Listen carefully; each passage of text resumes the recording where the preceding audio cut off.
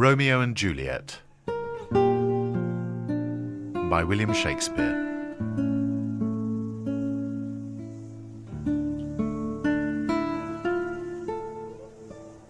Do you bite your thumb at us, sir? I do bite my thumb, sir. Do you bite your thumb at us, sir? It's the law of our side if I say aye. No. No, sir! I do not bite my thumb at you, sir. But I do bite my thumb, sir. Do you quarrel, sir? Quarrel, sir? No, sir. If you do, sir, I am for you. I serve as good a man as you. No better? Well, sir, say better. Here comes one of my master's kinsmen. Better, sir! You lie! Draw. If you be men.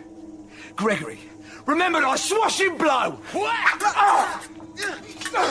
Two households, both alike in dignity. In fair Verona, where we lay our scene. From ancient grudge, break to new mutiny, where civil blood makes civil hands unclean. Up, fools! Put up your swords! You know not what you do! What? Art thou drawn among these heartless hinds?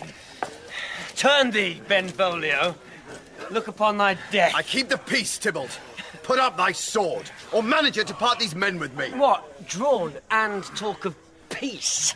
I hate the word as I hate hell. All Montagues and thee. Have at thee, coward!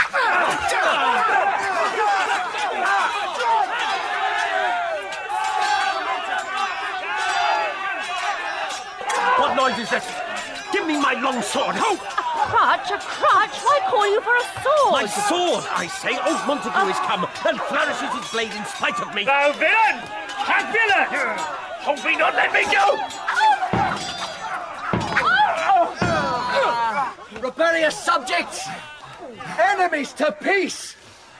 Profaners of this neighbour-stained steel! Throw your mistempered weapons to the ground! And hear the sentence of your moved prince.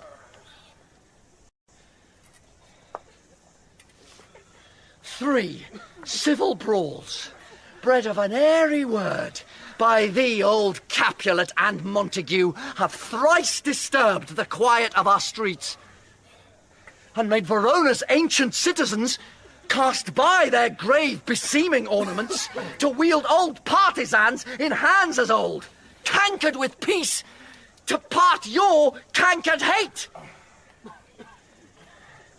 If ever you disturb our streets again, your lives shall pay the forfeit of the peace. For this time, all the rest depart away. You, Capulet, shall go along with me. And Montague, come you this afternoon to know our further pleasure in this case, to old Freetown, our common judgment place. Once more, on pain of death, all men depart! Oh, where is Romeo? Saw you him today? Right glad am I he was not at this fray. My lord, an hour before the worship sun peered forth the golden window of the east, a troubled mind drave me to walk abroad. So early walking did I see your son. Towards him I made, but he was ware of me and stole into the covert of the wood. I, measuring his affections by my own, that most are busied when they're most alone, pursued my humour, not pursuing his, and gladly shunned who gladly fled from me. Many a morning hath he there been seen, with tears augmenting the fresh morning dew, adding to clouds more clouds with his deep sighs. But all so soon as the all-cheering sun should in the furthest east begin to draw the shady curtains from Aurora's bed, away from the light steals home my heavy son, and private in his chamber pens himself, shuts up his windows, locks fair daylight out, and makes himself an artificial night. Oh, see where he comes. So please you, step aside. I'll know his grievance, or be much denied. I would thou wert so happy by thy stay to hear true shrift. Come, madam, let's away. Good morrow, cousin! Is the day so young? But new struck 9. Ay me, sad hours seem long.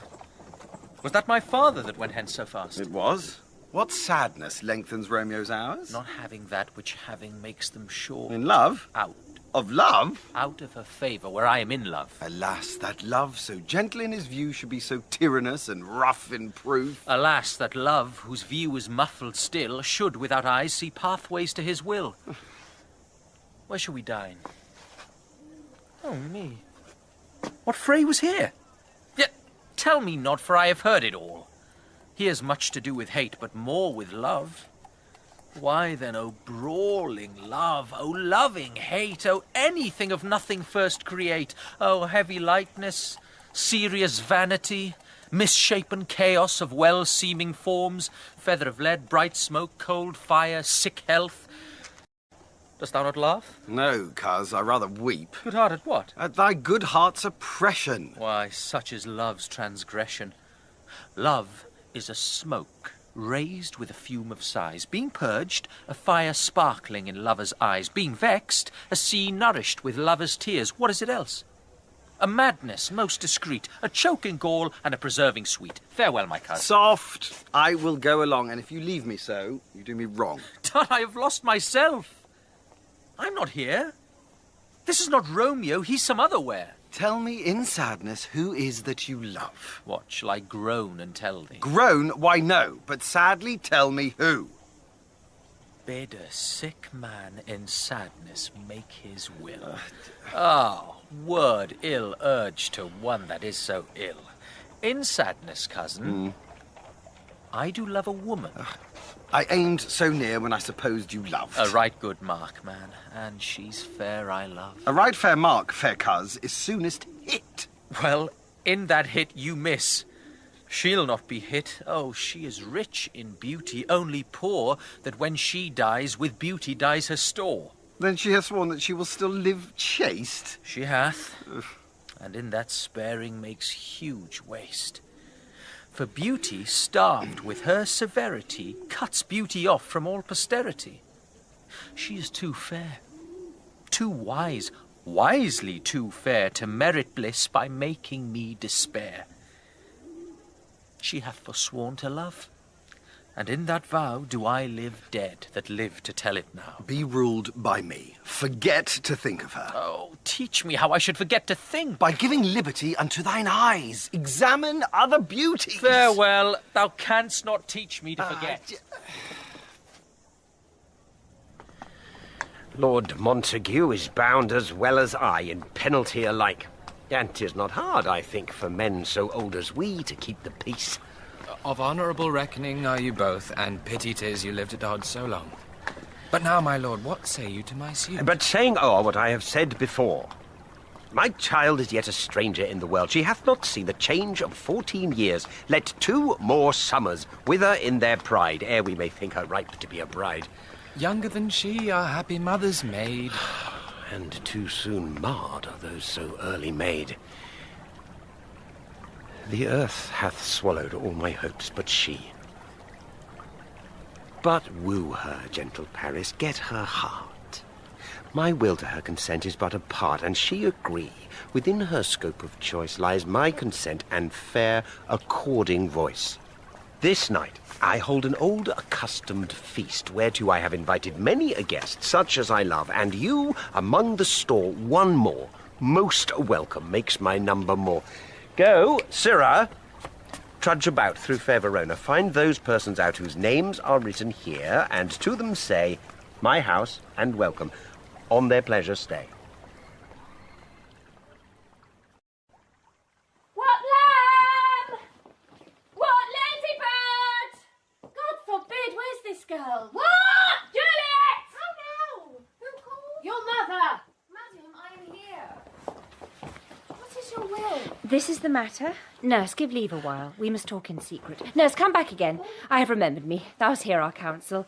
Thou knowest my daughter's of a pretty age. Faith, I can tell her age unto an hour. She's not 14. Come Lammas Eve at night, shall she be 14. That shall she marry. I remember it well. 'Tis since the earthquake now 11 years, and she was weaned. I never shall forget it. Of all the days of the year, upon that day. For I had then laid wormwood to my dug. sitting in the sun under the dove-house wall, when it did taste the wormwood on the nipple of my dug, and felt it bitter, pretty fool, to see it tetchy and fall out with the dug. And since that time it is 11 years, for then she could stand alone. Nay, by the rood, she could have run and waddled all about, for even the day before she broke her brow, and then my husband, God be with his soul, I was a merry man, took up the child. Yea, quoth he, dost thou fall upon thy face? Thou wilt fall backward when thou hast more wit. Wilt thou not, Jewel? And by my holy day, the pretty wretch left crying and said, Enough of this, I pray thee, hold thy peace. Yes, madam, yes, I cannot choose but laugh, to think it should leave crying, and say I. Yea, quoth my husband, fall'st upon thy face, thou wilt fall backward when thou comest to age. Wilt thou not, Jewel? It stinted, and said I. Stint thou too, I pray thee, nurse, say I. Oh, peace. Oh, I have done. God mark thee to his grace. And I might live to see thee married once. I have my wish. Marry, that marry is the very theme I came to talk of. Tell me, daughter Juliet, how stands your disposition to be married? It is an honour that I dream not of. Well, think of marriage now. Younger than you, here in Verona, ladies of esteem are made already mothers. By my count, I was your mother much upon these years that you are now a maid. Thus then, in brief, the valiant Paris seeks you for his love. A man, young lady, such a man as all the world. Why, he's a man of wax. Verona's summer hath not such a flower. Nay, he's a flower, in faith, a very flower. What say you? Can you love the gentleman? This night you shall behold him at our feast. Read o'er the volume of young Paris's face, and find delight writ there with beauty's pen. This precious book of love, this unbound lover, to beautify him only lacks a cover. So shall you share all that he doth possess, by having him, making yourself no less. No less, nay, bigger. Women grow by men. Speak briefly. Can you like of Paris's love? I'll look to like, if looking liking move. But no more deep will I indart mine eye than your consent gives strength to make it fly. Oh, madam, the guests are come. Supper served up. You called. My young lady asked for. The nurse cursed in the pantry. And everything in extremity. I must hence to wait. I beseech you, follow straight. We follow thee. Romeo! Romeo! Cuz! Romeo! At this same ancient feast of Capulets, sups the fair Rosaline, whom thou so loves, with all the admired beauties of Verona. Compare her face with some that I shall show, and I will make thee think thy swan a crow. Come, gentle Romeo, we must have you dance. Not I, believe me. You have dancing shoes with nimble soles. Mercutio, I have a soul of lead, so stakes me to the ground I cannot move. Come, knock and enter, and no sooner in, but every man betake him to his leg. Come, we burn daylight. Help. Nay, that's not so. I mean, sir, in delay we waste our lights in vain like lamps by day. Take our good meaning. For our judgment sits 5 times in that ere once in our 5 wits. And we mean well in going to this mask, but 'tis no wit to go. Why, may one ask? I dreamt a dream tonight. And so did I. Well, what was yours? That dreamers often lie. In bed asleep while they do dream things true. Oh, then I see Queen Mab hath been with you. She's the fairy's midwife. And she comes in shape no bigger than an agate stone on the forefinger of an alderman, drawn with a team of little atomies athwart men's noses as they lie asleep. Her wagon spokes made of long spiders' legs, the cover of the wings of grasshoppers, the traces of the smallest spider's web, the collars of the moonshine's watery beams, her whip of cricket's bone, the lash of film, her wagoner, a small, grey-coated gnat, not so big as a round little worm pricked from the lazy finger of a maid. Her chariot is an empty hazelnut, made by the joiner squirrel or old grub, time out of mind the fairies' coachmakers. And in this state she gallops, night by night, through lovers' brains, and then they dream of love. O courtiers' knees that dream on curtsies straight. O lawyers' fingers, who straight dream on fees. O ladies' lips, who straight on kisses dream, which oft the angry mab with blisters plagues, because their breaths with sweet meat tainted are. Peace, peace, Mercutio, peace! Thou talk'st of nothing. True, I talk of dreams, which are the children of an idle brain begot of nothing but vain fantasy, which is as thin of substance as the air and more inconstant than the wind. This wind you talk of blows us from ourselves. Supper is done. We shall come too late. I fear too early, for my mind misgives some consequence yet hanging in the stars shall bitterly begin his fearful date with this night's revels and expire the term of a despised life closed in my breast by some vile forfeit of untimely death. But he that hath the steerage of my course, direct my sail. On, lusty gentlemen!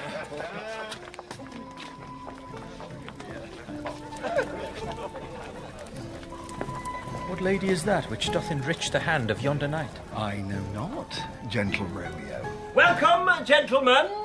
Ladies that have their toes unplagued with corns will have a bout with you. My mistresses, which of you all will now deny to dance? She that makes dainty, she, I'll swear, hath corns. Am I come hear you now?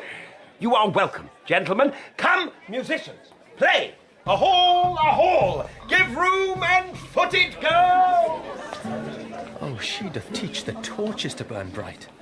It seems she hangs upon the cheek of night like a rich jewel in an Ethiop's ear, beauty too rich for use, for earth too dear.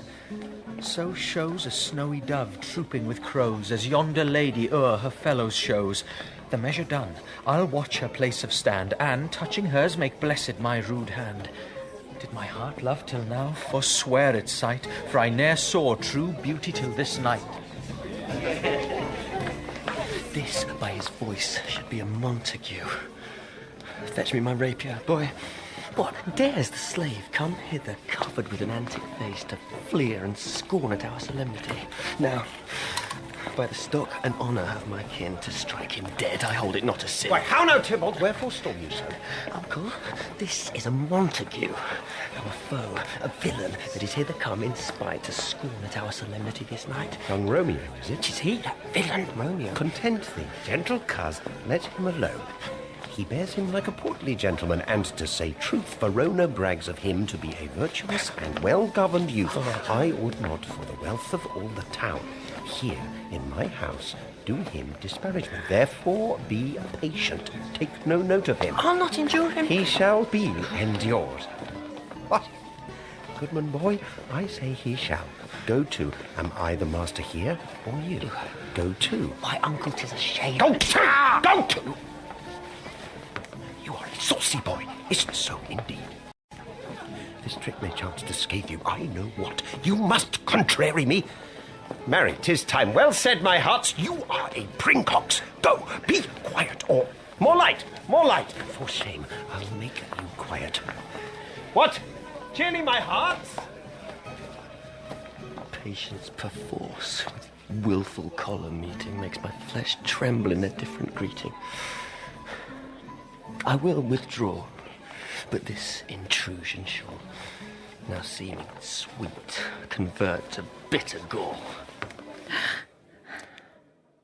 If I profane with my unworthiest hand this holy shrine, the gentle fine is this: my lips, two blushing pilgrims, ready stand to smooth that rough touch with a tender kiss. Good pilgrim, you do wrong your hand too much, which mannerly devotion shows in this. For saints have hands that pilgrims' hands do touch, and palm to palm is holy palmer's kiss. Have not saints lips, and holy palmers too? Ay, pilgrim, lips that they must use in prayer. Oh then, dear saint, let lips do what hands do. They pray, grant thou, lest faith turn to despair. Saints do not move, though grant for prayer's sake. Then move not, while my prayer's effect I take.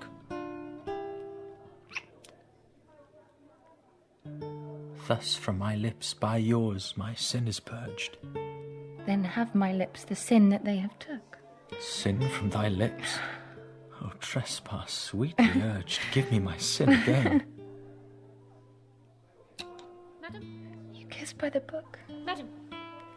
Madam, your mother craves a word with you. What is her mother? Marry, bachelor, her mother is the lady of the house, and a good lady. Is she a Capulet? Oh, dear Count, my life is my foe's debt. Away! Be gone! The sport is at the best! Aye, so I fear the more is my unrest. Nay, gentlemen, prepare not to be gone. We have a trifling foolish banquet towards. Esteemed so? Why then, I thank you all. I thank you, honest gentlemen. Come hither, nurse. Right. Madam? What is yon gentleman?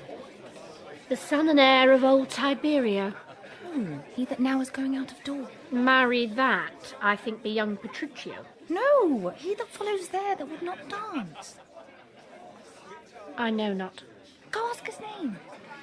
If he be married, my grave is like to be my wedding bed. His name is Romeo and a Montague, the only son of your great enemy. My only love, sprung from my only hate. Too early seen unknown, and known too late. Prodigious birth of love it is to me, that I must love a loathed enemy. What's this? What's this? A rhyme I learned even now, of one I dance with. Juliet! Oh.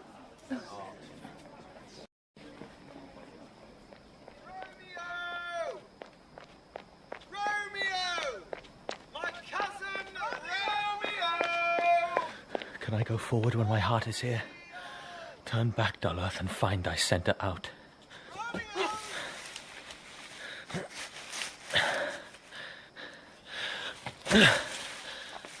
He is wise, and on my life has stolen him home to bed. He ran this way and leaped this orchard wall.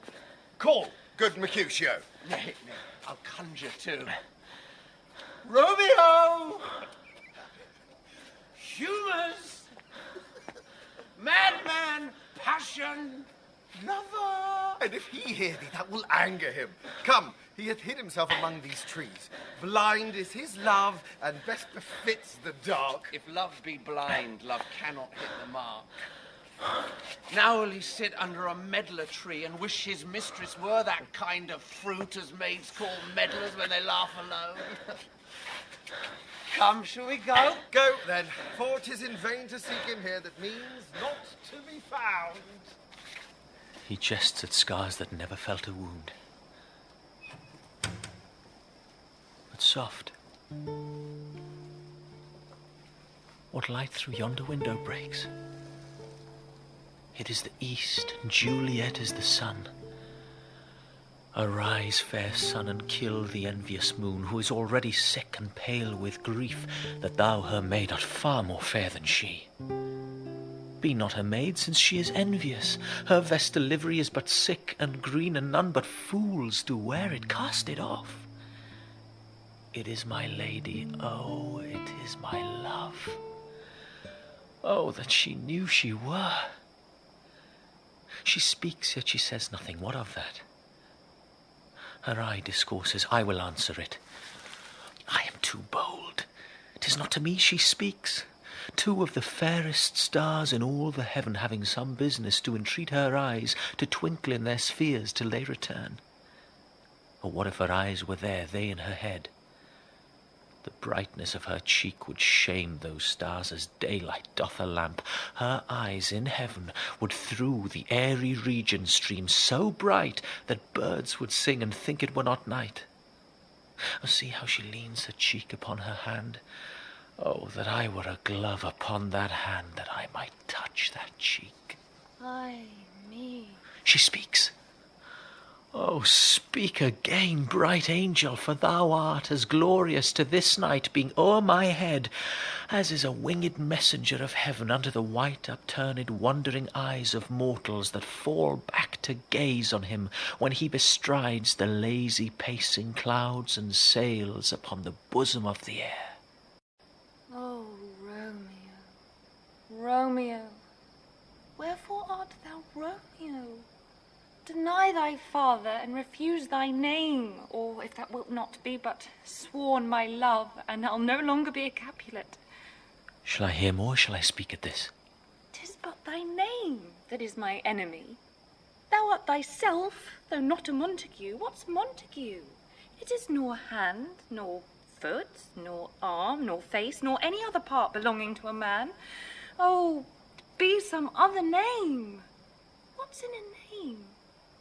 That which we call a rose, by any other name would smell as sweet. So Romeo would, were he not Romeo called, retain that dear perfection which he owes without that title. Romeo, doff thy name, and for that name, which is no part of thee, take all myself. I take thee at thy word. Call me but love, and I'll be new baptized. Henceforth I never will be Romeo. What man art thou that thus bescreened in night so stumblest on my counsel? By a name I know not how to tell thee who I am. My name, dear saint, is hateful to myself, because it is an enemy to thee. Had I it written, I would tear the word. My ears have not yet drunk 100 words of that tongue's utterance, yet I know the sound. Art thou not Romeo, and a Montague? Neither, fair saint, if either thee dislike. How camest thou hither, tell me, and wherefore? The orchard walls are high and hard to climb, and the place death, considering who thou art, if any of my kinsmen find thee here. With love's light wings did I o'erperch these walls, for stony limits cannot hold love out, and what love can do, that dares love attempt. Therefore thy kinsmen are no let to me. If they do see thee, they will murder thee. Alack! There lies more peril in thine eye than 20 of their swords. Look thou but sweet, and I am proof against their enmity. I would not for the world they saw thee here. I have night's cloak to hide me from their sight. And, but thou love me, let them find me here. My life were better ended by their hate than death prorogued, wanting of thy love. By whose direction foundst thou out this place? By love, who first did prompt me to inquire. He lent me counsel, and I lent him eyes.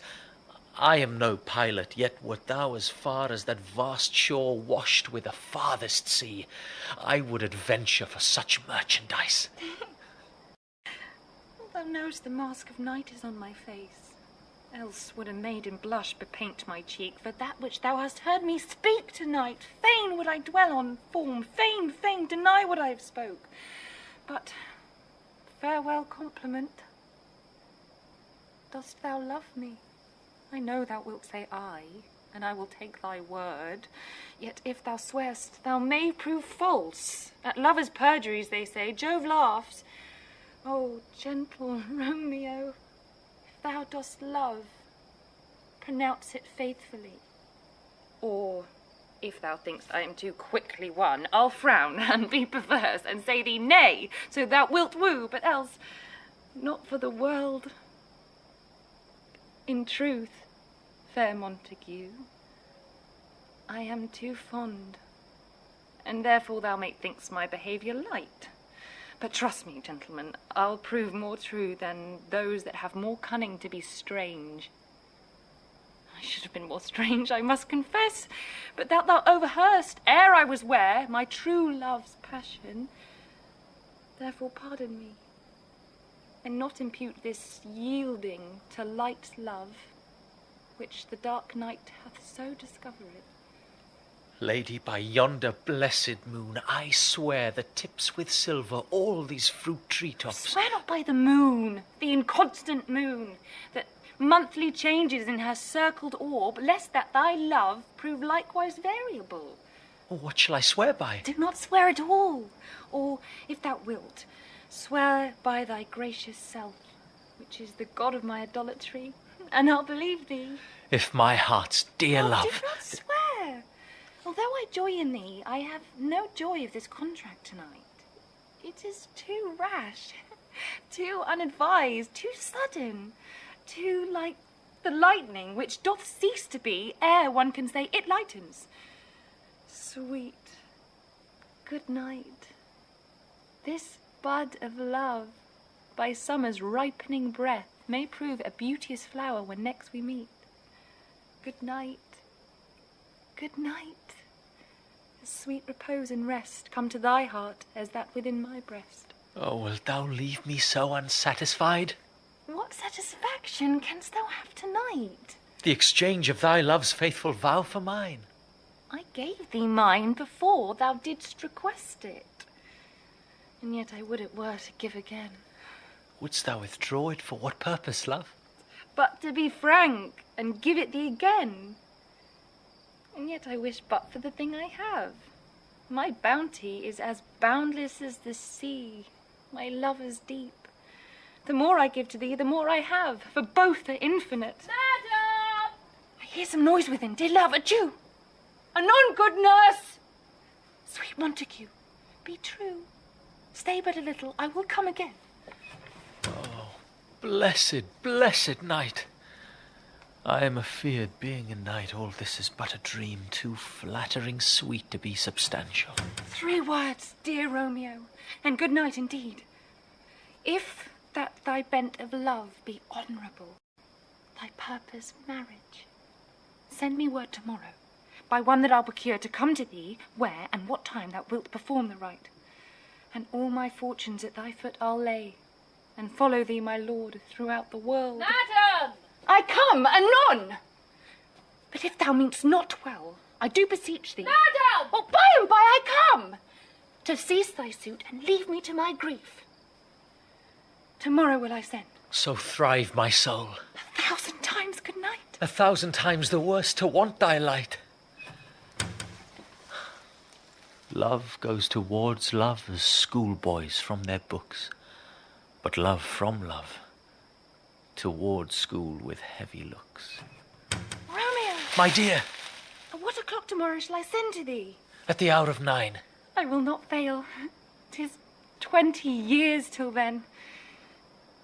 I forgot why I did call thee back. Well, let me stand here till thou remember it. I shall forget to have thee still stand there, remembering how I love thy company. And I'll still stay, to have thee still forgetting any other home but this. 'Tis almost morning. I would have thee gone. And yet, no further than a wanton's bird who lets it hop a little from her hand, like a poor prisoner in his twisted gyves, and with a silk thread plucks it back again, so loving jealous of his liberty. I would I were thy bird. Sweet, so would I. Yet I should kill thee with much cherishing. Good night, good night. Parting is such sweet sorrow that I shall say good night till it be morrow.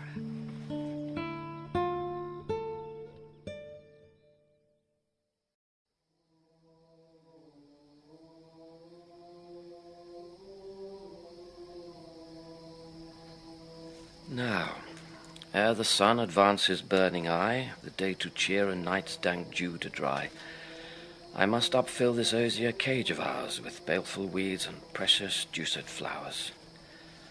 The earth, that's nature's mother, is her tomb. What is her burying grave? That is her womb. Oh, mickle is the powerful grace that lies in herbs, plants, stones, and their true qualities. Good morrow, father. Benedicite. What early tongue so sweet saluteth me? Young son, it argues a distempered head so soon to bid good morrow to thy bed. Therefore thy earliness doth me assure thou art uproused by some distemperature. Or if not so, then here I hit it right. Our Romeo hath not been in bed tonight. The last is true. The sweeter rest was mine. God pardon sin. Wast thou with Rosaline? With Rosaline, my ghostly father, no. I have forgot that name, and that name's woe. That's my good son. But where hast thou been, then? I'll tell thee ere thou ask it me again. I have been feasting with mine enemy, where on a sudden one hath wounded me, that's by me wounded. Both are remedies within thy help and holy physic lies. Be plain, good son, and homely in thy drift. Riddling confession finds but riddling shrift. Then plainly know my heart's dear love is set on the fair daughter of rich Capulet. As mine on hers, so hers is set on mine, and all combined, save what thou must combine by holy marriage. When and where and how we met, we wooed and made exchange of vow, I'll tell thee as we pass. But this I pray, that thou consent to marry us today. Jesu Maria, what a deal of brine hath washed thy sallow cheeks for Rosaline. Lo, here upon thy cheek the stain doth sit of an old tear that is not washed off yet. If e'er thou wast thyself, and these woes thine, thou and these woes were all for Rosaline. Thou chid'st me oft for loving Rosaline. For doting, not for loving, pupil mine. I pray thee, chide not. She whom I love now doth grace for grace and love for love allow. The other did not so. Well, she knew well thy love did read by rote and could not spell. But come, young waverer, come, go with me. In one respect I'll thy assistant be, for this alliance may so happy prove, to turn your household's rancour to pure love.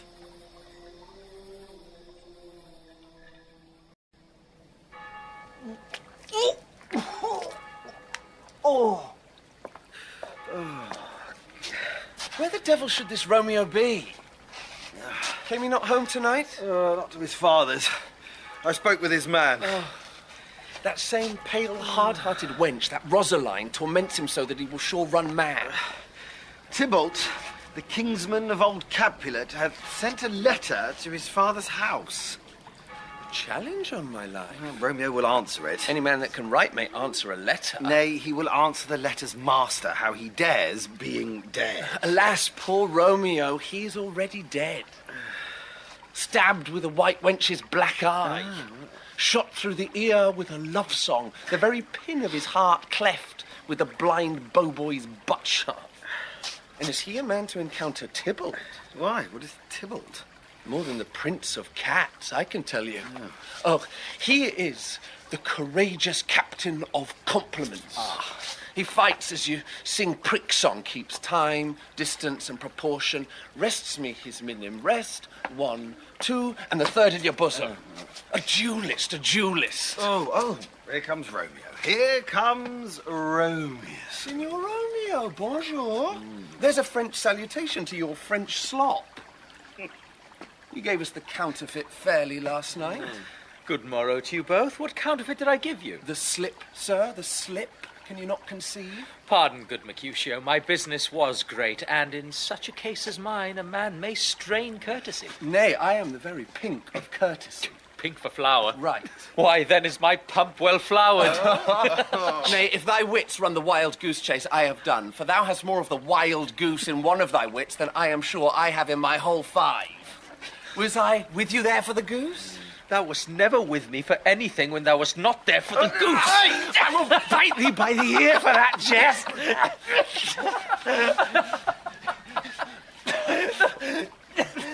Nay, good goose, bite not. Why?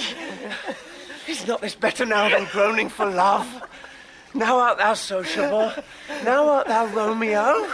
Now art thou what thou art by art as well as by nature. For this drivelling love is like a great natural that runs lolling up and down to hide his bauble in a hole. Stop there! Stop there!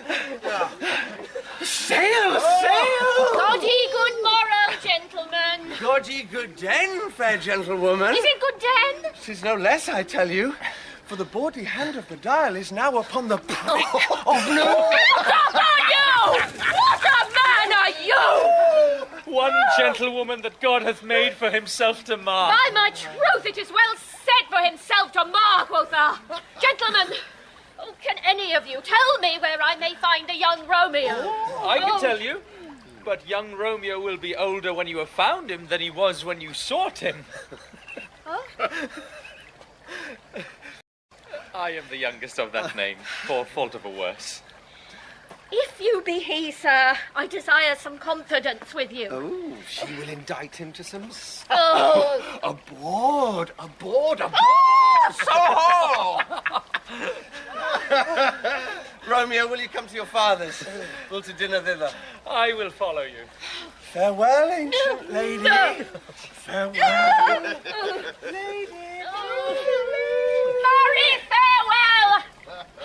I pray you, sir, what saucy merchant was this that was so full of his ropery? Gentlemen, Nurse that loves to hear himself talk, and will speak more in a minute than he will stand to in a month. Now, afore God, I am so vexed that every part about me quivers. Scurvy knave! Pray you, sir, a word. And as I told you, my young lady bade me inquire you out. What she bade me say, I will keep to myself.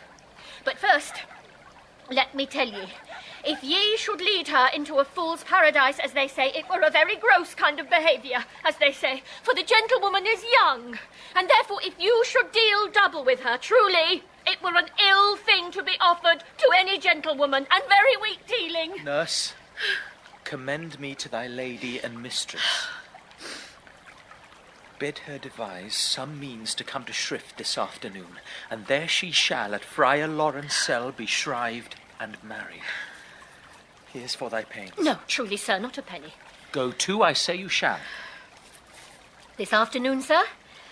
Well, she shall be there. And stay, good nurse, behind the abbey wall. Within this hour my man shall be with thee, and bring thee cords made like a tackle stair, which, to the high-top gallant of my joy, must be my convoy in the secret night. Farewell. Be trusty, and I'll quit thy pains. Farewell. Commend me to thy mistress. Now God in heaven bless thee. The clock struck 9 when I did send the nurse. In half an hour she promised to return. Now is the sun upon the hindmost hill of this day's journey, and from 9 till 12 is 3 long hours, yet she has not come. Had she affections and a warm youthful blood, she would be as swift in motion as a ball. My words would bandy her to my sweet love, and his to me, but old folks, many feign as they were dead. Unwieldy, slow, heavy, and pale as lead. Oh, God, she comes. Oh, honey nurse, what news? Hast thou met with him? Nay, come, I pray thee, speak. Good nurse, speak. Jesu, what haste! Can you not stay a while? Do you not see that I'm out of breath? How art thou out of breath when thou hast breath to say to me that thou art out of breath? Is thy news good or bad? Answer to that. Well, you have made a simple choice. You know not how to choose a man. Romeo? No, not he. Though his face be better than any man's, yet his leg excels all men's. And for a hand, and a foot, and a body, though they be not to be talked on, yet they are past compare. He is not the flower of courtesy, but I'll warrant him as gentle as a lamb. Go thy ways, wench, serve God. What, have you dined at home? No, but all this I didn't know before. What says he of our marriage? What of that? Oh, sweet, sweet, sweet. Nurse, tell me, what says my love? Your love says, like an honest gentleman, and a courteous, and a kind, and a handsome, and I warrant a virtuous. Where is your mother? Where is my mother? Why, she is within. Where should she be? Oddly thou repliest. Your love says, like an honest gentleman, where is your mother? Oh, God's lady, dear, are you so hot? Marry, come up, I trow. Is this the poultice for my aching bones? Henceforward do your messages yourself. Oh, there's such a coil. Come, what says Romeo? Have you got leave to go to Shrift today? I have. Then hie you hence to Friar Lawrence' cell. There stays a husband to make you a wife. Now comes the wanton blood up in your cheeks. They'll be in scarlet straight at any news. Hie you to church. I must another way to fetch a ladder by the which your love must climb a bird's nest soon when it is dark. I am the drudge and toil in your delight, but you shall bear the burden soon at night. Go, out to dinner. Hie you to the cell. High to high fortune. Honest nurse, farewell.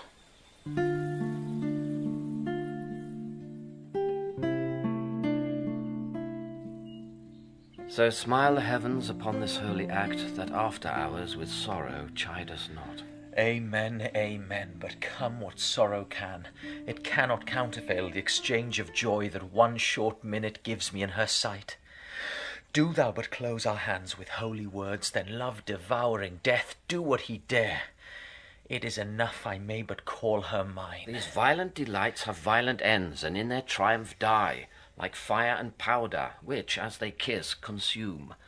The sweetest honey is loathsome in its own deliciousness, and in the taste confounds the appetite. Therefore love moderately. Long love doth so. Too swift arrives as tardy as too slow. Here comes the lady. Oh, so light a foot will ne'er wear out the everlasting flint. A lover may bestride the gossamer that idles in the wanton summer air, and yet not fall. So light is vanity. Good even to my ghostly confessor. Romeo shall thank thee, daughter, for us both. As much to him, else is his thanks too much.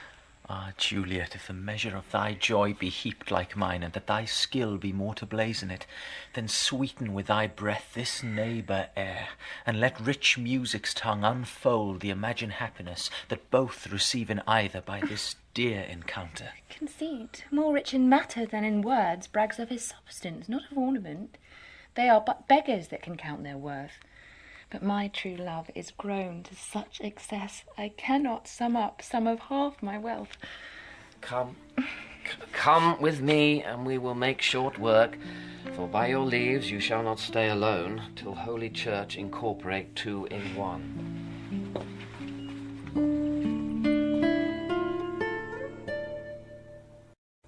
Oh, I pray thee, good Mercutio, let's retire. The day is hot, the Capulets abroad, and if we meet, we shall not scape a brawl. For now, these hot days is the mad blood stirring. Thou art like one of those fellows that when he enters the confines of a tavern, claps me his sword upon the table and says, God send me no need of thee, and by the operation of the second cup draws it on the drawer, when indeed there is no need. Am I like such a fellow? Come, thou art as hot a jack in thy mood as any in Italy. And as soon moved to be moody, and as soon moody to be moved. And what two? Nay, and there were two such we should have none shortly, for one would kill the other. And I were so apt to quarrel as thou art, any man should buy the fee simple of my life for an hour and a quarter. The fee simple, simple.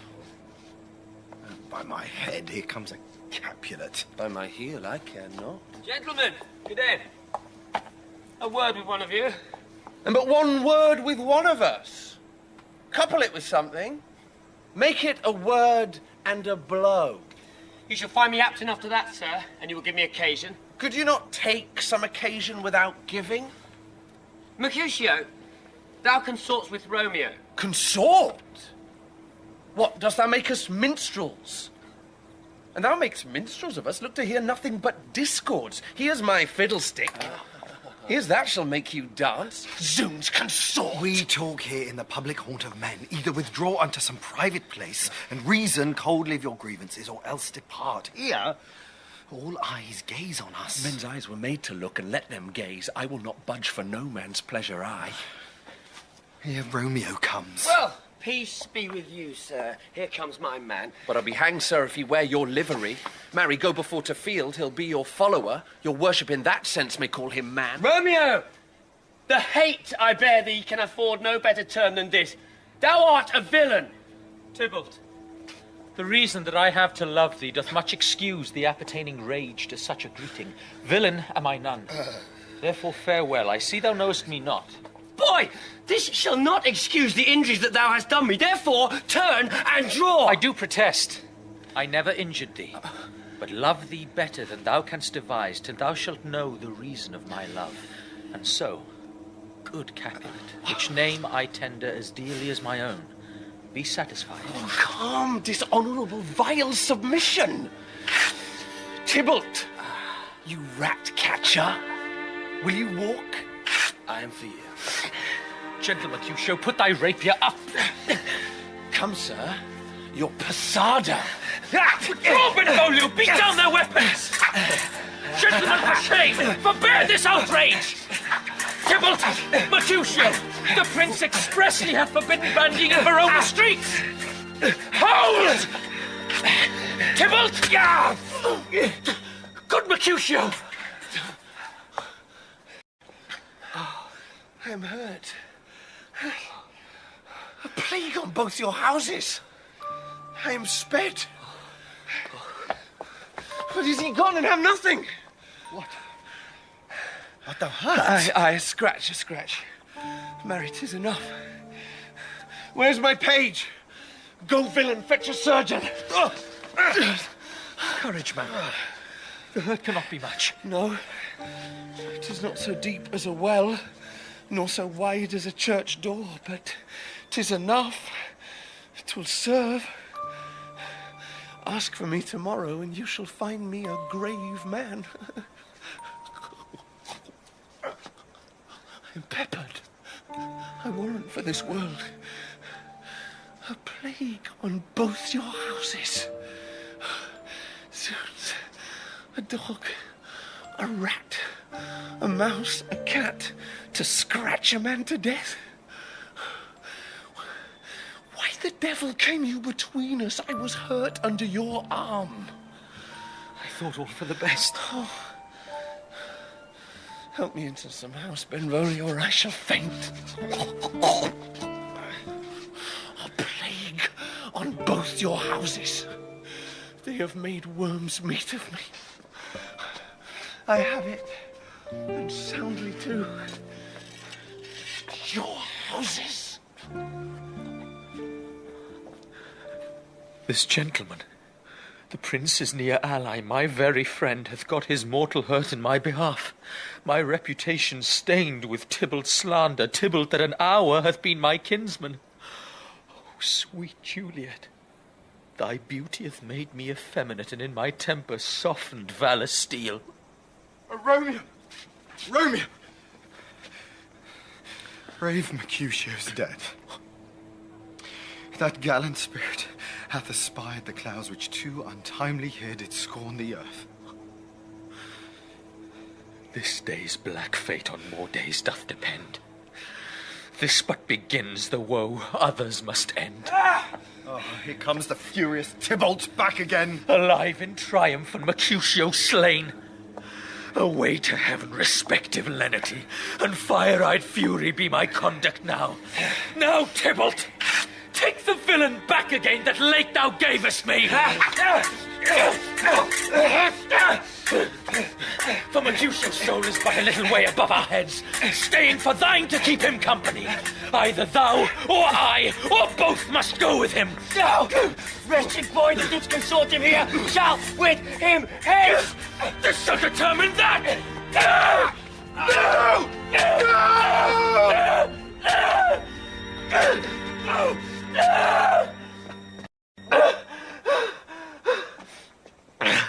Romeo, away, be gone.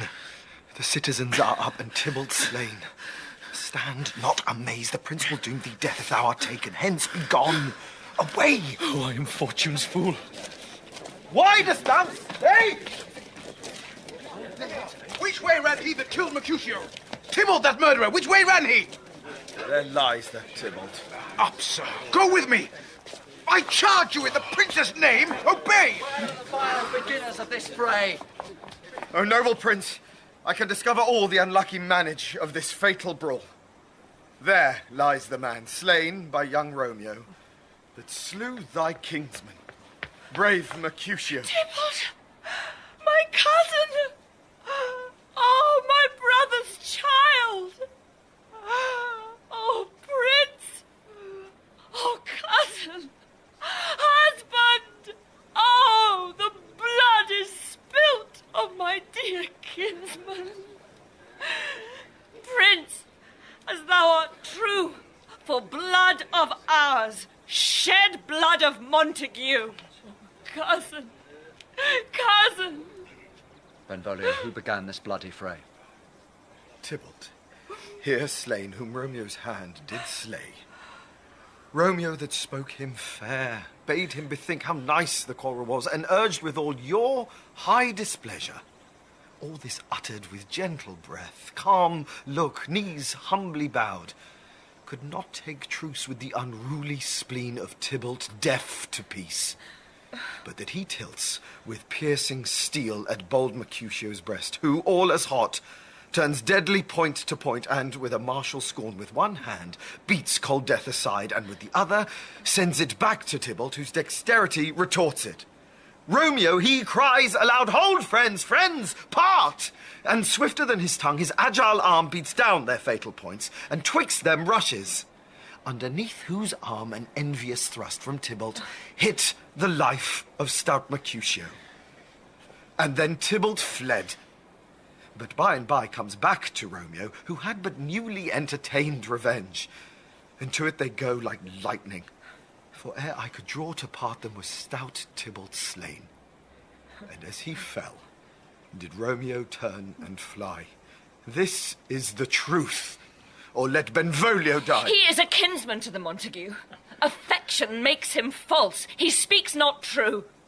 I beg for justice, which thou, Prince, must give. Romeo slew Tybalt. Romeo must not live. Romeo slew him, he slew Mercutio. Who now the price of his dear blood doth owe? Not Romeo, Prince. He was Mercutio's friend. His fault concludes but what the law should end, the life of Tybalt. And for that offence, immediately we do exile him hence. I have an interest in your hate's proceeding. My blood for your rude brawls doth lie a-bleeding. But I'll amerce you with so strong a fine that you shall all repent the loss of mine. I will be deaf to pleading and excuses. Nor tears nor prayers shall purchase out abuses. Therefore use none. Let Romeo hence in haste. Else, when he is found, that hour is his last.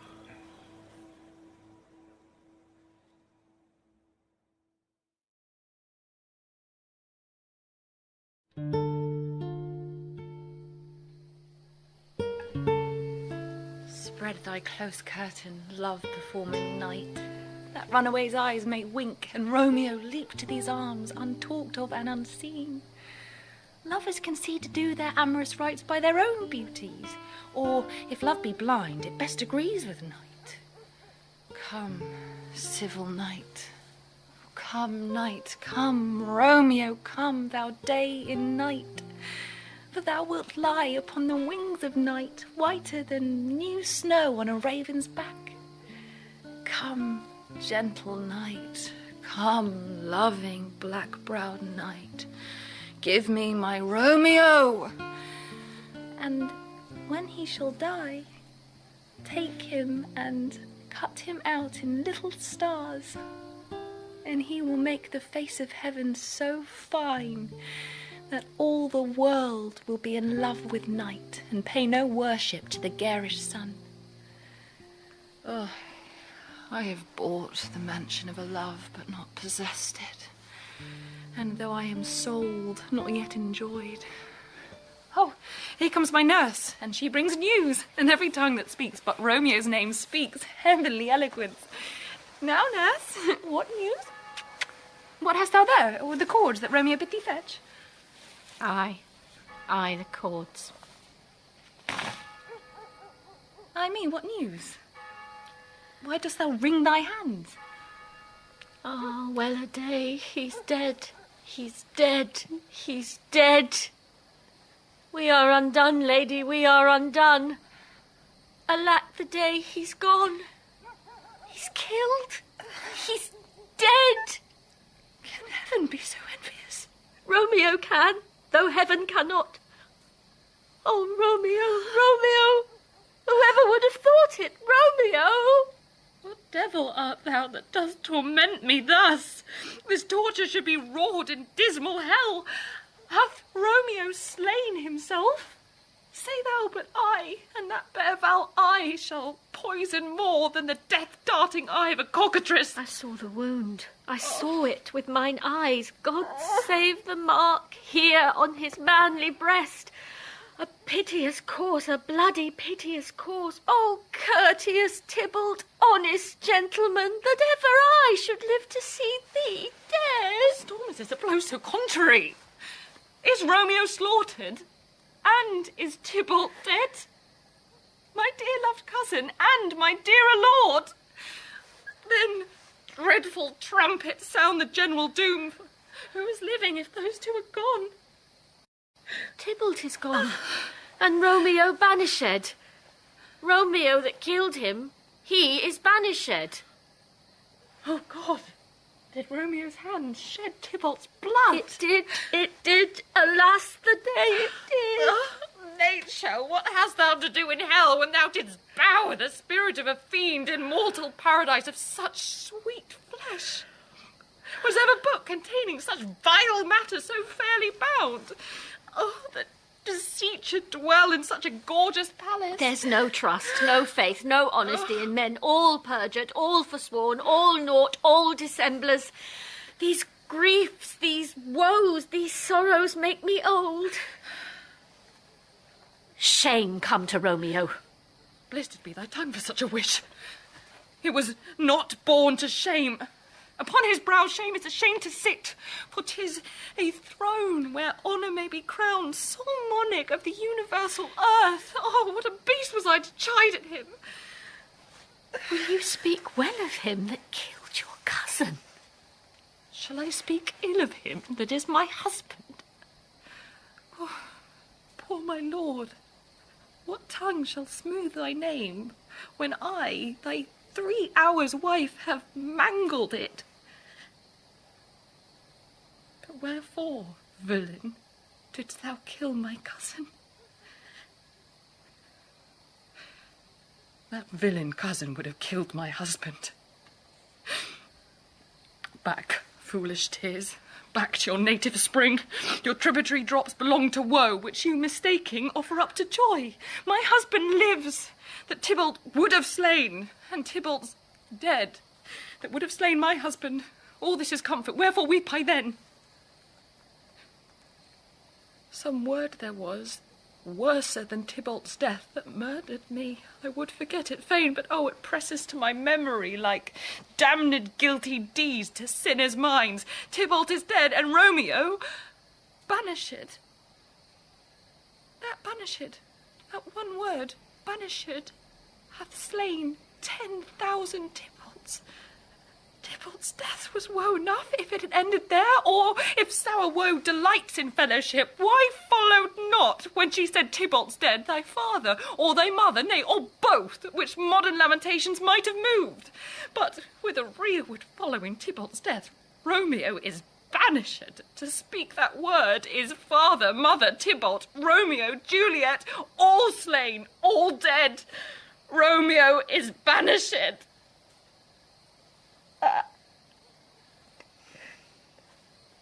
There is no end, no limit, measure bound in that word's death. No words can that woe sound.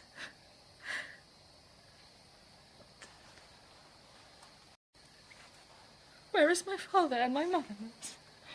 Weeping and wailing over Tybalt's corse. Will you go to them? I will bring you thither. Wash they his wound with tears.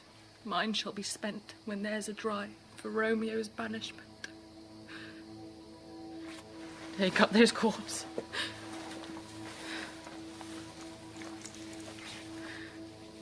Poor ropes, you are beguiled, both you and I, for Romeo is exiled. He made you for a highway to my bed. But I, a maid, die, maiden widowed.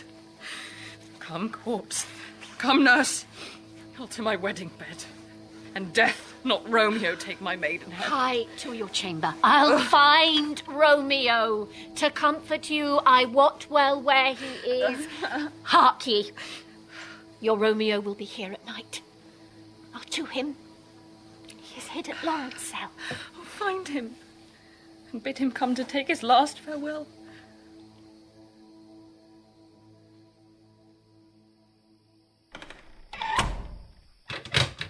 Romeo, come forth. Come forth, thou fearful man. Affliction is enamoured of thy parts, and thou art wedded to calamity. Father, what news? What is the prince's doom? A gentler judgment vanished from his lips. Not body's death, but body's banishment. Huh. Banishment? Be merciful, say death. For exile hath more terror in his look, much more than death. Do not say banishment. Hence from Verona art thou banished. Be patient, for the world is broad and wide. There is no world without Verona walls, but purgatory, torture, hell itself. Thou cutt'st my head off with a golden axe, and smilest upon the stroke that murders me. O deadly sin! O rude unthankfulness! Thy fault our law calls death. But the kind prince, taking thy part, hath rushed aside the law, and turned that black word death to banishment. This is dear mercy, and thou seest it not. 'Tis torture and not mercy. Heaven is here where Juliet lives, and every cat and dog and little mouse, every unworthy thing live here in heaven and may look on her, but Romeo may not. More validity, more honourable state, more courtship lives in carrion flies than Romeo. They may seize on the white wonder of dear Juliet's hand and steal immortal blessing from her lips, who even in pure and vestal modesty still blushes, thinking their own kiss is sin. But Romeo may not. He is banished. Flies may do this, but I from this must fly. They are free men, but I am banished. And sayest thou yet that exile is not death? O fond mad man, hear me but speak a word. No, thou wilt speak again of banishment. I'll give thee armour to keep off that word. Adversity, sweet milk, philosophy, to comfort thee, though thou art banished. Yet banished!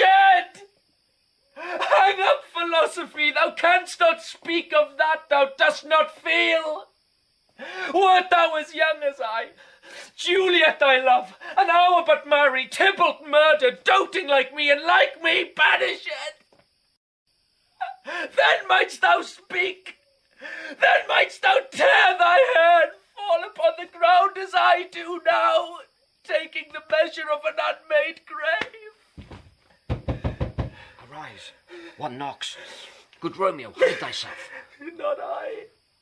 Unless the breath of heart-sick groans mist-like enfold me from the search of eyes. Hark how they knock. Who's there? Romeo, arise, thou wilt be taken. Stay a while. Stand up, run to my study. By and by. God's will, what simpleness is this? I come, I come. Who knocks so hard? Whence come ye? What's your will? Let me come in, and you shall know my errand. I come from Lady Juliet. Welcome then. Oh, Holy Friar. Oh, tell me, Holy Friar, where is my lady's lord? Where's Romeo? There on the ground, with his own tears made drunk. Piteous predicament. Even so lies she, blubbering and weeping, weeping and blubbering. Stand up. Stand up. Stand, and you be a man. For Juliet's sake, for her sake, rise and stand. Why should you fall into so deep a no?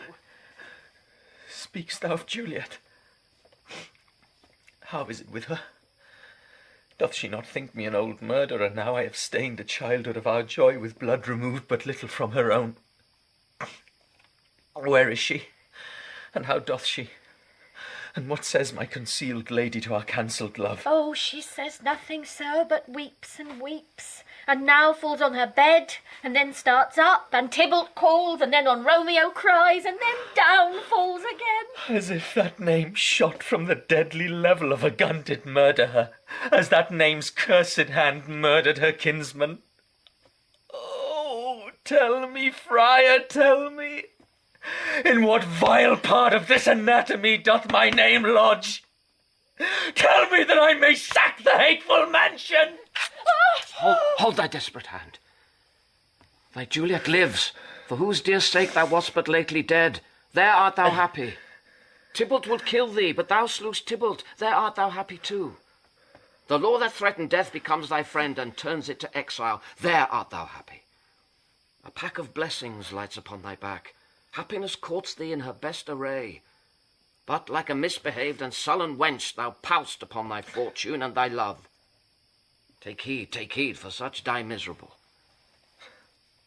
Go, get thee to thy love, as was decreed. Ascend her chamber, hence and comfort her. But look thou stay'st not till the watch be set, for then thou canst not pass to Mantua, where thou shalt live till we can find a time to blaze your marriage, reconcile your friends, beg pardon of the prince, and call thee back with 20,000 times more joy than thou wentst forth in lamentation. Go before, nurse. Commend me to thy lady, and bid her hasten all the house to bed, which heavy sorrow makes them apt unto.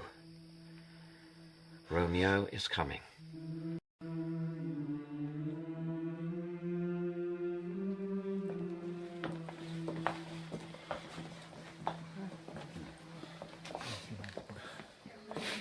These times of woe afford no time to woo. Madam, good night. Commend me to your daughter. I will, and know her mind early tomorrow. Tonight she is mewed up to her heaviness. Sir Paris, I will make a desperate tender of my child's love. I think she will be ruled in all respects by me. Nay, more, I doubt it not. Wife, go you to her ere you go to bed. Acquaint her here of my son, Paris, love, and bid her, mark you me, on Wednesday next... Oh, but soft, what day is this? Monday, my lord. Monday? Well, Wednesday is too soon.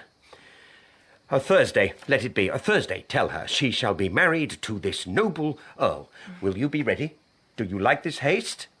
We'll keep no great ado, a friend or two, for hark you, Tybalt being slain so late, it may be thought we held him carelessly, being our kinsman, if we revel much. Therefore we'll have some half a dozen friends, and there an end. But what say you to Thursday? My lord, I would that Thursday were tomorrow. Well, get you gone. A Thursday be it, then. Go you to Juliet ere you go to bed. Prepare her, wife, against this wedding day. Farewell, my lord. Light to my chamber, ho! Or for me, it is so very, very late that we may call it early by and by. Good night.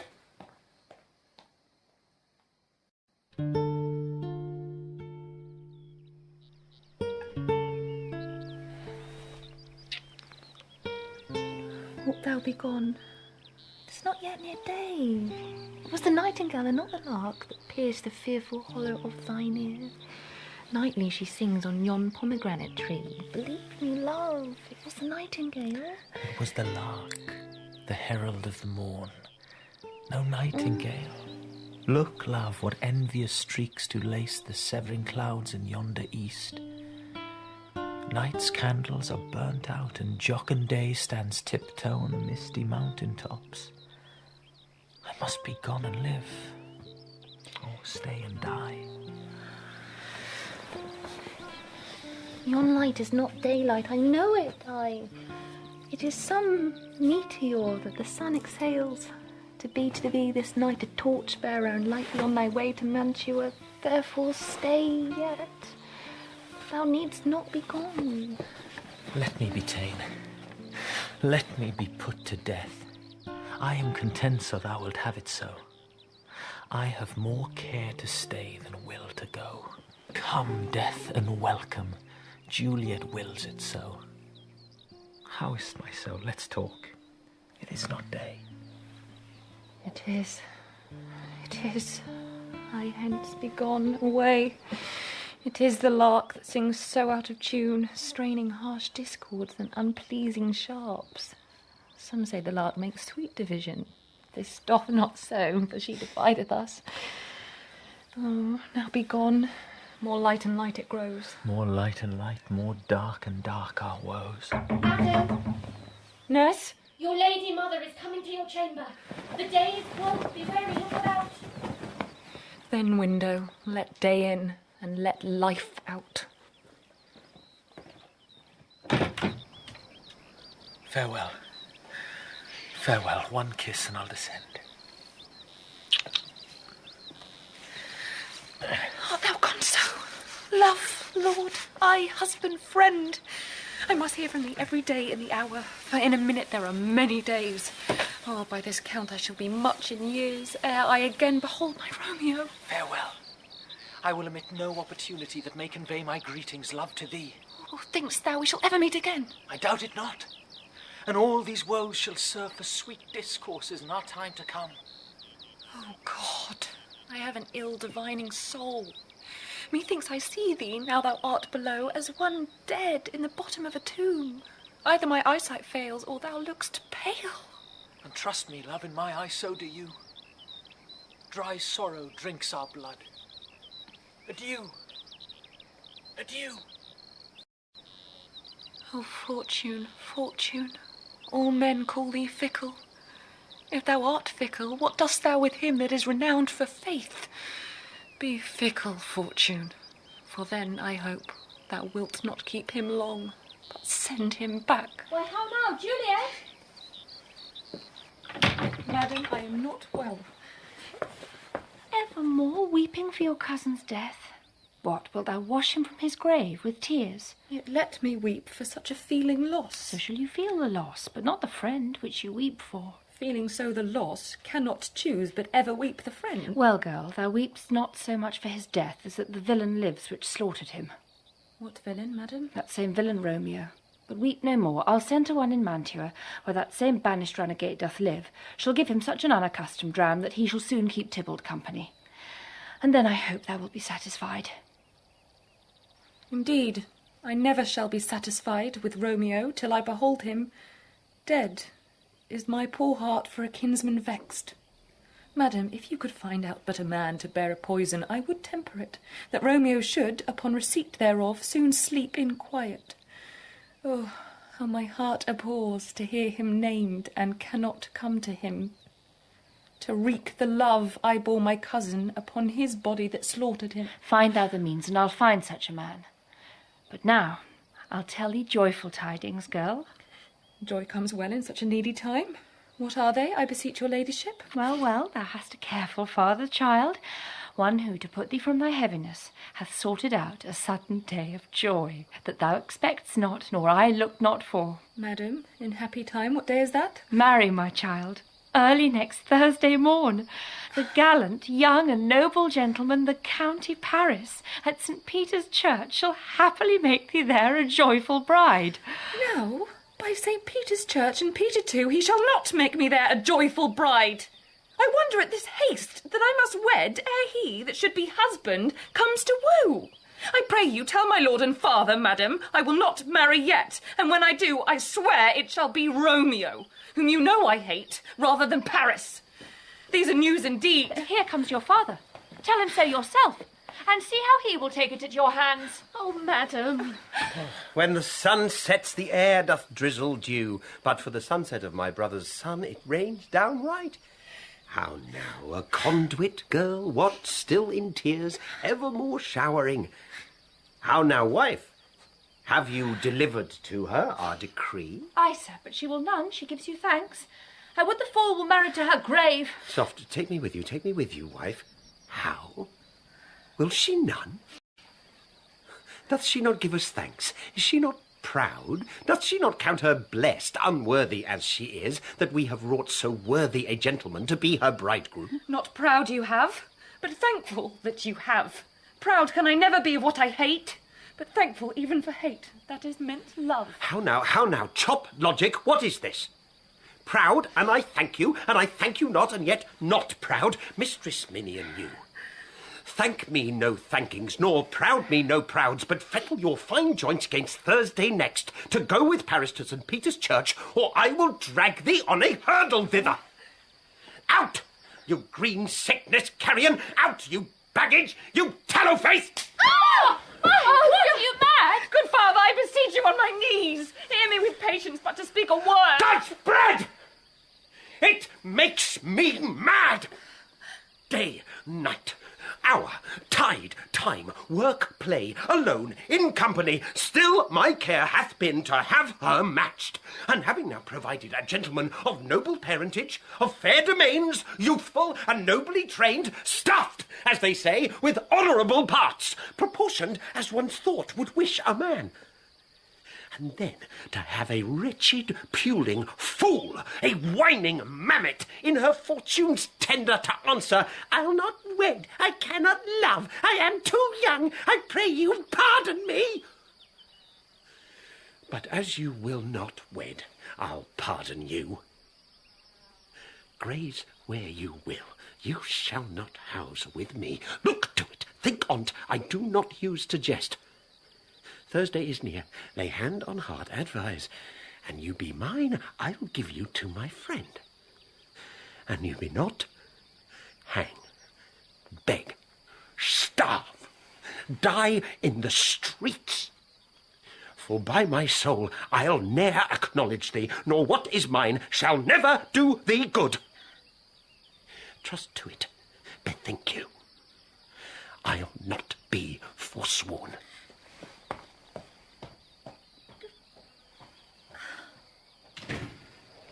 Is there no pity sitting in the clouds that sees into the bottom of my grief? Oh, sweet my mother, Cast me not away. Delay this marriage for a month, a week, or, if you do not, make the bridal bed in that dim monument where Tybalt lies. Talk not to me, for I'll not speak a word. Do as thou wilt, for I have done with thee. Oh, God. Oh, nurse, how shall this be prevented?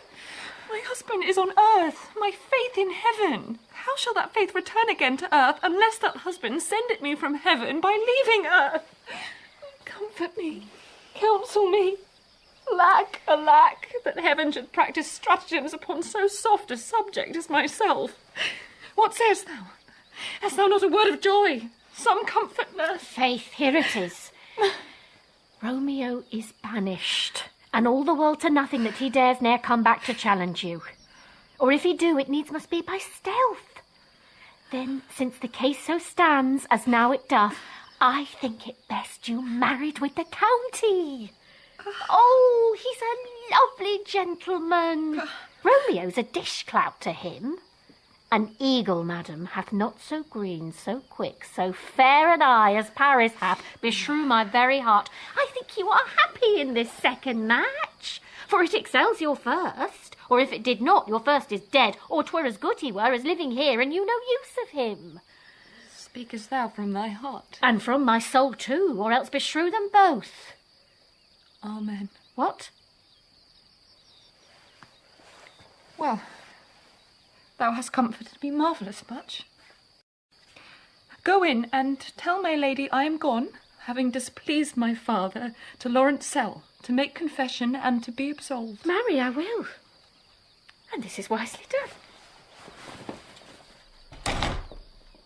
done. Ancient damnation! Oh, most wicked fiend!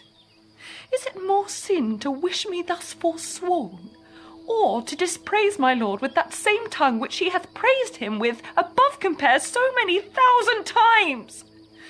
Go, counsellor, thou and my bosom henceforth shall be twain. Or to the friar to know his remedy. If all else fail, myself have power to die. On Thursday, sir. The time is very short. My father Capulet will have it so, and I am nothing slow to slack his haste. You say you do not know the lady's mind. Uneven is the course, I like it not. Immoderately she weeps for Tybalt's death, and therefore have I little talked of love, for Venus smiles not in a house of tears. Now, sir, her father counts it dangerous that she doth give her sorrow so much sway, and in his wisdom hastes our marriage to stop the inundation of her tears, which, too much minded by herself alone, may be put from her by society. Now do you know the reason of this haste? Look, sir, here comes the lady towards my cell. Happily met, my lady and my wife. That may be, sir, when I may be a wife. That may be, must be, love, on Thursday next. What must be shall be. That's a certain text. Come you to make confession to this, father? To answer that, I should confess to you. Do not deny to him that you love me. I will confess to you that I love him. So will ye, I'm sure, that you love me. If I do so, it will be of more price being spoke behind your back than to your face.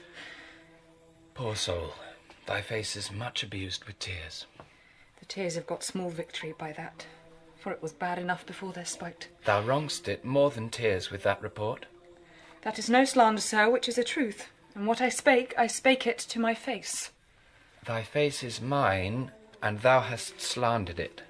It may be so, for it is not mine own. Are you at leisure, Holy Father, now, or shall I come to you at evening mass? My leisure serves me, pensive daughter, now. My lord, we must entreat the time alone. God shield, I should disturb devotion. Juliet, on Thursday early will I rouse ye. Till then, adieu, and keep this holy kiss. Now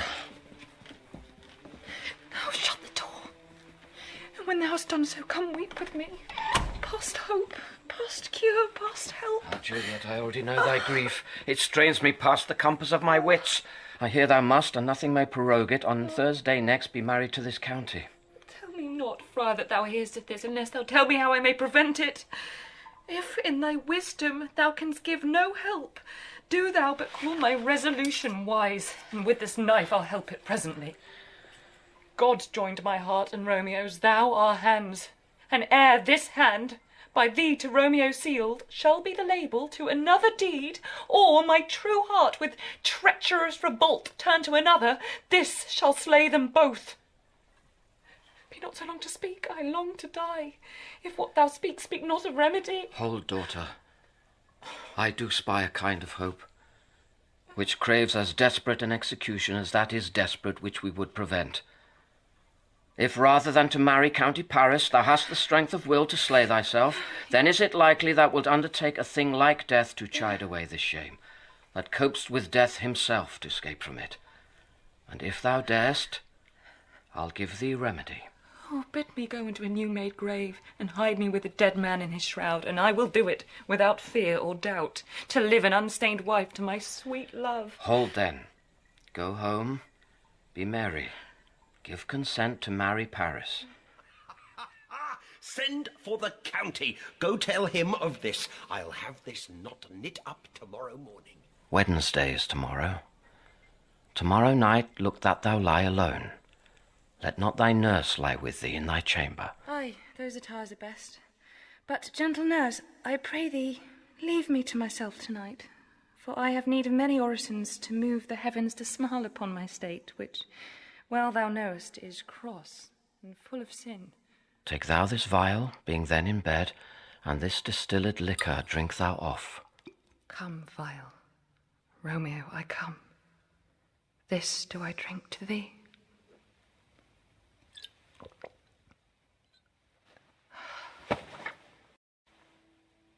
When presently through all thy veins shall run a cold and drowsy humour, for no pulse shall keep his native progress, but surcease. No warmth, no breath shall testify thou liv'st. The roses in thy lips and cheeks shall fade to paly ashes, thy eyes' windows fall like death when he shuts up the day of life. Each part, deprived of supple government, shall stiff and stark and cold appear like death. And in this borrowed likeness of shrunk death thou shalt continue 42 hours, and then awake as from a pleasant sleep. Now, when the bridegroom in the morning comes to rouse thee from thy bed, there art thou dead.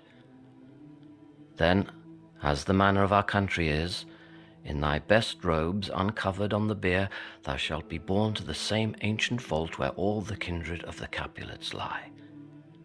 In the meantime, against thou shalt awake, shall Romeo by my letters know our drift, and hither shall he come, and he and I will watch thy waking, and that very night shall Romeo bear thee hence to Mantua.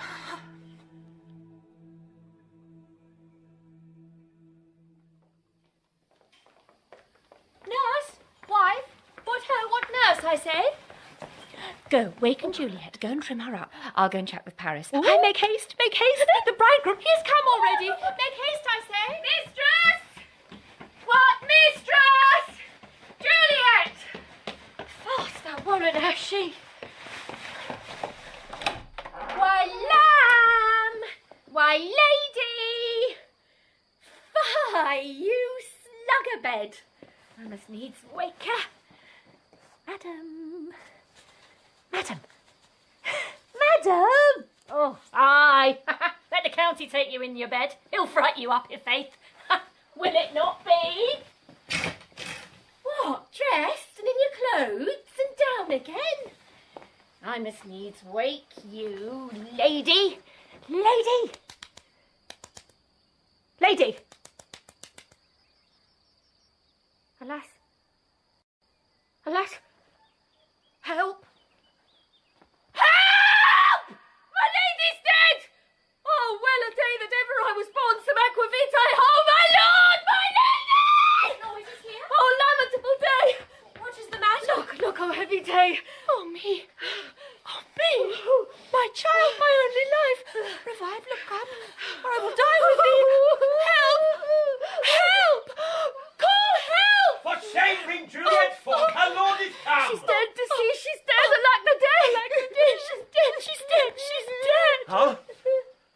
Let me see her.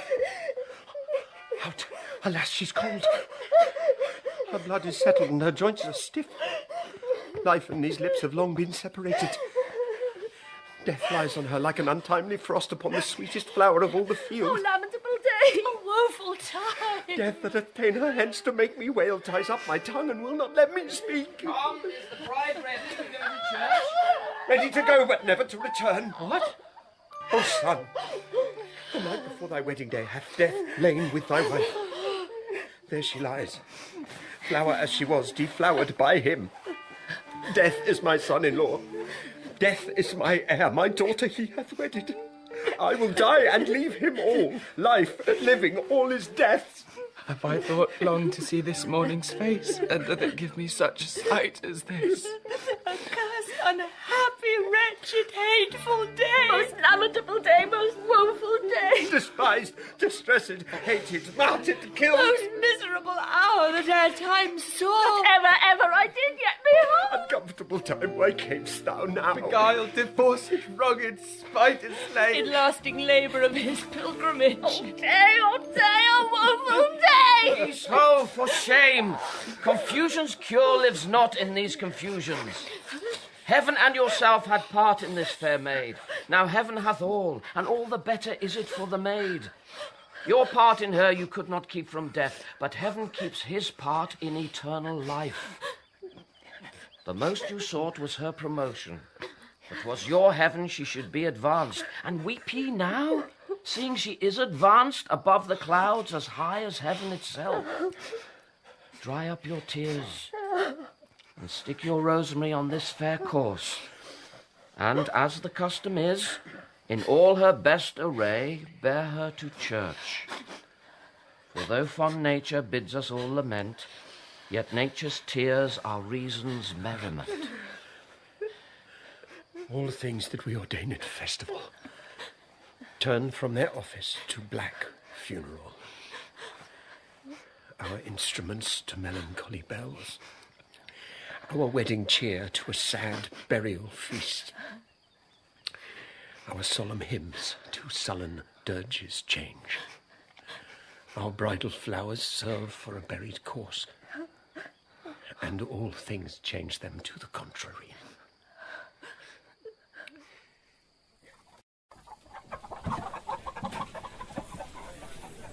If I may trust the flattering truth of sleep, my dreams presage some joyful news at hand. My bosom's lord sits lightly in his throne, and all this day an unaccustomed spirit lifts me above the ground with cheerful thoughts.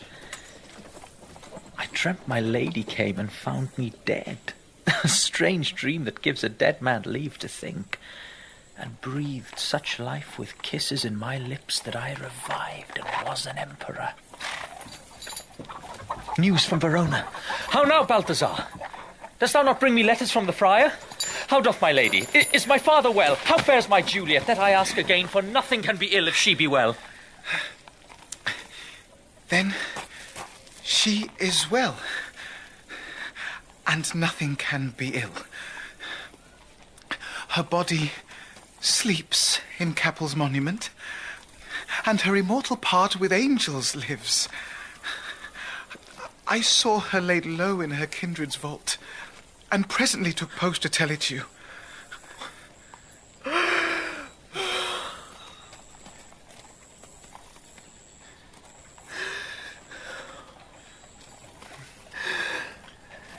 Is it even so? Then I defy you, stars. Thou knowest my lodging. Get me ink and paper and hire post horses. I will hence tonight. I do beseech you, sir, have patience. Your looks are pale and wild, and do import some misadventure. Tush, thou art deceived.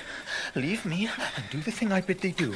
Hast thou no letters to me from the friar? No, my good lord. No matter, get thee gone and hire those horses. I'll be with thee straight.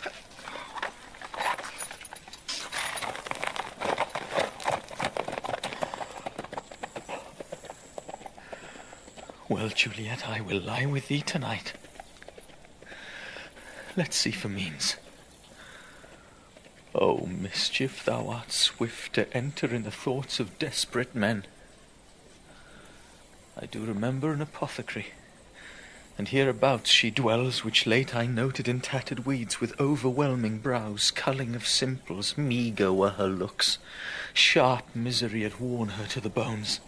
Noting this penury, to myself I said, and if a man did need a poison now, whose sale is present death in Mantua, here lives a caitiff wretch would sell it him. Oh, this same thought did but forerun my need, and this same needy hag must sell it me. As I remember, this should be the house.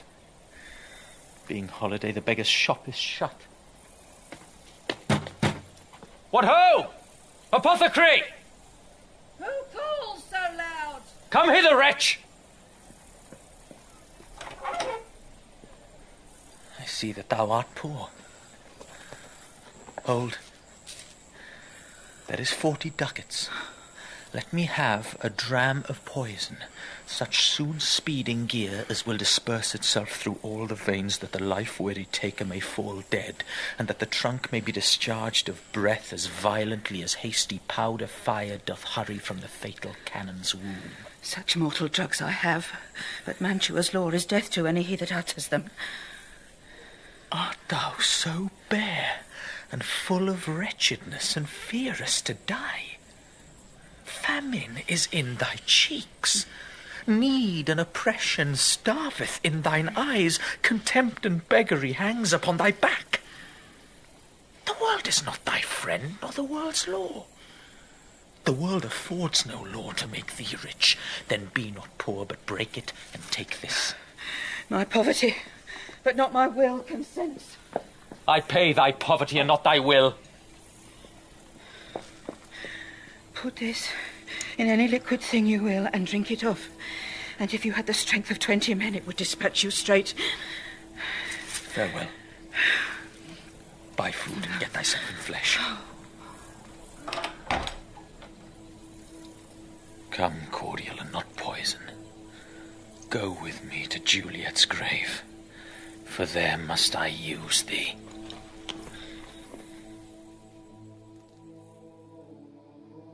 Holy Franciscan Friar! Brother! Ho! This same should be the voice of Friar John. Welcome from Mantua. What says Romeo? Or if his mind be writ, give me his letter. Going to find a barefoot brother out here in the city visiting the sick, and finding him, the searchers of the town, suspecting that we both were in a house where the infectious pestilence did reign, sealed up the doors, and would not let us forth, so that my speed to Mantua there was stayed. Who bare my letter, then, to Romeo? Well, I could not send it. Here it is again. Nor get a messenger to bring it thee, so fearful were they of infection. Unhappy fortune. By my brotherhood, the letter was not nice, but full of charge of dear import, and the neglecting it may do much danger. Friar John, go hence, get me an iron crow, and bring it straight unto my cell. Brother, I'll go and bring it thee. Now must I to the monument alone. Within 3 hours will fair Juliet wake. She will beshrew me much that Romeo hath had no notice of these accidents. But I will write again to Mantua, and keep her at my cell till Romeo come. Poor living corse, closed in a dead man's tomb.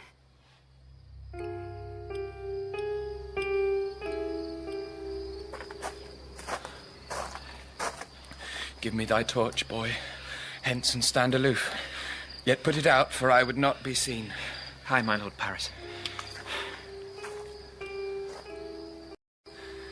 Sweet flower, with flowers thy bridal bed I strew. Oh, woe, thy canopy is dust and stones, which with sweet water nightly I will dew. Or, wanting that, with tears distilled by moans, the obsequies that I for thee will keep nightly shall be to strew thy grave and weep. Give me that mattock and the wrenching iron. My lord. What cursed foot wanders this way tonight to cross my obsequies and true love's right? Hold. Take this letter. Early in the morning see thou deliver it to my lord and father. Give me the light. Upon thy life, I charge thee. What with the torch? Muffle me night a while. Whate'er thou hearest or seest, stand all aloof and do not interrupt me in my course. Why I descend into this bed of death is partly to behold my lady's face, but chiefly to take thence from her dead finger a precious ring. A ring that I must use in dear employment, therefore hence, be gone. But if thou, jealous, dost return to pry in what I further shall intend to do, by heaven, I will tear thee joint by joint, and strew this hungry churchyard with thy limbs. The time and my intents are savage wild, more fierce and more inexorable far than empty tigers of the roaring sea. I will be gone, sir, and not trouble you. So shalt thou show me friendship. Take thou that. Live and be prosperous, and farewell, good fellow. For all this same, I'll hide me hereabout. His looks I fear, and his intents I doubt. Thou detestable Moor, thou womb of death, gorged with the dearest morsel of the earth. Thus I enforce thy rotten jaws to open, and in despite I'll cram thee with more food.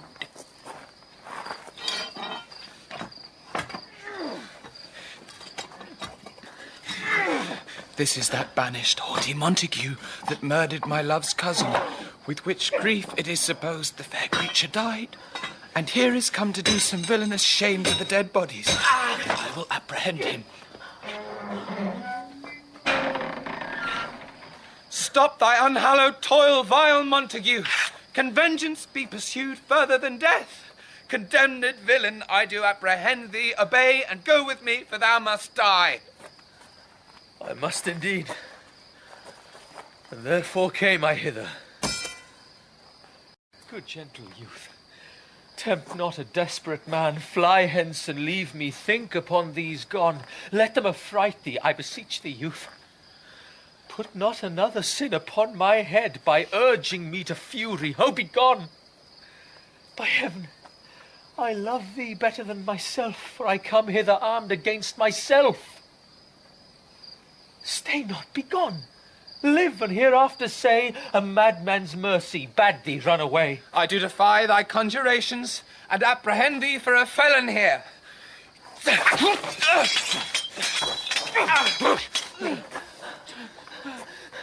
Wilt thou provoke me? Then have it thee, boy. Oh, Lord, they fight! I will call the watch! Oh, slain!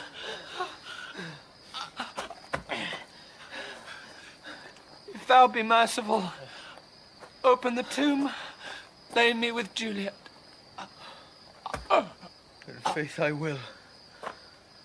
Let me peruse this face.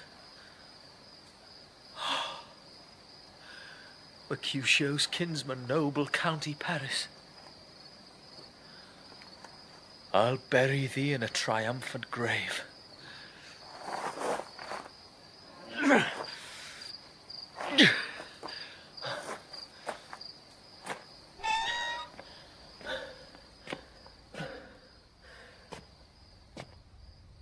A grave? Oh no, a lantern, slaughtered youth. For here lies Juliet, and her beauty makes this vault a feasting presence full of light. Death, lie thou there by a dead man interred.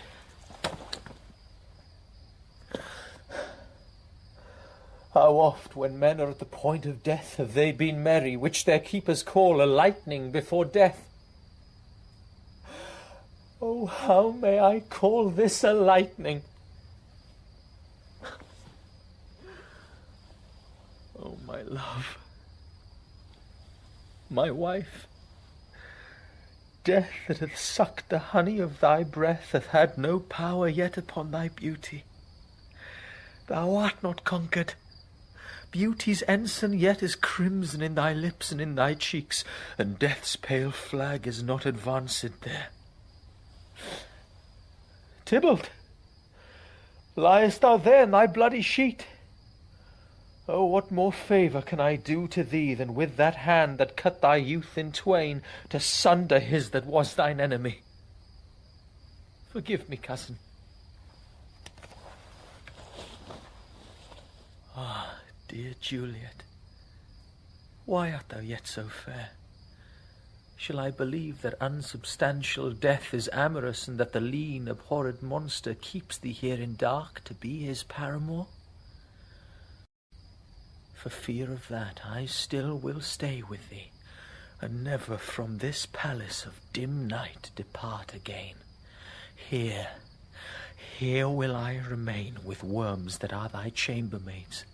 Oh, here will I set up my everlasting rest, and shake the yoke of inauspicious stars from this world-wearied flesh. Eyes, look your last.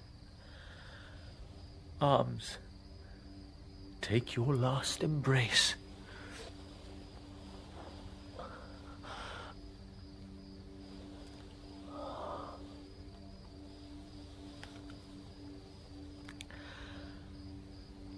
And lips, oh, you the doors of breath, seal with a righteous kiss a dateless bargain to engrossing death.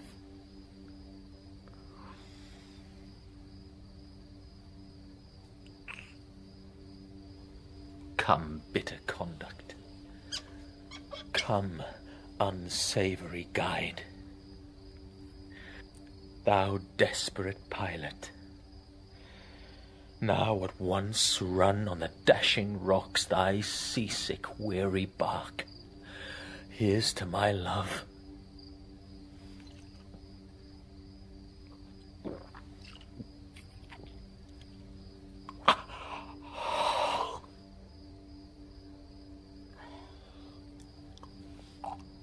O true apothecary,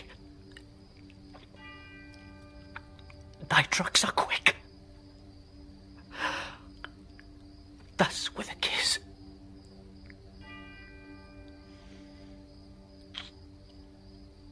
I die.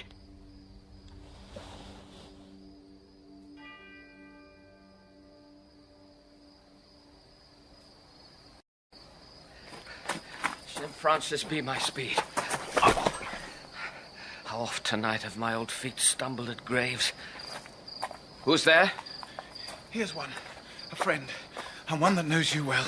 Bliss be upon you. Tell me, good my friend, what torch is yon that vainly lends his light to grubs and eyeless skulls? As I discern it burneth in the Capel's monument. It doth so, holy sir. And there's my master, one that you love. Who is it? Romeo. Romeo?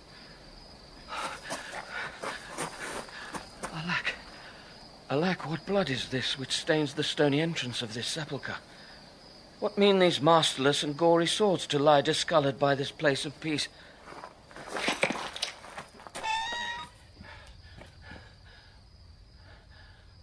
Romeo. Oh, pale. Who else? What, Paris, too? And steeped in blood? Ah, what an unkind hour is guilty of this lamentable chance. The lady stirs. Oh, comfortable friar. Where is my lord? I do remember well where I should be, and there I am. Where is my Romeo? A greater power than we can contradict hath thwarted our intents. Leon! Come away. Thy husband in thy bosom there lies dead, and Paris too. Come, I'll dispose of thee among a sisterhood of holy nuns. Stay not to question, for the watch is coming. Come, go, good Juliet. Lead, boy, which way? I dare no longer stay. Go, get thee hence, for I will not away.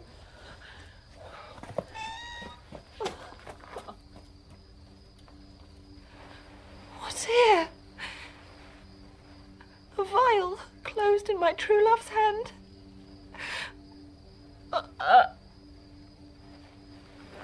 Poison, I see, hath been his timeless end.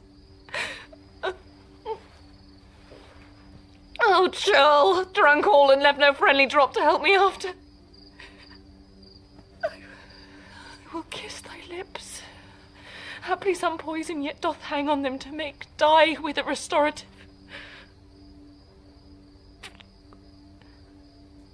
Oh, thy lips are warm. Hear noise. Then I'll be brief. Oh, happy dagger.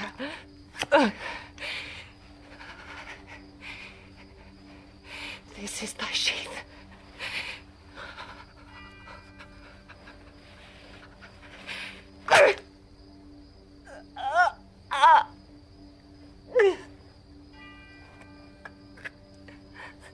There rust, and let me die.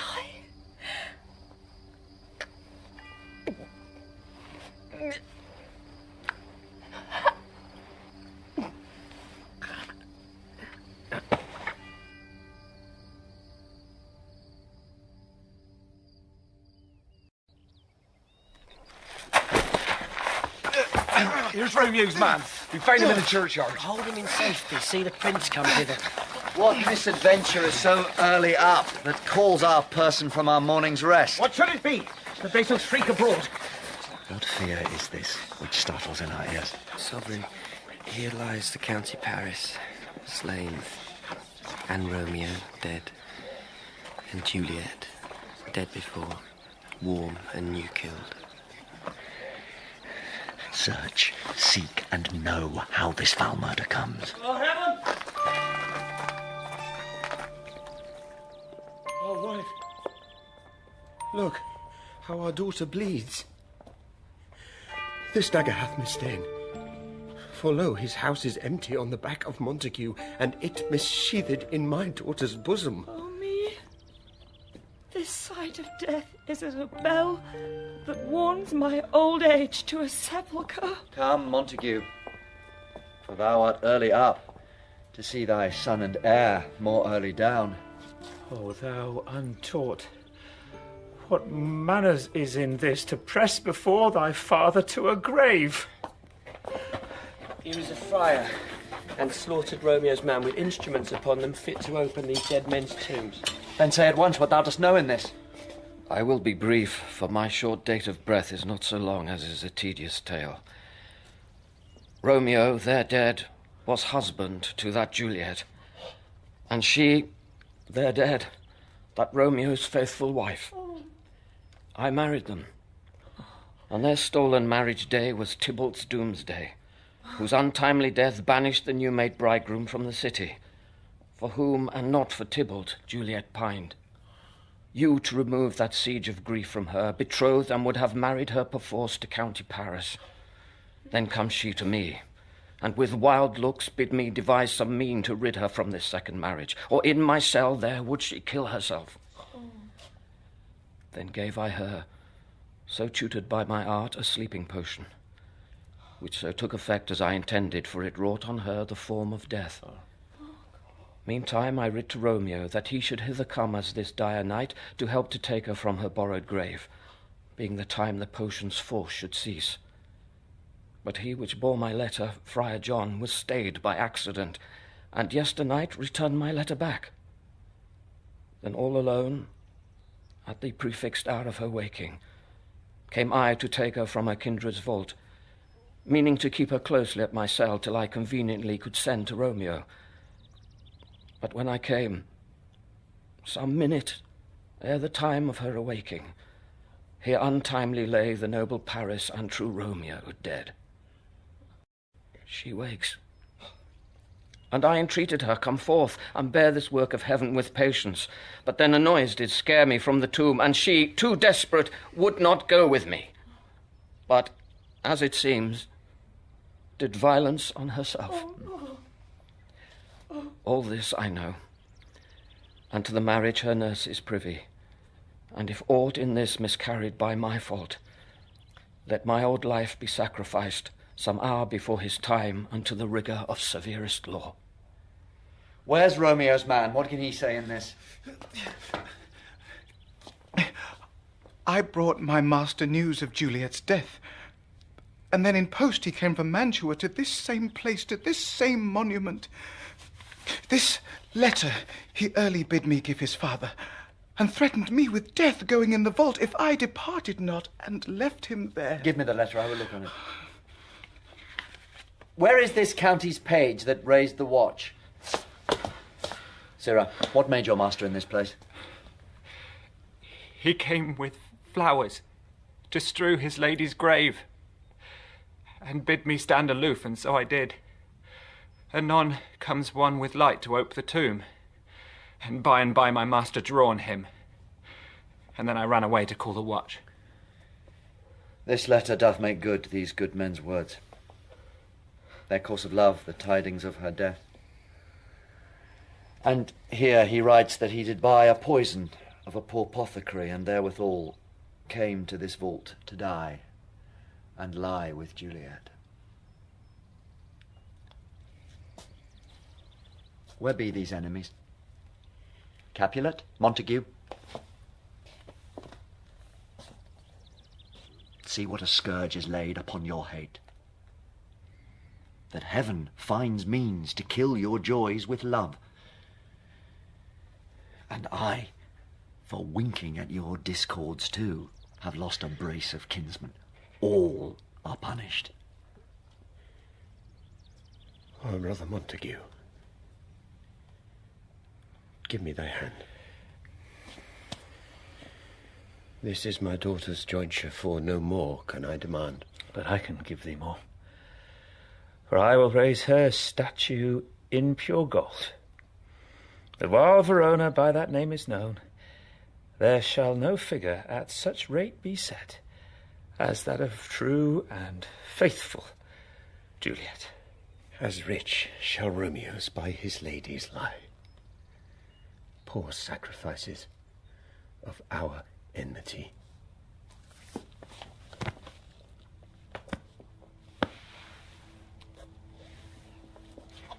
A glooming peace this morning with it brings. The sun for sorrow will not show his head. Go, hence, to have more talk of these sad things. Some shall be pardoned, and some punished. For never was a story of more woe than this of Juliet and her Romeo.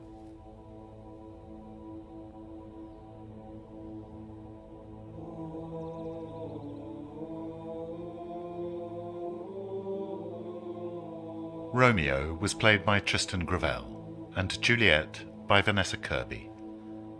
The nurse was played by Rosie Cavaliero, Friar Lawrence by Ron Cook, and Prince Aeschylus by David Tennant. Mercutio was Paul Reddy, Benvolio, Adam James, Tybalt, Carl Prekop, and Paris was Johnny Flynn. Capulet was played by James Lely, Lady Capulet by Naomi Frederick, and Montague by Peter Hamilton Dyer.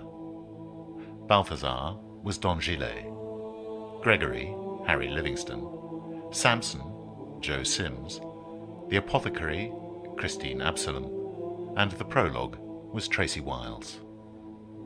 The music was composed by Roger Gula, sound design was by Colin Guthrie, and the play was directed by Jessica Dromgoole.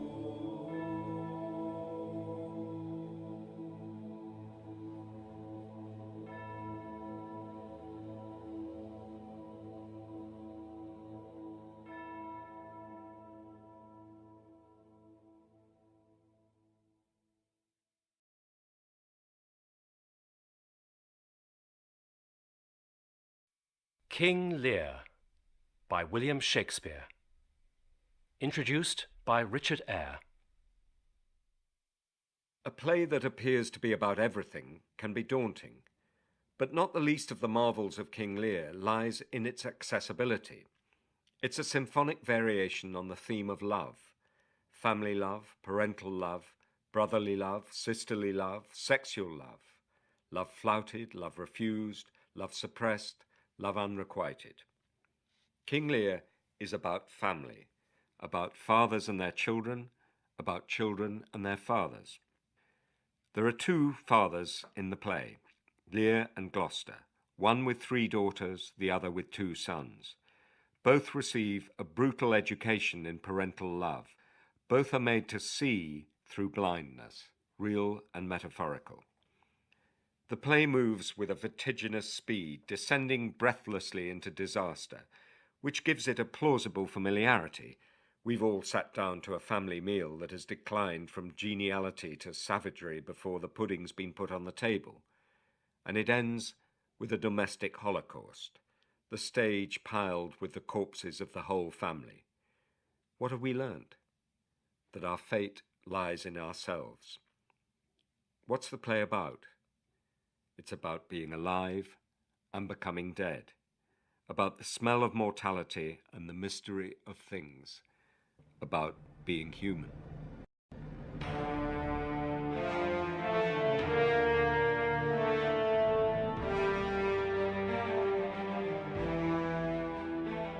King Lear by William Shakespeare, with Corin Redgrave as King Lear, Geraldine James as Goneril, Kika Markham as Regan, Justine Waddell as Cordelia, John Carlyle as Gloucester, David Troughton as Kent, Robert Glenister as Edgar, William Houston as Edmund, Clive Francis as Cornwall, John Rowe as Albany, and Paul Copley as the Fool. With music specially composed by Elizabeth Parker. King Lear.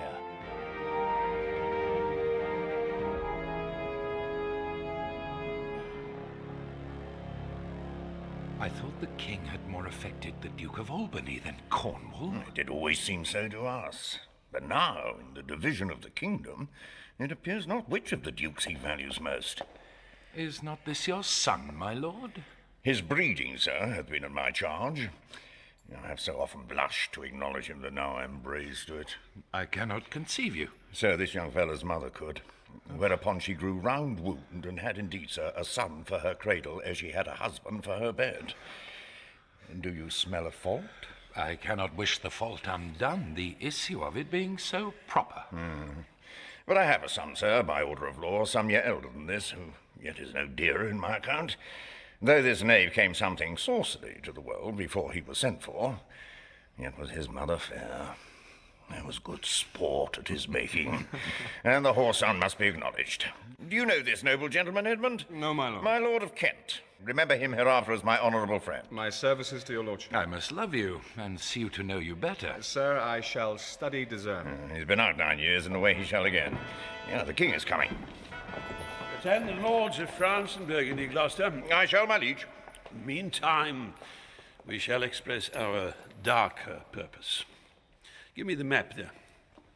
Know that we have divided in 3 our kingdom, and 'tis our fast intent to shake all cares and business from our age, conferring them on younger strengths, while we, unburthened, crawl towards death. Our son of Cornwall, and you, our no less loving son of Albany, we have this hour a constant will to publish our daughter's several dowers, that future strife may be prevented now. The princes, France and Burgundy, great rivals in our youngest daughter's love, long in our court have made their amorous sojourn, and here are to be answered. Tell me, my daughters, since now we will divest us both of rule, interest of territory, cares of state, which of you, shall we say, doth love us most? That we our largest bounty may extend where nature doth with merit challenge. Goneril, our eldest born, speak first. Sir, I love you more than words can wield the matter. Dearer than eyesight, space, and liberty. Beyond what can be valued, rich or rare. No less than life, with grace, health, beauty, honor. As much as child e'er loved or father found. A love that makes breath poor and speech unable. Beyond all manner of so much, I love you. What shall Cordelia do? Love, and be silent. Of all these bounds, even from this line to this, with shadowy forests, and with champaigns rich, with plenteous rivers and wide-skirted meads, we make thee lady. To thine and Albany's issue be this perpetual. What says our second daughter, our dearest Regan, wife to Cornwall? Speak. Sir, I am made of the selfsame metal that my sister is, and prize me at her worth. In my true heart I find she names my very deed of love. Only she comes too short. That I profess myself an enemy to all other joys which the most precious square of sense possesses, and find I am alone felicitate in your dear highness love. Then poor Cordelia, and yet not so, since I am sure my love's more richer than my tongue. To thee and thine hereditary ever remain this ample third of our fair kingdom, no less in space, validity, and pleasure than that conferred on Goneril. Now, our joy, although the last not least, to whose young love the vines of France and milk of Burgundy strive to be interest, what can you say? To draw a third more opulent than your sisters? Speak. Nothing, my lord. Nothing? Nothing. Nothing will come of nothing. Speak again. Unhappy that I am, I cannot heave my heart into my mouth. I love your majesty according to my bond. No more, no less. How? Cordelia, mend your speech a little, lest it may mar your fortunes. Good, my lord. You have begot me, bred me, loved me. I return those duties back as are right fit. Obey you, love you, and most honor you. Why have my sisters husbands if they say they love you all? Haply when I shall wed that lord whose hand must take my plight, shall carry half my love with him, half my care and duty. Sure, I shall never marry like my sisters to love my father all. But goes thy heart with this? Aye, good my lord. So young, and so untender. So young, my lord, and true. Let it be so. Thy truth then be thy dower. For by the sacred radiance of the sun, the mysteries of Hecate and the night, by all the operation of the orbs from which we do exist and cease to be, here I disclaim all my paternal care, propinquity and property of blood, and as a stranger to my heart and me, hold thee from this forever. The barbarous Scythian, or he that makes his generation messes to gorge his appetite, shall to my bosom be as well neighboured, pitied, and relieved as thou, my sometime daughter. Good my liege. Oh, peace, Kent. Come not between the dragon and his wrath. I loved her most, and thought to set my rest on her kind nursery. Hence, and avoid my sight, so be my grave my peace, as here I give her father's heart from her. Call France. Hussars! Call Burgundy! Cornwall! And Albany. Let my two daughters digest this third. Let pride, which she calls plainness, marry her. I do invest you jointly with my power, preeminence, and all the large effects that troop with majesty. Ourself, by monthly course, with reservation of 100 knights, by you to be sustained, shall our abode make with you by due turns. Only we still retain the name and all the additions to a king, the sway, revenue, execution of the rest, beloved sons, be yours, which to confirm this coronet part betwixt you. Royal Lear, whom I have ever honoured as my king, loved as my father, as my master followed, as my great patron thought on in my prayers. The bow is bent and drawn. Make from the shaft. Let it fall rather, though the fork invade the region of my heart. Be Kent unmannerly when Lear is mad. What wilt thou do, old man? Think'st thou that duty shall have dread to speak when power to flattery bows? Reserve thy state, and in thy best consideration check this hideous rashness. Answer my life, my judgment, thy youngest daughter does not love thee least, nor are those empty-hearted whose low sound reverbs no hollowness. And on thy life, no more! My life I never held but as a pawn to wage against thy enemies, nor fear to lose it, thy safety being the motive. Answer my sight! See better, Lear, and let me still remain the true blank of thine eye. Now, by Apollo! Now, by Apollo, king, thou swear'st thy gods in vain. Oh, vassal! Miscreants! Yes, sir! Forbear! Do. Kill thy physician, and the fee bestow upon thy foul disease. Revoke thy doom, or whilst I can vent clamour from my throat, I'll tell thee thou dost evil! Hear me, recreant! On thine allegiance, hear me! Since thou hast sought to make us break our vow, which we durst never yet, and with strained pride to come between our sentence and our power, which nor our nature nor our place can bear, our potency made good, take thy reward. 5 days we do allot thee for provision to shield thee from diseases of the world, and on the 6th to turn thy hated back upon our kingdom. If on the 10th day following thy banished trunk be found in our dominions, the moment is thy death. Away! By Jupiter, this shall not be without! Fare thee well, king. Sith thus thou wilt appear, freedom lives hence, and banishment is here. Cordelia, the gods to their dear shelter take thee, maid, that justly think'st and hast most rightly said. And your large speeches may your deeds approve, that good effects may spring from words of love. Thus Kent, O princes, bids you all adieu. He'll shape his old course in a country new. Here's France and Burgundy, my noble lord. My lord of Burgundy, we first address you, who with this king hath rivaled for our daughter. What, in the least, will you require in present dower with her, or cease your quest of love? Most royal majesty, I crave no more than what your highness offered, nor will you tender less. Right noble Burgundy, when she was dear to us, we did hold her so. But now her price is fallen. So there she stands, evolved within that little seeming substance, or all of it with our displeasure pieced, and nothing more may fitly like your grace. She's there, and she is yours. I know no answer. Will you?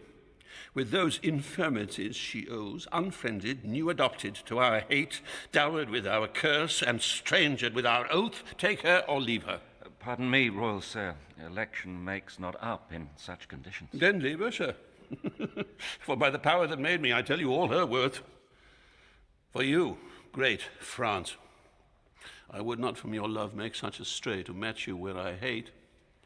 Therefore beseech you to avert your liking a more worthier way than on a wretch whom nature is ashamed almost to acknowledge hers. This is most strange, that she, that even but now was your best object, the argument of your praise, balm of your age, most best, most dearest, should, in this trice of time, commit a thing so monstrous, to dismantle so many folds of favour. I yet beseech your majesty, if for I want that glib and oily art to speak and purpose not, since what I will intend I'll do it before I speak, that you make known it is no vicious blot, murder or foulness, no unchaste action or dishonoured step that hath deprived me of your grace and favour. But even for want of that for which I am richer, is still soliciting I, and such a tongue as I am glad I have not, though not to have it hath lost me in your liking. Better thou hadst not been born than not to have pleased me better. Royal Lear, give but that portion which yourself proposed, and here I take Cordelia by the hand, Duchess of Burgundy. Nothing. I have sworn. I am firm. I am sorry, then. You have so lost a father that you must lose a husband. Peace be with Burgundy, since that respects of fortune are his love. I shall not be his wife. Fairest Cordelia, that art most rich, being poor, most choice forsaken, and most loved despised. Thee and thy virtues here I seize upon. Thy dowerless daughter, king, thrown to my chance, is queen of us, of ours, and our fair France. Not all the dukes of waterish Burgundy can buy this unprized, precious maid of me. Bid them farewell, Cordelia, though unkind.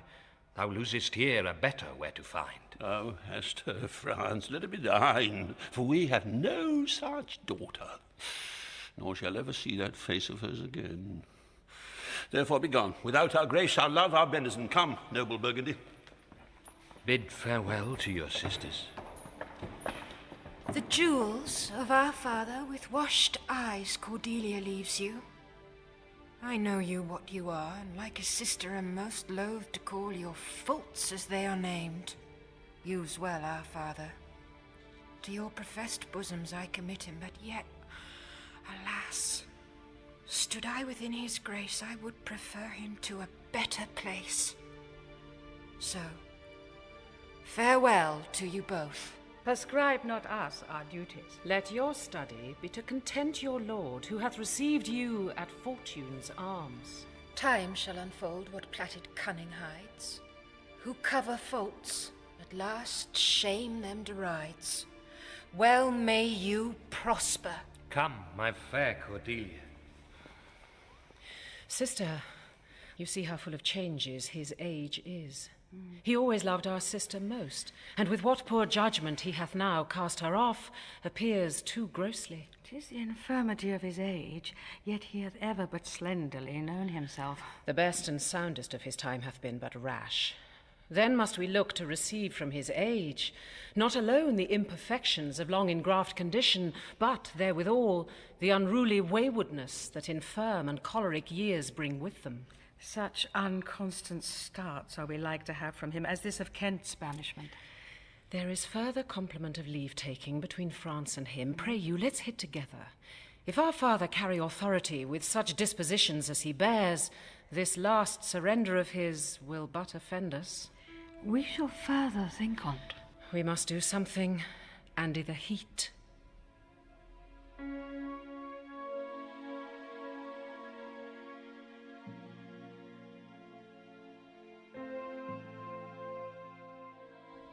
Thou, nature, art my goddess. To thy law my services are bound. Wherefore should I stand in the plague of custom and permit the curiosity of nations to deprive me, for that I am some 12 or 14 moonshines lack of a brother? Why bastard? Wherefore base? When my dimensions are as well compact, my mind as generous, and my shape as true as honest madam's issue. Why brand they us? With baseness, bastardy, base, who in the lusty stealth of nature take more composition and fierce quality than doth within a dull, stale, tired bed go to the creating a whole tribe of fops, got tween sleep and wake. Well then, legitimate Edgar, I must have your land. Our father's love is to the bastard Edmund as to the legitimate. Fine word, legitimate. Well, my legitimate, if this letter speed and my invention thrive, Edmund the base shall top the legitimate. I grow. I prosper. Now, gods, stand up for bastards. Kent vanished thus, and France in collar parted, and the king gone tonight, subscribed his power, confined to exhibition. All this done upon the gas. Edmund, how now, what news? So please your lordship, none. Why so earnestly seek you to put up that letter? I know no news, my lord. No, what paper were you reading? Nothing, my lord. No, what needed in that terrible dispatch of it into your pocket? The quality of nothing hath not such need to hide itself. Come, let's see. If it be nothing, I shall not need spectacles. I beseech you, sir, pardon me. It is a letter from my brother that I have not all o'er read. And for so much as I have perused, I find it not fit for your o'erlooking. Give me the letter, sir. I hope for my brother's justification he wrote this but as an essay or a taste of my virtue. This policy and reverence of age keeps our fortunes from us till our oldness cannot relish them. I begin to find an idle and fond bondage in the oppression of age tyranny, whose sways, not as it has power, but as it is suffered. Come to me that of this I may speak more. If our father would sleep till I waked him, you should enjoy half his revenue forever and live the beloved of your brother, Edgar. My son, Edgar? Had he a hand to write this? A heart and brain to beat it in? When came this to you? Who brought it? It was not brought me, my lord. There's the cunning of it. I found it thrown in at the casement of my closet. You know the character to be your brother's? It is his hand, my lord, but I hope his heart is not in the contents. Has he never before sounded you in this business? Never, my lord, but I have heard him oft maintain it to be fit that sons at perfect age and fathers declining, the father should be as ward to the son, and the son manage his revenue. Villain! His very opinion in the letter. Abhorred villain! Unnatural, detested, brutish villain. Oh, worse than brutish. Go, sir, seek him. I'll apprehend him, abominable villain. Where is he? I do not well know. I dare pawn down my life for him that he hath wrote this to feel my affection to your honour, and to no further pretence of danger. Think you so? He cannot be such a monster. Nor is not sure. To his father, who so tenderly and entirely loves him. Oh, heaven and earth. Edmund, seek him out, I pray you. Frame the business after your own wisdom. I would unstate myself to be in a due resolution. I will seek him, sir, presently. Convey the business as I shall find means, and acquaint you with all. These late eclipses in the sun and moon portend no good to us. Though the wisdom of nature can reason it thus and thus, yet nature finds itself scourged by the sequent effects. Love cools, friendship falls off, brothers divide, and the bond crack twixt son and father. And the king falls from bias of nature. That's father against child. We have seen the best of our time. Machinations, hollowness, treachery, and all ruinous disorders follow us disquietly to our graves. Find out this villain, Edmund. It'll lose thee nothing. Do it carefully. And the noble and true-hearted Kent banished. His offence, honesty. 'Tis strange. This is the excellent foppery of the world, that when we are sick in fortune, often the surfeit of our own behaviour, we make guilty of our disasters the sun, the moon, and the stars. As if we were villains by necessity, fools by heavenly compulsion, knaves, thieves, and treachers by spherical predominance, drunkards, liars, and adulterers by an enforced obedience of planetary influence, and all that we are evil in by a divine thrusting on. Edgar! And back he comes, like the catastrophe of the old comedy. My cue is villainous melancholy, with a sigh like Tom O'Bedlam. How now, Brother Edmund? What serious contemplation are you in? When saw you my father last? Why, the night gone by. Parted you in good terms? Found you no displeasure in him by word or countenance? None at all. Bethink yourself wherein you may have offended him, and at my entreaty forbear his presence till some little time hath qualified the heat of his displeasure, which at this instant so rageth in him, that with the mischief of your person it would scarcely allay. Some villain hath done me wrong. That's my fear. I pray you, have a continent forbearance till the speed of his rage goes slower, and, as I say, retire with me to my lodging, from whence I will fitly bring you to hear my lord speak. Now pray ye go, there's my key. If you do stir abroad, go armed. Armed, brother. Brother, I advise you to the best. Go armed. I am no honest man if there be any good meaning towards you. I have told you what I have seen and heard, but frankly, nothing like the image and the horror of it. Pray you away. Shall I hear from you anon? I do serve you in this business. A credulous father and a brother noble, whose nature is so far from doing harms that he suspects none, on whose foolish honesty my practices ride easy. I see the business.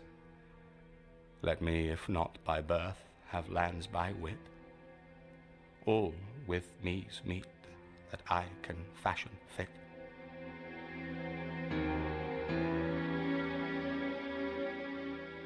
Did my father strike my gentleman for chiding of his fool? Yes, madam.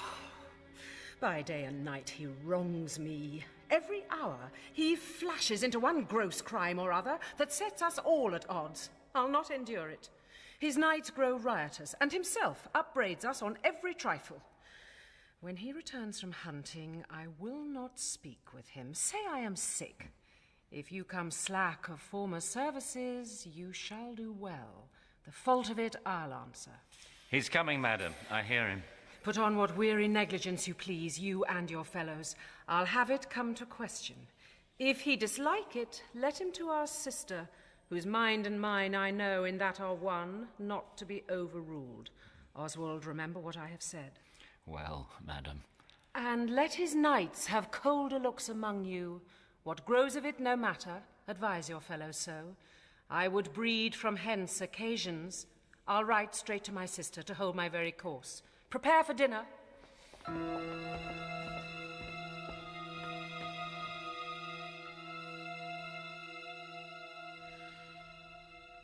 If but as well I other accents borrow that can my speech diffuse, my good intent may carry through itself to that full issue for which I raised my likeness. Now, banished Kent, if thou canst serve where thou dost stand condemned, so may it come thy master whom thou lovest shall find thee full of labours. Let me not stay, you doft walking up. Go get it ready. Sir. Oh, no. What art thou? A man, sir. What dost thou profess? What wouldst thou with us?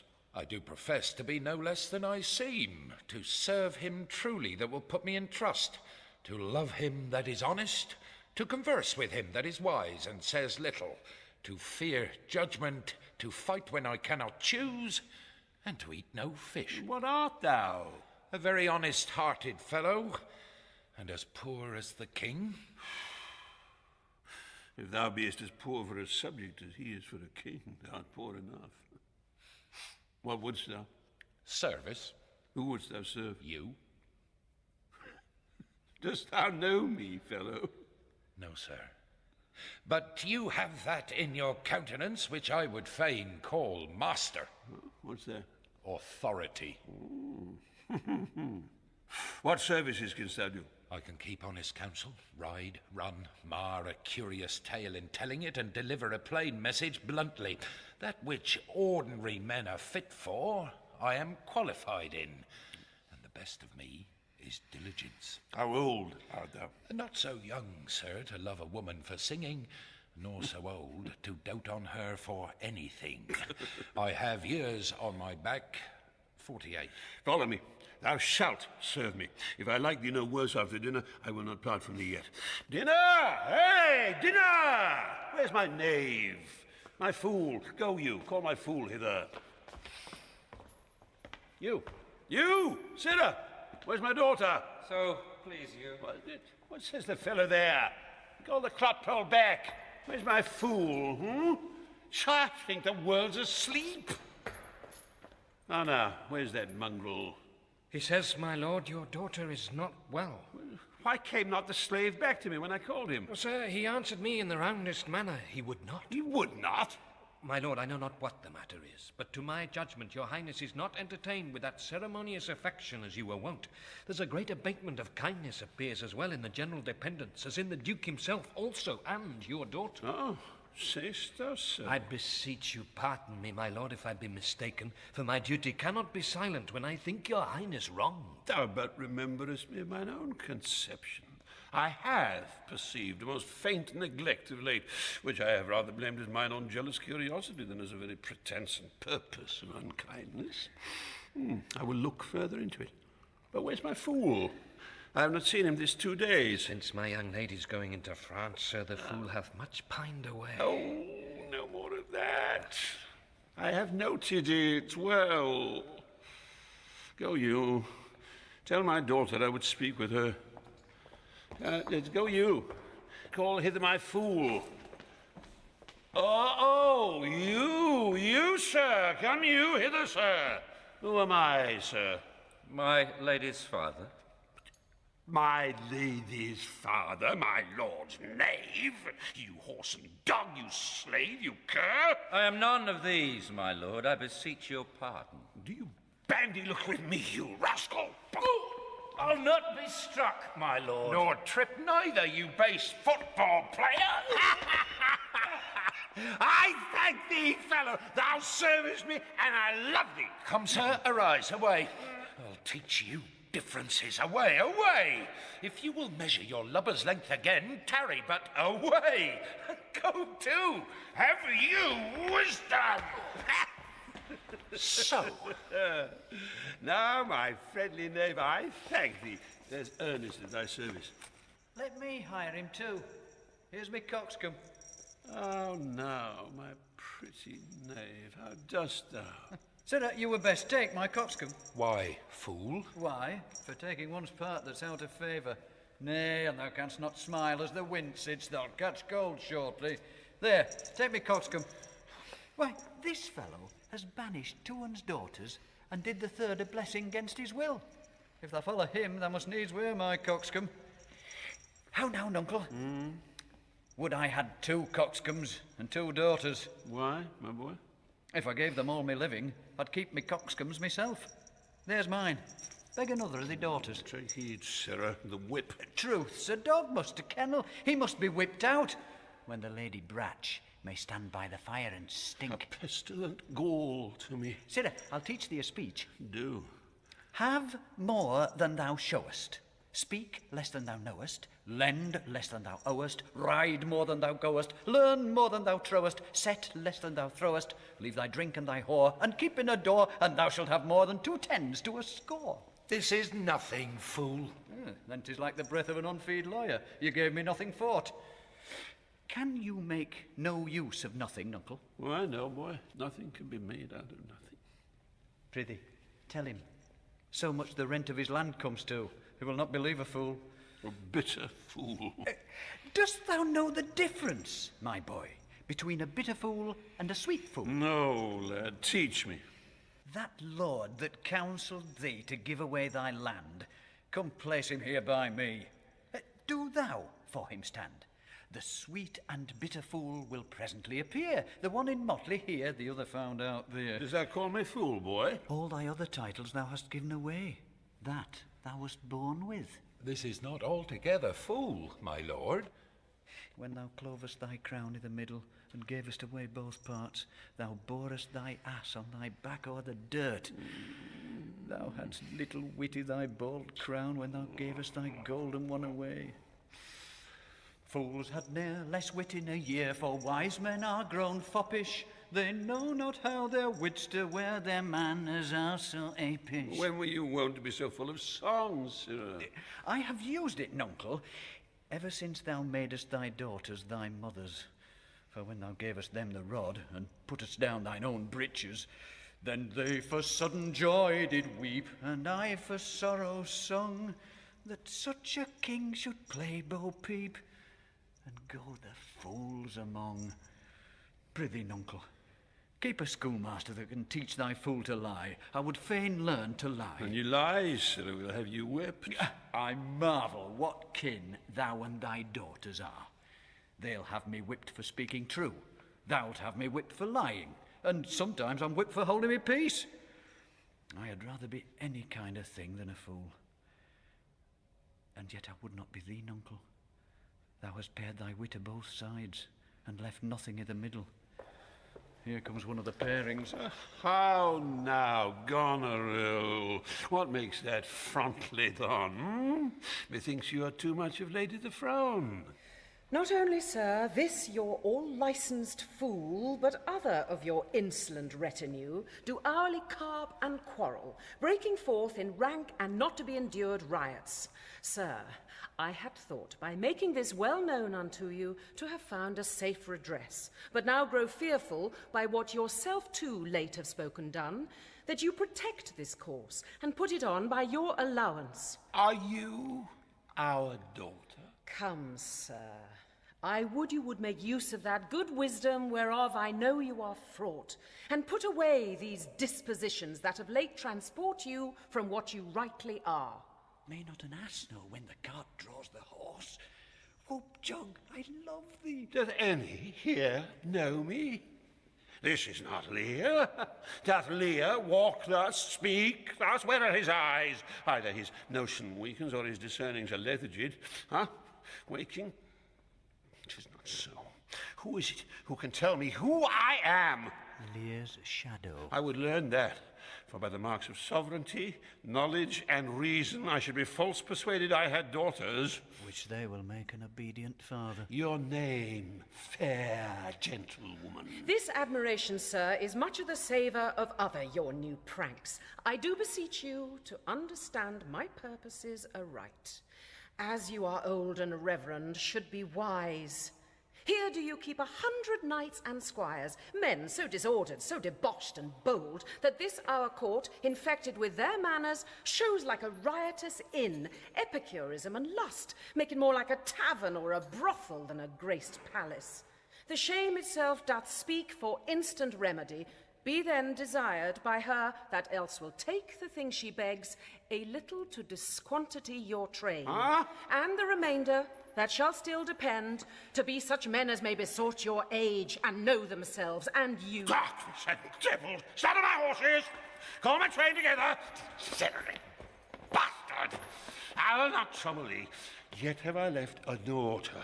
You strike my people, and your disordered rabble make servants of their betters. Woe, that too late repents. My lord? Oh, sir, are you come? Is it your will? Speak, sir! Prepare my horses! In gratitude, thou marble-hearted fiend, more hideous when thou showest thee in a child than a sea monster. Pray, sir, be patient. Sir! Detested kite! Thou liest! My train are men of choice and rarest parts that all particulars of duty know, and in the most exact regard support the worships of their name. Oh, most small fault, how ugly didst thou in Cordelia show that like an engine wrenched my frame of nature from the fixed place, drew from heart all love, and added to the gall. Oh, Lear, Lear, Lear, beat at this gate that let thy folly in and thy dear judgment out. Go, go, my people. My lord, I am guiltless as I am ignorant of what hath moved you. It may be so, my lord. Hear, nature! Hear, dear goddess! Here, suspend thy purpose, if thou didst intend to make this creature fruitful. Into her womb convey sterility. Dry up in her the organs of increase, and from her derogate body never spring a babe to honor her. If she must teem, create of her a child of spleen, that it may live to be a thwart, disnatured torment to her. Let it stamp wrinkles in her brow of youth, with cadent tears fret channels in her cheeks. Turn all her mother's pains and benefits to laughter and contempt, that she may feel how sharper than a serpent's tooth it is to have a thankless child. Away! Away! Now, gods that we adore, whereof comes this? Never afflict yourself to know more of it, but let his disposition have that scope that dotage gives it. What? 50 of my followers at a clap within a fortnight? Well, what's the matter, sir? I'll tell you. Life and death. I am ashamed that thou hast power to shake my manhood thus. And these hot tears which break from me before shall make thee worth them bloods and fogs upon thee. The untented woundings of father's curse pierce every sense about thee. I'll hold fond eyes beweep this cause again. I'll pluck ye out and cast you with the waters that you lose to temper clay. Yea, is it come to this? Ah, let it be so. Yet I have left a daughter who I am sure is kind and comfortable. When she shall hear this of thee, with her nails she'll flay thy wolvish visage. Thou shalt find that I resume the shape which thou dost think I have cast off forever. Thou shalt, I warrant thee. Do you mark that, my lord? I cannot be so partial, Goneril, to the great love I bear you. Oh, pray you content. 100 knights! 'Tis politic and safe to let him keep at point 100 knights. Yes, that on every dream, each buzz, each fancy, each complaint, dislike, he may enguard his dotage with their powers and hold our lives in mercy. Oswald, I say! Well, you may fear too far. Safer than trust too far. Let me still take away the harms I fear, not fear still to be taken. I know his heart. What he hath uttered I have writ my sister. If she sustain him and his 100 knights, when I have showed the unfitness... How now, Oswald? What, have you writ that letter to my sister? Yes, madam. Take you some company and await a horse. Inform her full of my particular fear, and thereto add such reasons of your own as may compact it more. Get you gone, and hasten your return. No, no, my lord. This milky gentleness and course of yours, though I condemn not, yet under pardon, you are much more atasked for want of wisdom than praised for harmful mildness. How far your eyes may pierce, I cannot tell. Striving to better, oft we mar what's well. Nay, then. Well, well, the event.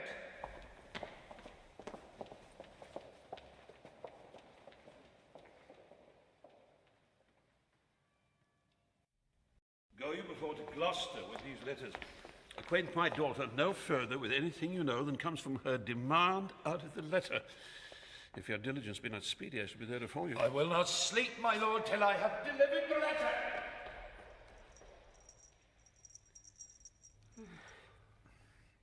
If a man's brains were in's heels, we're not in danger of kibes. Aye, boy. Then I prithee be merry. Thy wit shall ne'er go slipshod. Shall see thy other daughter will use thee kindly, for though she's as like this as a crab's like an apple, yet I can tell what I can tell. Why, what canst thou tell, my wife? She will taste as like this as a crab does to a crab.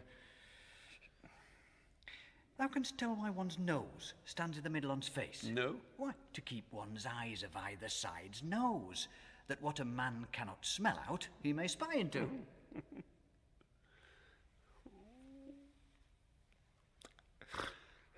I did her wrong. Canst tell how an oyster makes his shell? No. Nor I neither. But I can tell why a snail has a house. Why? Why, it puts head in, not to give it away to his daughters and leave his horns without a case. I will forget my nature. So kind a father. Be my horses ready? Thy asses are gone about 'em. The reason why the 7 stars are no more than 7 is a pretty reason. Because they're not 8. Yes, indeed. That would make a good fool. To take it again perforce. Monstered ingratitude. If thou wert my fool, nuncle, I'd have thee beaten for being old before thy time. How's that?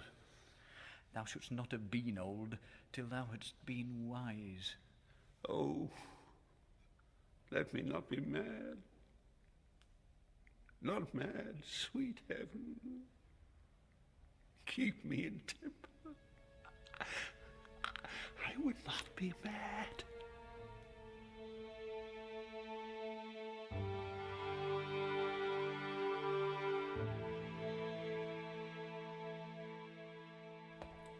Save thee, Curran.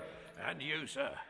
I have been with your father and given him notice that the Duke of Cornwall and Regan his Duchess will be here with him this night. How comes that? Have you heard of no likely wars toward twixt the Dukes of Cornwall and Albany? Not a word. You may do then in time. Fare you well, sir. Cornwall here tonight. The better, best. This weaves itself perforce into my business. My father hath set guard to take my brother, and I have one thing of a queasy question, which I must act. Briefness and fortune work. Brother! A word! Descend! Brother, I say! My father watches. Oh, sir, fly this place. You have now the good advantage of the night. Have you not spoken against the Duke of Cornwall? He's coming hither, now, i' the night, i' the haste, and Regan with him. I am sure on not a word. I hear my father coming. Pardon me. In cunning I must draw my sword upon you. Draw. Seem to defend yourself. Now quit you well. Yield. Come before my father. Light. Ho! Here! Fly, brother. Torches! Torches! So, farewell. Some blood drawn on me would beget opinion of my more fierce endeavour. I have seen drunkards do more than this in sport. Oh, father! Father! Stop! Stop! No! Help! Now, Edmund, where's the villain? Look, sir, I bleed. Where is the villain, Edmund? He fled this way, sir. Well, by no means... Pursue him! Ho! Go after! By no means what? Persuade me to the murder of your lordship. Seeing how loathly opposite I stood to his unnatural purpose, in fell motion, with his prepared sword he charges home, my unprovided body lanced mine arm. But when he saw my best alarmed spirits, bold in the quarrel's right, roused to the encounter, or whether gasted by the noise I made, full suddenly he fled. Let him fly far. Not in this land shall he remain uncaught, and found, dispatch. The noble Duke of Cornwall, my worthy arch and patron, comes tonight. By his authority I will proclaim it, that he which finds him shall deserve our thanks, bringing the murderous coward to the stake. He that conceals him, death. When I dissuaded him from his intent, and found him pight to do it, with cursed speech I threatened to discover him. He replied, "Thou unpossessing bastard, dost thou think, if I would stand gainst thee, would the reposal of any trust, virtue, or worth in thee make thy words faith? No, what I should deny, as this I would, though thou didst produce my very character, I'll turn it all to thy suggestion, plot, and damned practice. And thou must make a dullard of the world if they not thought the profits of my death were very pregnant and potential spurs to make thee seek it." Strange and fastened villain! Would he deny his letter, said he? Yeah, I never got him. Hark, the Duke's trumpets. I know not why he comes. All ports I'll bar, the villain shall not scape. The Duke must grant me that. Besides, his picture I will send far and near, that all the kingdom may have due note of him. And of my land, loyal and natural boy, I'll work the means to make thee capable. How now, my noble friend? Since I came hither, which I can call but now, I have heard strange news. If it be true, all vengeance comes too short which can pursue the offender. How dost, my lord? Oh, madam, my old heart is cracked. It's cracked. What? Did my father's godson seek your life? He whom my father named your Edgar. Oh, lady, shame would have it hid. Was he not companion with the riotous knights that tend upon my father? Yeah, I know not, madam. Yes, madam, he was of that consort. No marvel, then, though he were ill affected. I have this present evening from my sister been well informed of them, and with such cautions, that if they come to sojourn at my house, I'll not be there. Nor I, assure thee, Regan. Edmund, I hear that you have shown your father a childlike office. 'Twas my duty, sir. He did bewray his practice and receive this hurt you see, striving to apprehend him. Is he pursued? Aye, my good lord. If he be taken, he shall never more be feared of doing harm. For you, Edmund, whose virtue and obedience doth this instant so much commend itself, you shall be ours. I shall serve you, sir, truly, however else. For him I thank your grace. You know not why we came to visit you. Thus, out of season, threading dark-eyed night, occasions noble Gloucester of some poise, wherein we must have use of your advice. Our father he hath writ, so hath our sister, of differences, which I best thought it fit to answer from our home.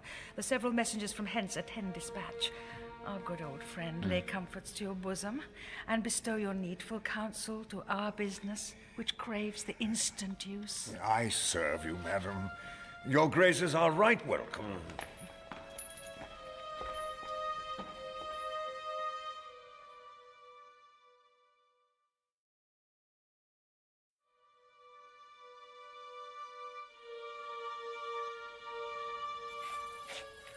Good dawning to thee, friend. Out of this house? Aye. Where may we set our horses? I' the mire. Prithee, if thou lovest me, tell me. I love thee not. Well then, I care not for thee. If I had thee in Lipsbury Pimfold, I would make thee care for me. Why dost thou use me thus? I know thee not. Fellow, I know thee. What dost thou know me for? A knave, a rascal, an eater of broken meats, a base, proud, shallow, beggarly, filthy worsted stocking knave, a lily-livered, action-taking, whoreson, glass-gazing, super-serviceable, finical rogue.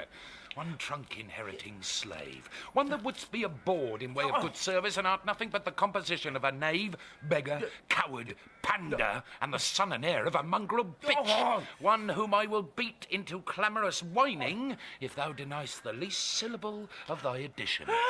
Why, what a monstrous fellow art thou, thus to rail on one that is neither known of thee nor knows thee. What a brazen-faced varlet art thou to deny thou knowest me. Is it 2 days ago since I tripped up thy heels and beat thee before the king? Draw, you rogue, for though it be night, yet the moon shines. I'll make a sop of the moonshine of you. Draw, you horse and cullionly barber-monger, draw! Oh, wait!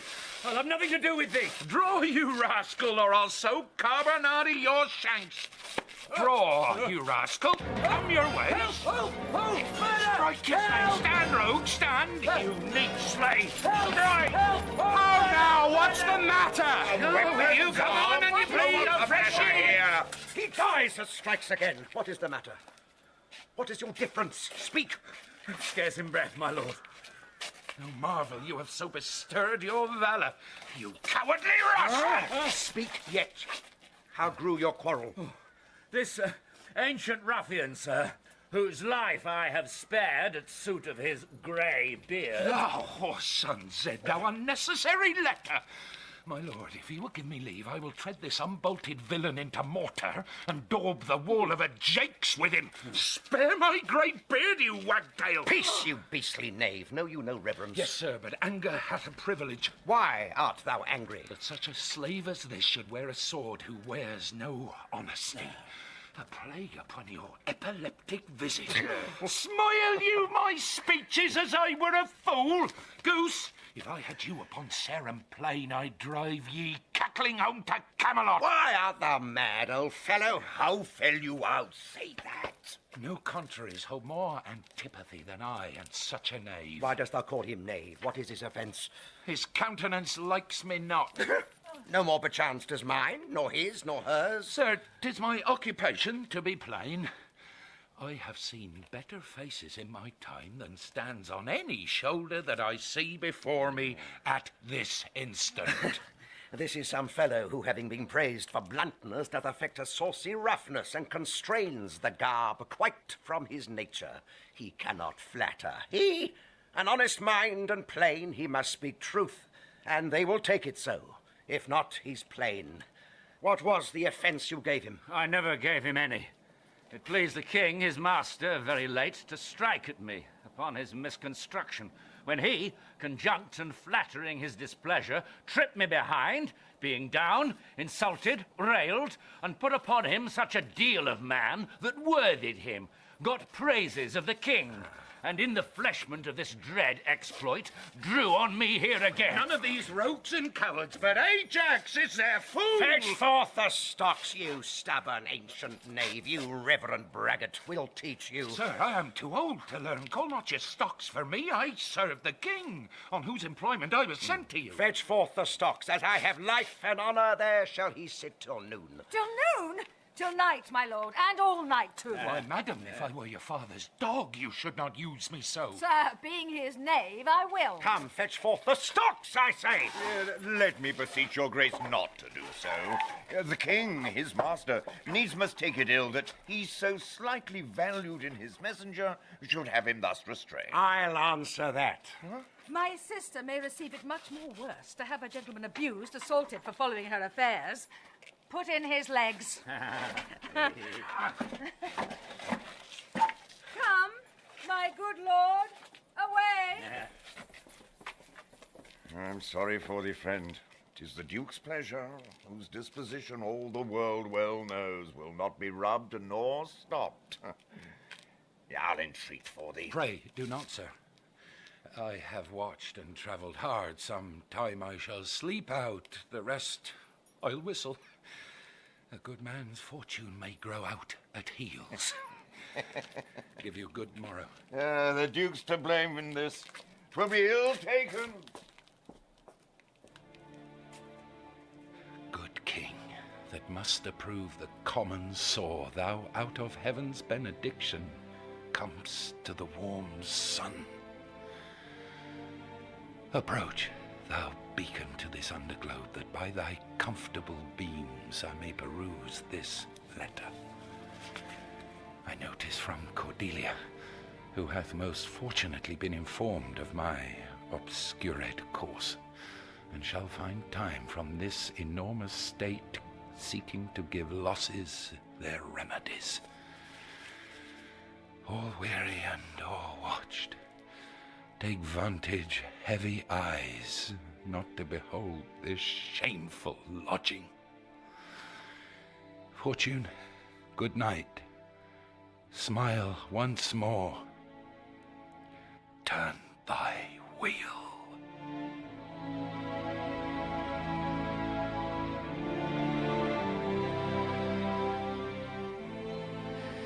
I heard myself proclaimed, and by the happy hollow of a tree escaped the hunt. No port is free, no place that guard and most unusual vigilance does not attend my taking. Whilst I may escape, I will preserve myself, and am bethought to take the basest and most poorest shape that ever penury in contempt of man brought near to beast. My face I'll grime with filth, blanket my loins, elf all my hair in knots, and with presented nakedness outface the winds and persecutions of the sky. The country gives me proof and precedent of Bedlam beggars, who, with roaring voices, strike in their numbed and mortified bare arms pins, wooden pricks, nails, sprigs of rosemary, and with this horrible object from low farms, poor pelting villages, sheep cots and mills, sometime with lunatic bands, sometime with prayers, enforce their charity. Poor Turlygod. Poor Tom. That's something yet. Edgar, I nothing am.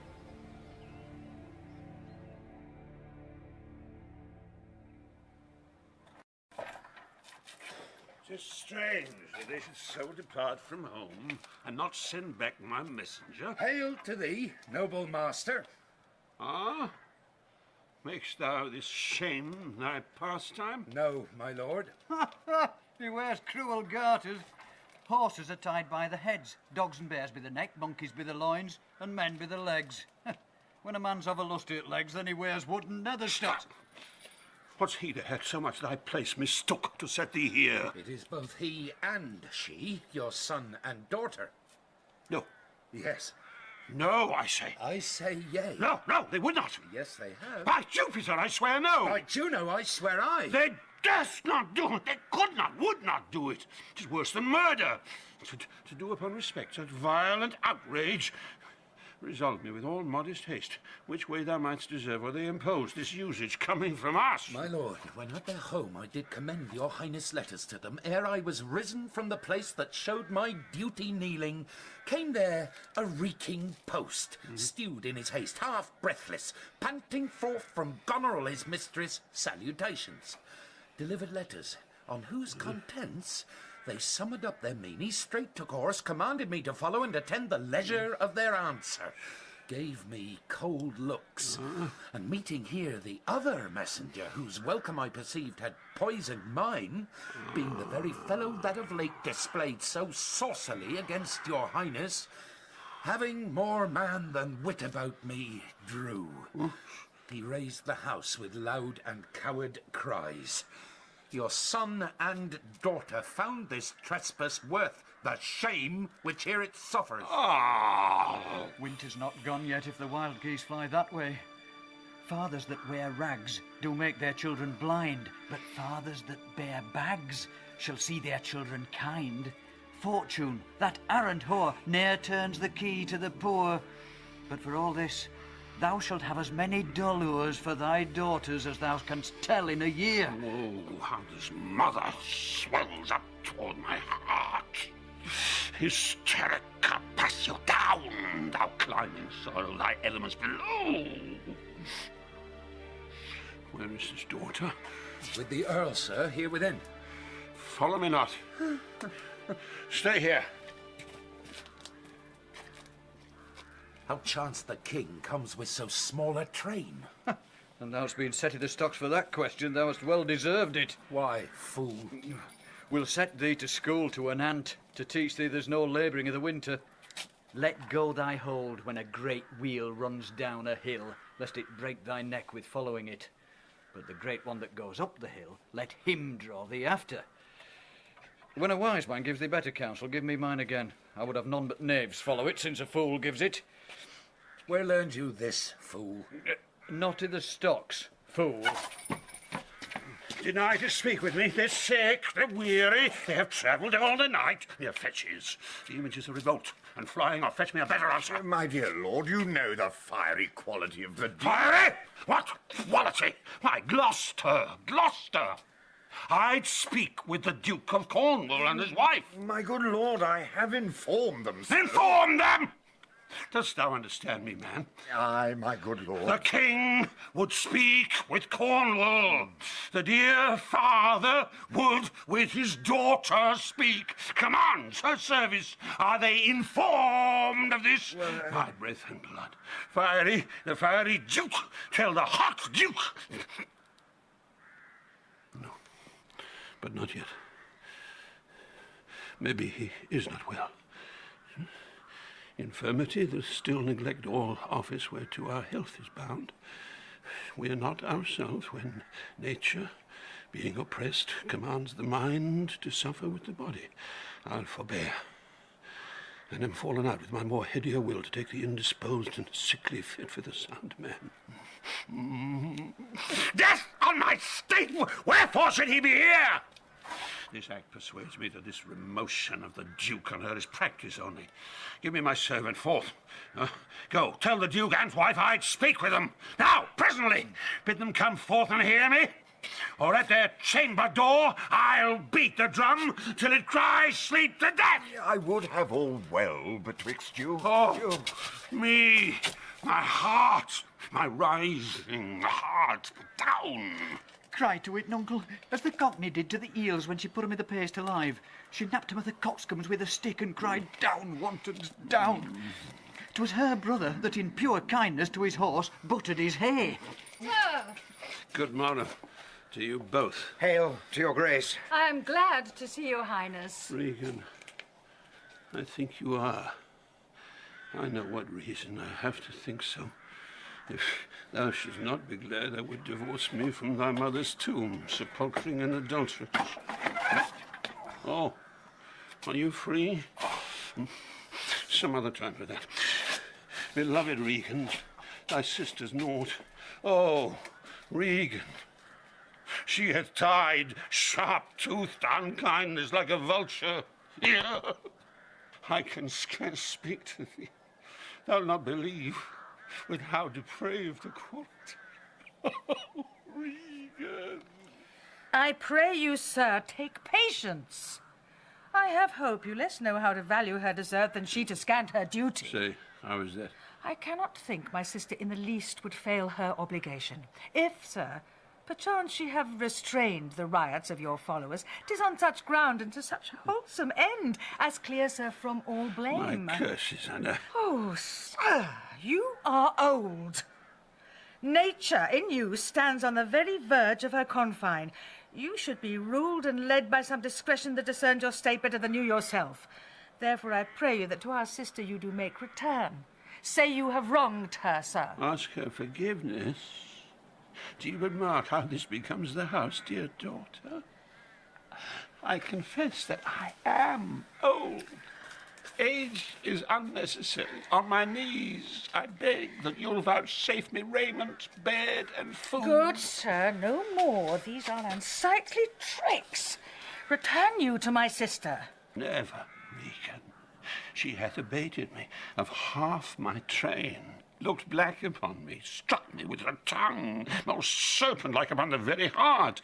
All the stored vengeances of heaven fall on her ungrateful top. Strike her young bones, you taking hers with lameness. Fie, sir, fie. You nimble lightnings, dart your blinding flames into her scornful eyes. Infect her beauty, you fen-sucked fogs, drawn by the powerful sun to fall and blast her pride. Oh, the blessed God, so will you wish on me when the rash mood is on. No, Regan, thou shalt never have my curse. Thy tender-hefted nature shall not give thee unto harshness. Her eyes are fierce, but thine to comfort and not burn. Thou better knowest the offices of nature, bond of childhood, effects of courtesy, dues of gratitude. Thy half of the kingdom hast thou not forgot wherein I thee endowed. Good sir, to the purpose. Who put my man in the stocks? What trumpet's that? I know it, my sisters. This approves her letter that she would soon be here. Oswald, is your lady come? This is the slave whose easy borrowed pride dwells in the fickle grace of her he follows. Out, varlet, from my sight! What means your grace? Who stalked my servant? Regan, I have good hope thou didst not know it. Who comes here? Your daughter Goneril, sir. Oh, heavens! If you do love old men, if your sweet sway allow obedience, if yourselves are old, make it your cause. Send down and take my part. Art not ashamed to look upon me, Goneril? Oh, Regan! Wilt thou take her by the hand? Why not by the hand, sir? How have I offended? All's not offence that indiscretion finds and dotage terms so. Oh, sides, you are too tough, will you get old?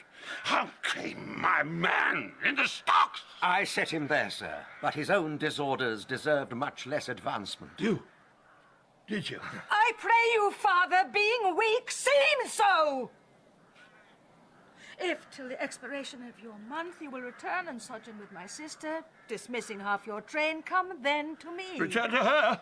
And 50 men dismissed? No, I'd rather abjure all roofs and choose to wage against the enmity of the air, to be a comrade with the wolf and owl, necessity's sharp pinch. Return with her? Why, the hot-blooded France, that dowerless took our youngest born, could as well be brought to knee his throne and squired like pension beg to keep base life afoot. Return with her? Persuade me rather to be slave and sumpter to this detested groom. At your choice, sir. I pray thee, Goneril, do not make me mad. I will not trouble thee. My child, farewell. We'll no more meet, no more see one another. But yet thou art my flesh, my blood, my daughter, or rather a disease that's in my flesh, whom I must needs call mine. Thou art a boil, a plague sore, an embossed carbuncle in my corrupted blood. But I'll not chide thee. Let shame come when it will. I do not call it. I do not bid the thunder-bearer shoot. Nor tell tales of thee to hide, judging Jove. Mend when thou canst, be better at thy leisure. I can be patient. I can stay with Regan. I and my 100 knights. Not altogether so. I look not for you yet, nor am provided for your fit welcome. Give ear, sir, to my sister. For those that mingle reason with your passion must be content to think you old, and so... But she knows what she does. Is this well spoken? I dare vouch it, sir. What? 50 followers. Is it not well? What should you need of more? How in one house should many people under 2 commands hold amity? 'Tis hard, almost impossible.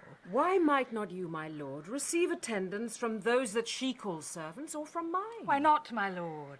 If then they chance to slack you, we could control them. If you will come to me, for now I spy a danger, I entreat you to bring but 5 and 20. To no more will I give place or notice. I gave you all. And in good time you gave it. Made you my guardians, my depositories, but kept a reservation to be followed with such a number. What? Must I come to you with 5 and 20? Regan, said you so? And speak again, my lord. No more with me. Those wicked creatures yet do look well-favoured when others are more wicked. None being the worst stands in some rank of praise. Yes? I'll go with thee, Goneril. Thy 50 yet is double 5 and 20, and thou art twice her love. Hear me, my lord. What need you 5 and 20, 10, or 5, to follow in a house where twice so many have a command to tend you? What need one? Oh, we shall not the need. Our basest beggars are in the poorest things superfluous. Allow not nature more than nature needs. Man's life's as cheap as beasts. Thou art a lady. If only to go warm were gorgeous, why, nature needs not but thou gorgeous wares, which scarcely keeps thee warm. But for true need, oh, you heavens, give me that patience I need. You see me here, you gods, a poor old man, as full of grief as age, wretched in both. If it be you that stirs these daughters' hearts against their father, fool me not so much to bear it tamely. Touch me with noble anger, and let not women's weapons, water drops, stain my man's cheeks. Now, you unnatural hags! I will have such revenges on you both that all the world I will do such things. What they are, yet I know not. But they shall be the terrors of the earth. You think I'll weep? No, I'll not weep. I have full cause of weeping, but this heart shall break into 100,000 flaws, or ere I weep. Oh, fool, I shall go mad. Let us withdraw. It'll be a storm. This house is little. The old man and his people cannot be well bestowed. 'Tis his own blame, hath put himself from rest, and must needs taste his folly. For his particular, I'll receive him gladly, but not one follower. So am I purposed. Where is my lord of Gloucester? Followed the old man forth. He is returned. The king is in high rage. Whither is he going? He calls to horse, but will, I know not whither. 'Tis best to give him way. He leads himself.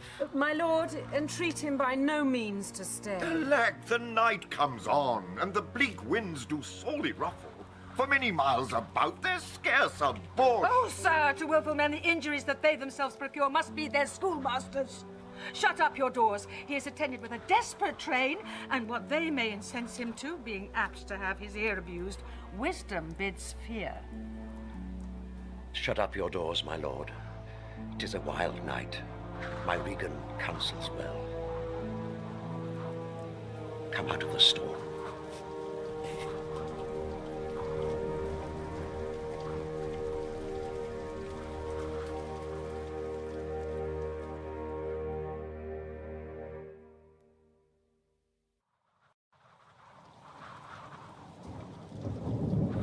Who's there? Besides foul weather. Unminded like the weather, most unquietly. I know you. Where's the king? Contending with the fretful elements. Bids the winds blow the earth into the sea, or swell the curled waters above the main, that things might change or cease. But who is with him? None but the fool who labors to outjest his heart-struck injuries. Sir, I do know you, and dare upon the warrant of my note commend a dear thing to you.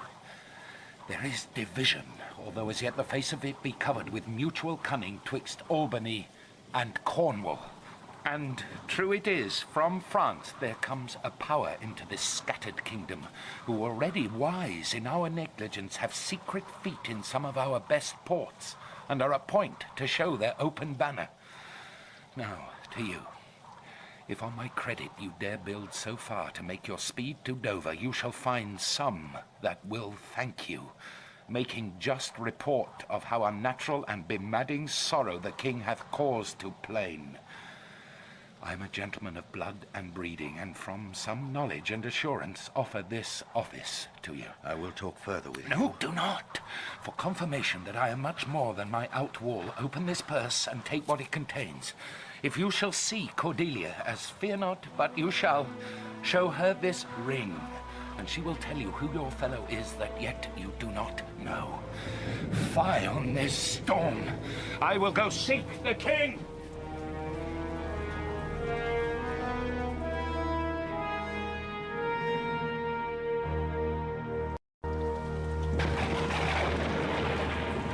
Blow winds and crack your cheeks! Rage! Blow! You cataracts and hurricanes! Spout till you have drenched our steeples! Drown the cocks! You sulphurous and thought-executing fires, vaunt couriers to oak-cleaving thunderbolts, singe my white head! And now, all shaking thunder, smite flat the thick rotundity of the world, crack nature's molds, all Germans spill at once that make ingrateful man.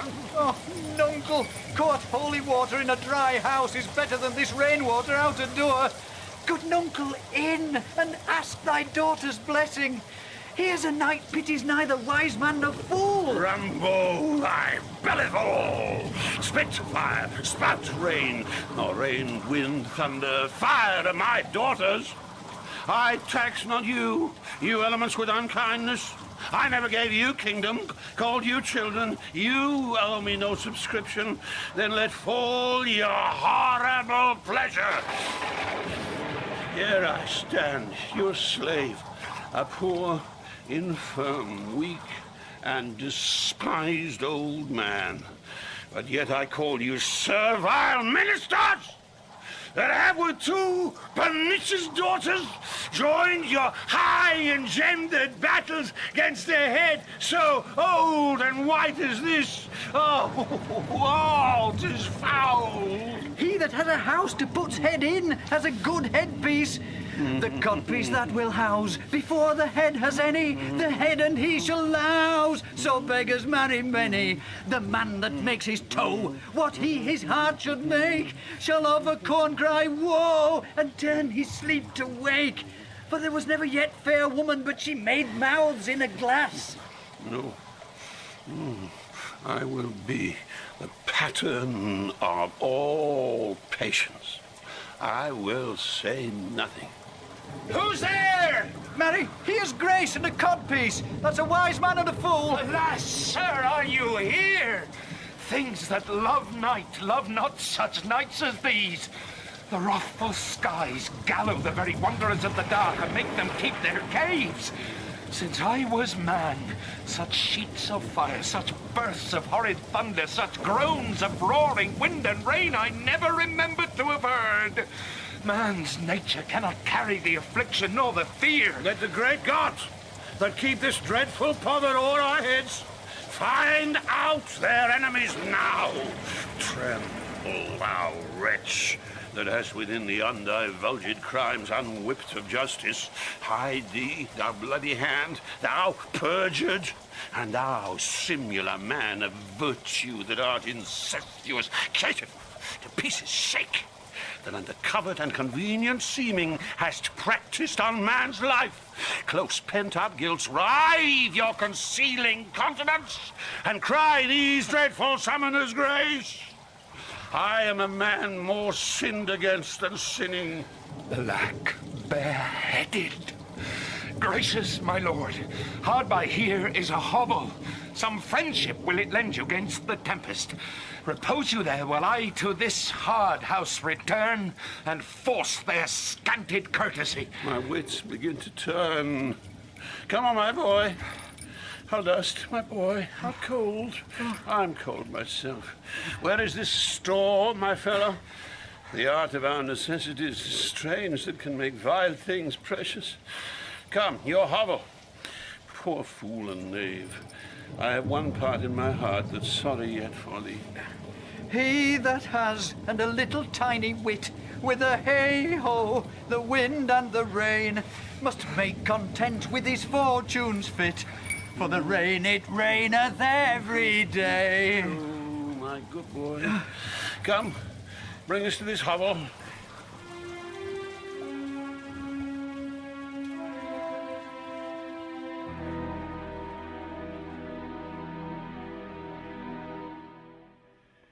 Alack, alack, Edmund, I like not this unnatural dealing. When I desired their leave that I might pity him, they took from me the use of mine own house. Charge me on pain of their perpetual displeasure, neither to speak of him, entreat for him, nor in any way sustain him. Most savage and unnatural. Go to, say you nothing. There is a division twixt the dukes, and a worse matter than that. I have received a letter this night.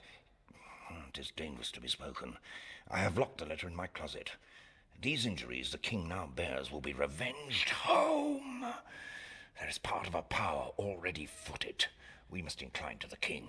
I will seek him and privily relieve him. Go you and maintain talk with the duke, that my charity be not of him perceived.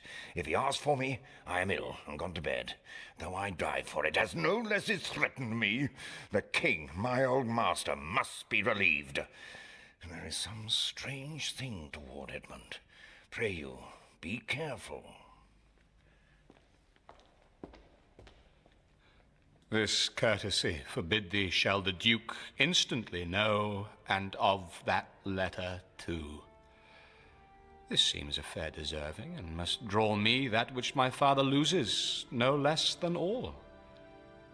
The younger rises when the old doth fall.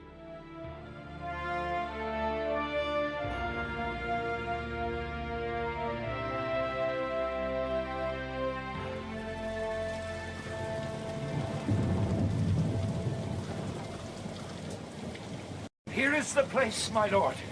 Good my lord, enter. The tyranny of the open night's too rough for nature to endure. Let me alone. Good my lord, enter here. Will break my heart. I had rather break mine own.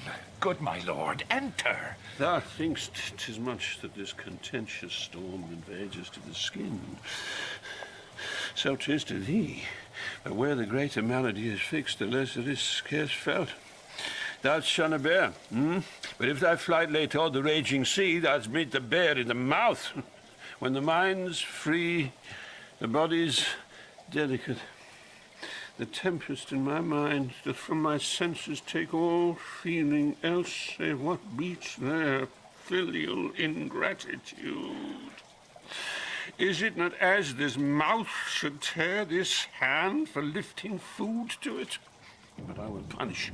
Home. Nope, I weep no more. In such a night to shut me out. Pour on! I will endure. In such a night as this, oh, Goneril, your old kind father, whose frank heart gave all. That way madness lies. Let me shun that. No more of that. Good my lord, enter here. Prithee, go in there, sir. Seek thine own ease. This tempest will not give me leave to ponder on things that hurt me more, but I'll go in. In, boy, go first. You, houseless poverty. Nay, get thee in. I'll pray, and then I'll sleep. Poor, naked wretches, wheresoe'er you are, that bide the pelting of this pitiless storm, how shall your houseless heads and unfed sides, your looped and windowed raggedness, defend you from seasons such as these? Oh, I have taken too little care of this. Take physic, pomp. Expose thyself to feel what wretches feel, that thou mayst shake the superflux to them and show the heavens more just. Fathom and half! Fathom and half! Bottom! Oh, come not in here, Uncle. Here's a spirit. Help me, help me. Give me thy hand. Who's there? A spirit. A spirit. He says his name's Poor Tom. What art thou that dost grumble there in the straw? Come forth. Away! The foul fiend follows me. Through the sharp hawthorn blows the cold wind. Go to thy cold bed and warm thee. Hast thou given all to thy 2 daughters? And art thou come to this? Who gives anything to poor Tom, whom the foul fiend hath led through fire and flame, and through ford and whirlpool, o'er bog and quagmire? Bless thy 5 wits, Tom's a cold. Oh, doody, doody, doody. Have his daughters brought him to this pass? Couldst thou save nothing?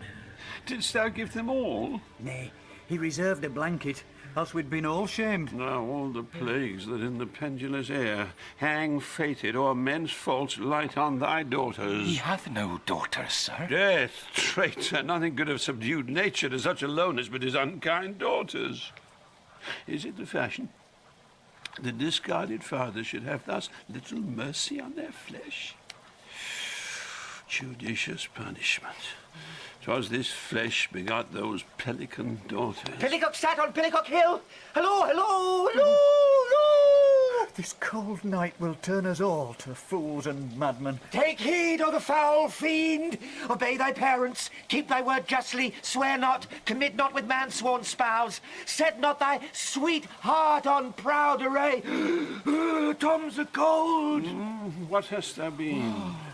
A serving man, proud in heart and mind, that curled my hair, wore gloves in my cap, served the lust of my mistress's heart, and did the act of darkness with her, swore as many oaths as I spake words, and broke them in the sweet face of heaven, one that slept in the contriving of lust, and waked to do it. Wine loved I deeply, dice dearly, and in woman out-paramored the Turk. Let not the creaking of shoes nor the rustling of silks betray thy poor heart to woman. Keep thy foot out of brothels, thy hand out of plackets, thy pen from lenders' books, and defy the foul fiend. Still through the hawthorn blows the cold wind. Why, thou wert better in thy grave than to answer with thy uncovered body this extremity of the skies. Is man no more than this? Consider him well. Thou owest the worm no silk, the beast no hide, the sheep no wool, the cat no perfume. Ooh. Here's 3 of us are sophisticated. Thou art the thing itself. Unaccommodated man is no more but such a poor, bare-forked animal as thou art. Off! Off, you lendings! Come, unbutton here. Oh, prithee, Nuncle, be contented. 'Tis a naughty night to swim in. Now a little fire in a wild field were like an old lecher's heart. A small spark, all Reston's body cold. Look! Here comes a walking fire. Who's there?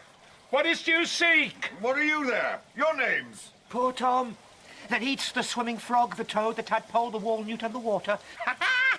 Beware, my follower. Peace, Smulkin, peace, thou fiend! What? Has your grace no better company? The Prince of Darkness is a gentleman. Modo he's called, and Mahu. Our flesh and blood is grown so vile, my lord, that it doth hate what gets it. Poor Tom's a gold! Go in with me. My duty cannot suffer to obey in all your daughter's hard commands. Though their injunction be to bar my doors and let this tyrannous night take hold of you, yet have I ventured to come seek you out and bring you where both fire and food is ready. First, let me talk with this philosopher.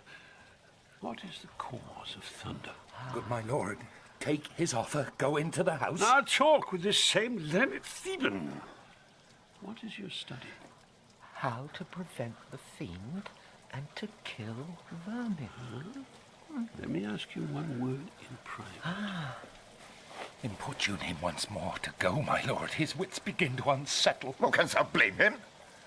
His daughters seek his death. That good Kent, he said it would be thus. Poor banished man. Thou sayest the king grows mad. I tell thee, friend, I'm almost mad myself. I had a son, now outlawed from my blood. He sought my life, but lately, very late. I loved him, friend. No father his son dearer. Truth to tell thee, the grief hath crazed my wits. Oh, what a night's this! I do beseech your grace. There, into the hovel, keep thee warm. Come, let's in all. This way, my lord. With him. I will keep still with my philosopher. Good Gloucester, soothe him. Let him take the fellow. Take him you on. Sirrah, come on. Go along with us. Come, good Athenian. No words. No words. Hush. Child Roland to the dark tower came. His word was still, fie, foe, and thumb. I smell the blood of a Britishman.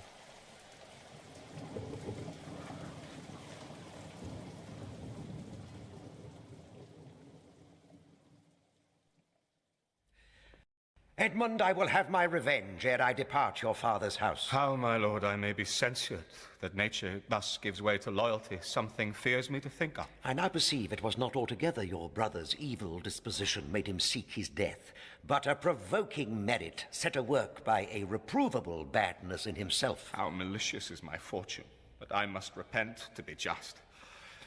This is the letter he spoke of, which approves him an intelligent party to the advantages of France. Oh, heavens, that this treason were not, or not I, the detector. Go with me to the Duchess. If the matter of this paper be certain, you have mighty business in hand. True or false, it hath made thee Earl of Gloucester. Seek out where thy father is, that he may be ready for our apprehension. I will persevere in my course of loyalty, though the conflict be sore between that and my blood. I will lay trust upon thee, and thou shalt find a dearer father in my love.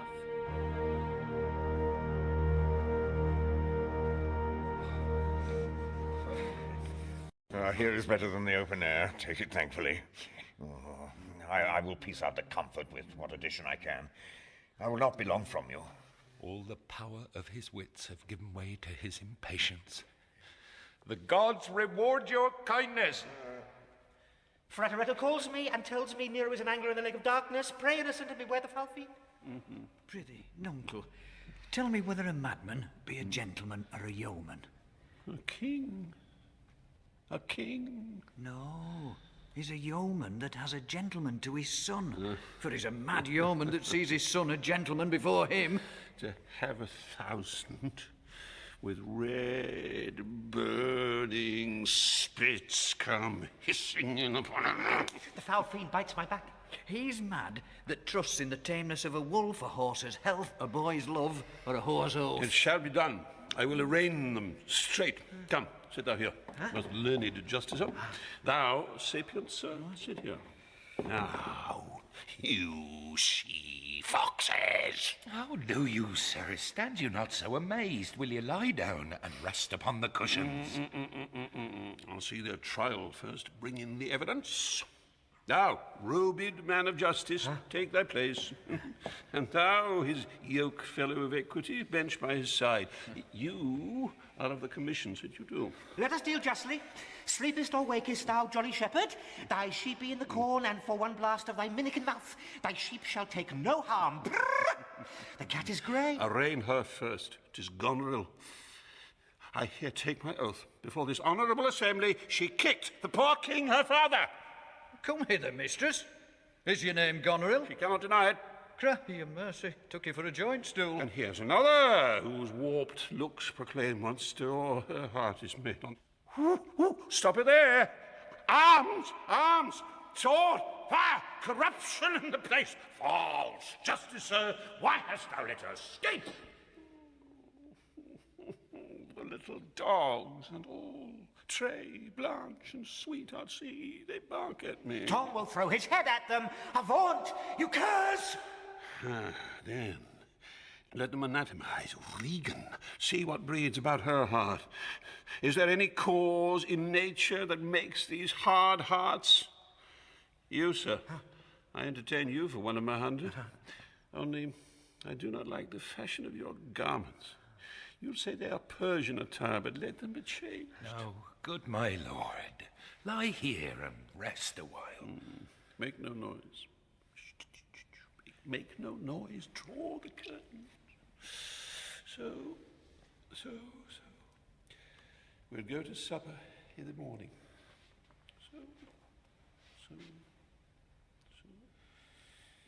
And I'll go to bed at noon. Where is the king, my master? Here, sir, but trouble him not. His wits are gone.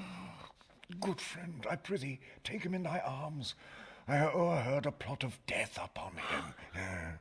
There is a litter ready, lay him in't, and drive towards Dover, friend, where thou shalt meet both welcome and protection. Take up thy master. If thou should dally half an hour, his life with thine, and all that offer to defend him, stand in assured loss. Take up, and follow me, that will to some provision give thee quick conduct. Oppressed nature sleeps. This rest might yet have balmed thy broken senses. Come, fool, help to bear thy master. Thou must not stay behind. Come away. When we our betters see bearing our woes, we scarcely think our miseries our foes. Who alone suffers most of the mind, leaving free things and happy shows behind. But then the mind much sufferance doth o'erskip, when grief hath mates and bearing fellowship. How light and portable my pain seems now, when that which makes me bend makes the king bow. He childed as I fathered Tom away. Mark the high noises and thyself bewray, when false opinion whose wrong thought defiles thee, in thy just proof repeals and reconciles thee. What will hap more tonight, safe scape the king. Lurk, lurk.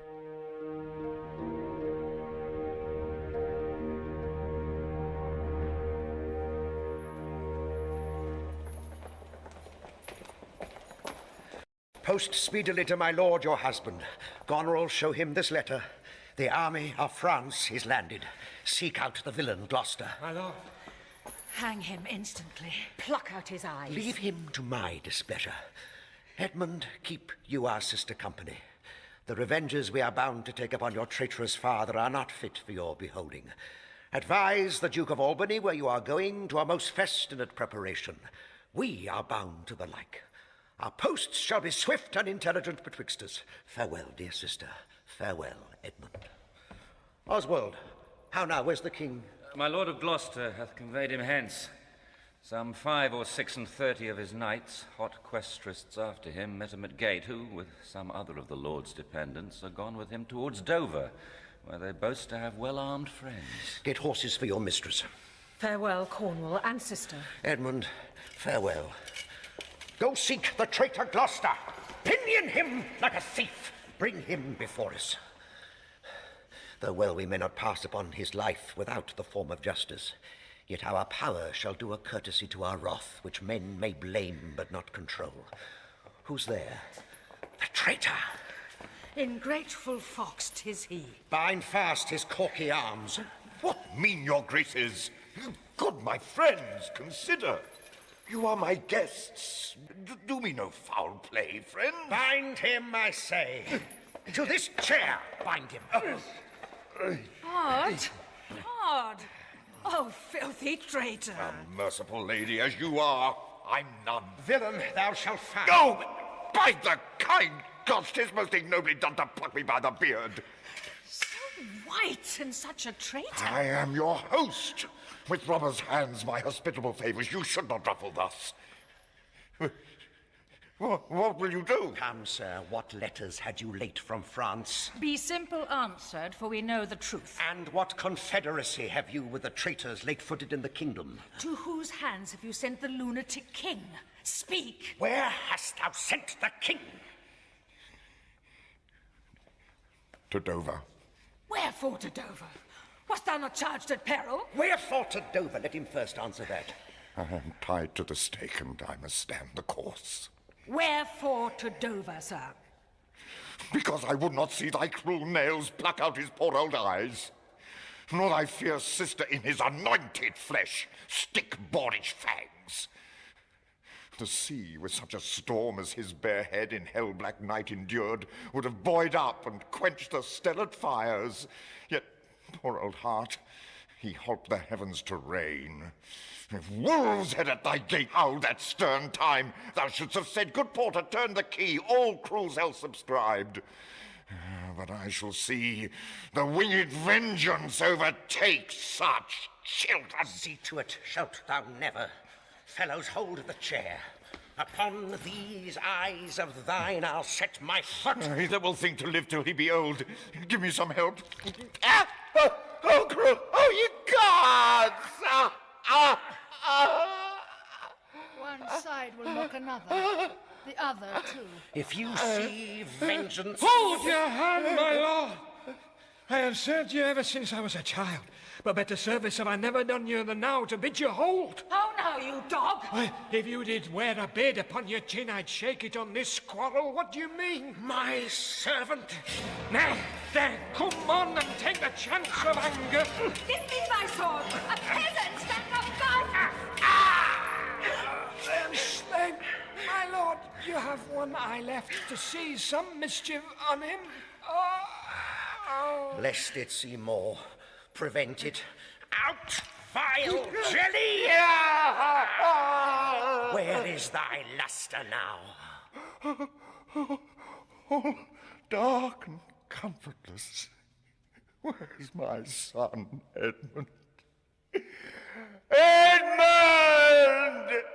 Enkindle all the sparks of nature to quit this horrid act. Out, treacherous villain. Thou call'st on him that hates thee. It was he that made the overture of thy treasons to us. Who is too good to pity thee? Oh, my follies. Then Edgar was abused. Kind gods, forgive me that, and prosper him. Go, thrust him out at gates, and let him smell his way to Dover. How is't, my lord? How look you? I have received a hurt. Follow me, lady. Turn out that eyeless villain. Throw this slave upon the dunghill. Oh, Regan, I bleed apace. Untimely comes this hurt. Give me your arm.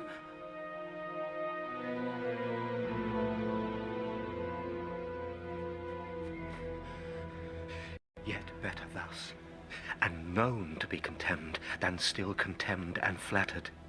To be worst, the lowest and most dejected thing of fortune, stands still in esperance, lives not in fear. The lamentable change is from the best, the worst returns to laughter. Welcome then, thou unsubstantial air that I embrace. The wretch that thou hast blown unto the worst owes nothing to thy blasts.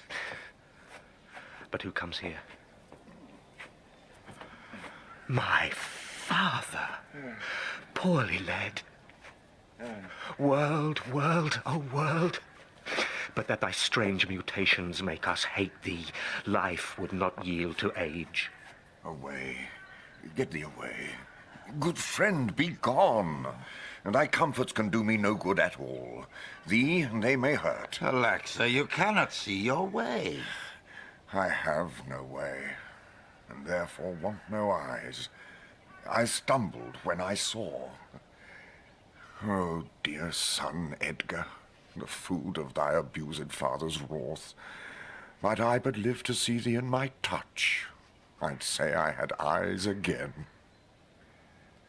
Oh, gods, who is't can say I am at the worst. I am worse than e'er I was. And worse I may be yet, the worst is not, so long as we can say this is the worst. Oh, now, who's there? That is poor mad Tom. Fellow, where goest? Is it a beggar man? Madman and beggar, too. He has some reason, else he could not beg. In the last night's storm I such a fellow saw, which made me think a man a worm. My son came then into my mind, and yet my mind was then scarce friends with him. I have heard more since. As flies to wanton boys are we to the gods. They kill us for their sport. How should this be? Bad is the trade that must play fool to sorrow, angering itself and others.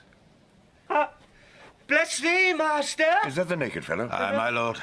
Then prithee get thee gone, and bring some covering for this naked soul, who I'll entreat to lead me. Alack, sir, he is mad. 'Tis the time's plague, when madmen lead the blind. Do as I bid thee, or rather, do thy pleasure. Above the rest, be gone. I'll bring him the best parrel that I have. Come on, what will? Sirrah! Naked fellow! Poor Tom's a cold! I cannot daub it further. Come hither, fellow. And yet I must. Bless thy sweet eyes, they bleed. Knowest thou the way to Dover? Both stile and gate, horseway and footpath. Poor Tom hath been scared out of his good wits. Bless thee, good man's son, from the foul fiend. Dost thou know Dover? Aye, master. There is a cliff whose high and bending head looks fearfully in the confined deep. Bring me but to the very brim of it. From that place I shall no leading need. Give me thy arm. Poor Tom shall lead thee.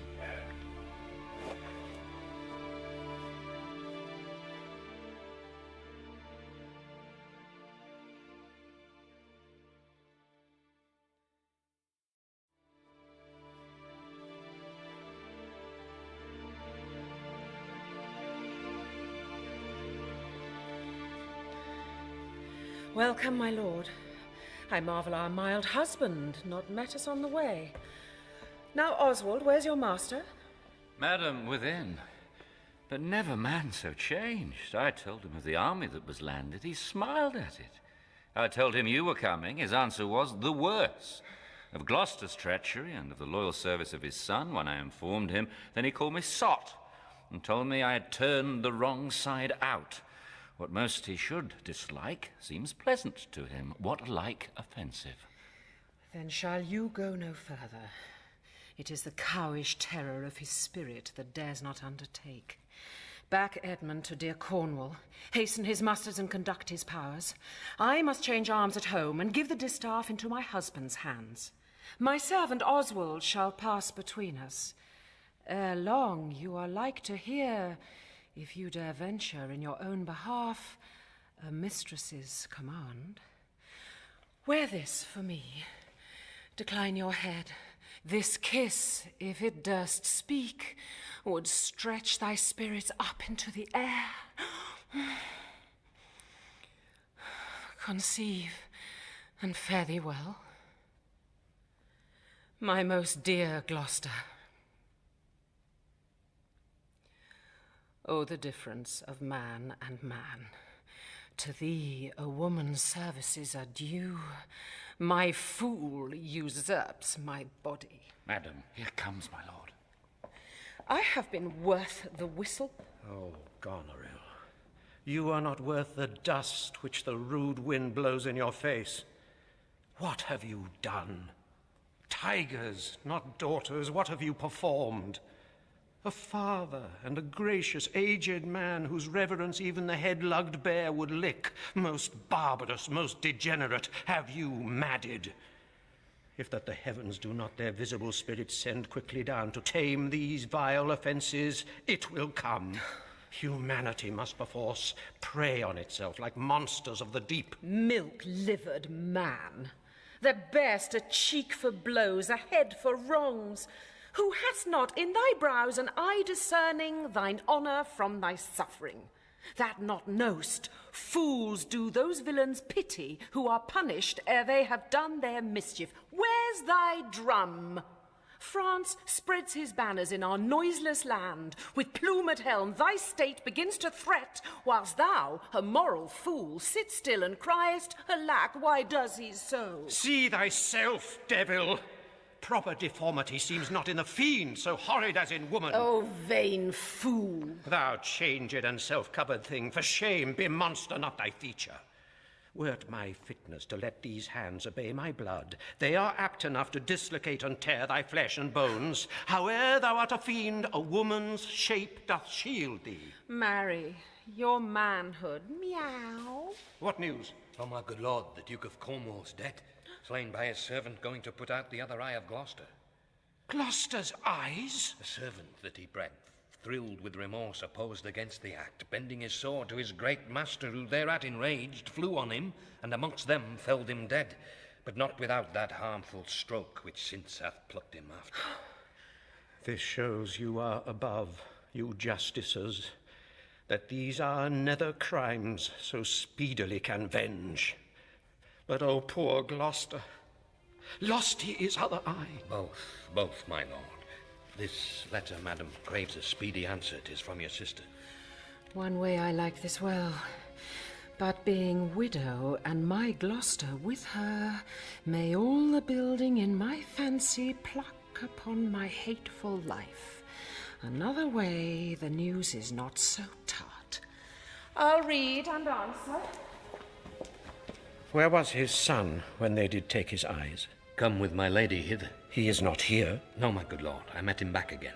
Knows he the wickedness? Aye, my good lord, 'twas he informed against him, and quit the house on purpose that their punishment might have the freer course. Gloucester, I live to thank thee for the love thou showedst the king, and to revenge thine eyes. Come hither, friend. Tell me what more thou knowest.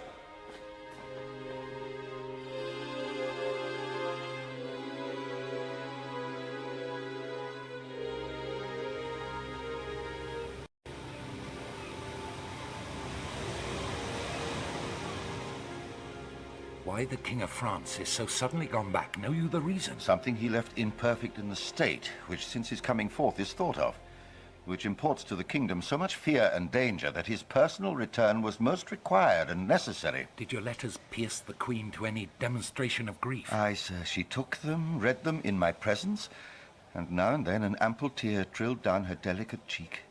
Sorrow would be a rarity most beloved if all could so become it. Well, sir, the poor distressed Lear's i' the town, who sometime in his better tune remembers what we are come about, and by no means will yield to see his daughter. Why, good sir?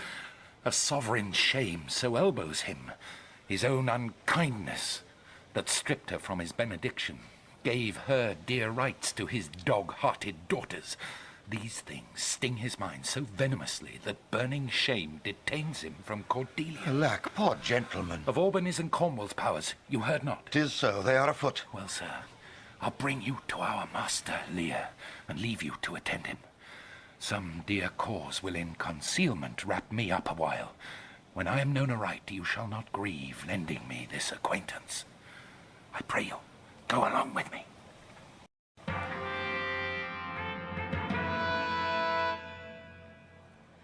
Alack, 'tis he. Why, he was met even now as mad as the vexed sea, singing aloud, crowned with rank fumiter and furrow-weeds, with burdocks, hemlock, nettles, cuckoo flowers, darnel, and all the idle weeds that grow in our sustaining corn. A century send forth, search every acre in the high-grown field, and bring him to our eye. Sir, what can man's wisdom do in the restoring his bereaved sense? He that helps him take all my outward worth. There is means, madam. Our foster nurse of nature is repose, the which he lacks. That to provoke in him are many simples operative, whose power will close the eye of anguish. All blessed secrets, all you unpublished virtues of the earth, spring with my tears. Be aidant and remediate in the good man's distress.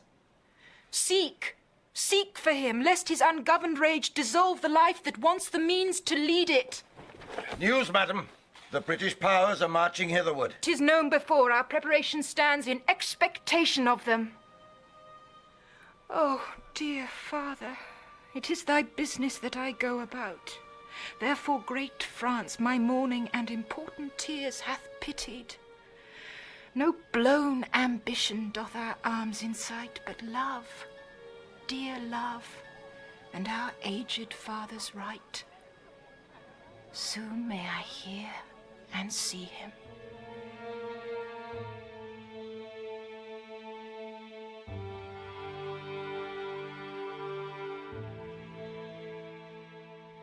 But are my brother's powers set forth? Aye, madam. Himself in person there? Madam, with much ado, your sister is the better soldier.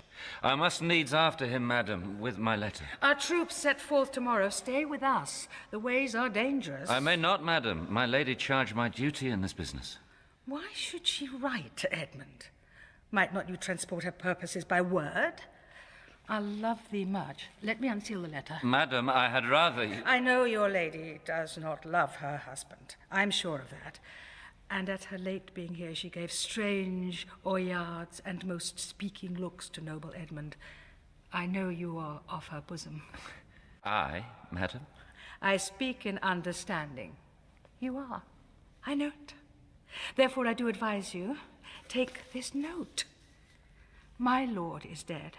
Edmund and I have talked, and more convenient is he for my hand than for your lady's. You may gather more if you do find him. Pray you, give him this. So, fare you well. If you do chance to hear of that blind traitor, preferment falls on him that cuts him off. Would I could meet him, madam. I should show what party I do follow. Fare thee well.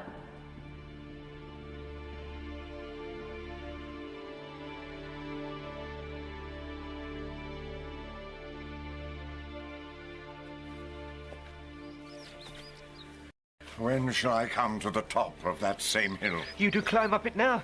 Look how we labour. Since the ground is even. Horrible steep. Hark! Do you hear the sea?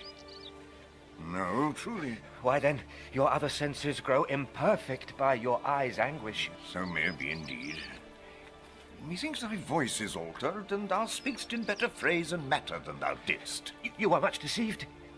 In nothing am I changed but in my garments. Methinks you're better spoken. Come on, sir. Here's the place. Stand still. How fearful and dizzy 'tis to cast one's eyes so low. The crows and choughs that wing the midway air show scarce so gross as beetles. Halfway down hangs one that gathers samphire, dreadful trade. Methinks he seems no bigger than his head. The fishermen that walk upon the beach appear like mice. And yond tall anchoring bark, diminished to her cock a boy, almost too small for sight. The murmuring surge that on the unnumbered idle pebble chafes cannot be heard so high. I'll look no more, lest my brain turn and the deficient sight topple down headlong. Yes, set me where you stand. Give me your hand. You are now within a foot of the extreme verge. For all beneath the moon would I not leap upright. Oh, you mighty gods! This world I do renounce, and in your sights shake patiently my great affliction off.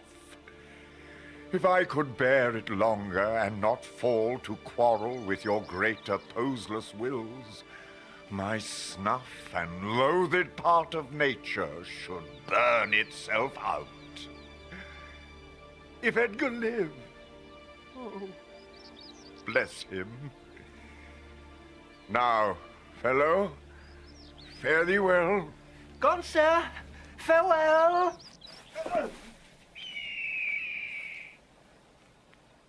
Had he been where he thought, by this had thought been past, alive or dead. Ho, you, sir. Friend. Hear you, sir, speak. Thus might he pass indeed, yet he revives. What are you, sir? Away, and let me die. Hadst thou been aught but gossamer, feathers, air, so many fathom down precipitating, thou'dst shivered like an egg. But thou dost breathe, hast heavy substance, bleedst not, speakst, art sound. 10 masts at each make not the altitudes which thou hast perpendicularly fell. Thy life's a miracle. Speak yet again. But have I fallen or no? From the dread summit of this chalky bourne. Look up a height. The shrill gorged lark so far cannot be seen or heard. Do but look up. Alack, I have no eyes. Is wretchedness deprived that benefit to end itself by death? 'Twas yet some comfort when misery could beguile the tyrant's rage and frustrate his proud will. Give me your arm. Up. So. How is't? Feel you your legs? You stand? Oh, too well, too well. This is above all strangeness. But who comes here? No! They cannot touch me for coining. I'm the king himself. Oh, thou side-piercing sight. Nature's above art in that respect. There's your press money. That fella handles his bow like a crow keeper. Draw me a clothier's yard. Look, look, a mouse. Peace, peace. This piece of toasted cheese will do it. Psst. There's my gauntlet. I'll prove it on a giant. Bring up the brown bills. Oh, well flown, bird. In the clouds, in the clouds. Phew! Give the word. Sweet marjoram. Pass. I know that voice. No, Goneril with the white beard. They flattered me like a dog and told me I had white hairs in my beard, and the black ones were there to say I and no to everything I said. I and no too was no good divinity.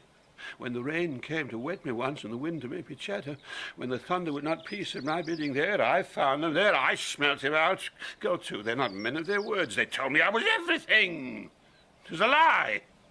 I'm not ague-proof. The trick of that voice I do well remember. It's not the king. Aye, every inch the king. When I do stare, see how the subject quakes. I pardon that man's life.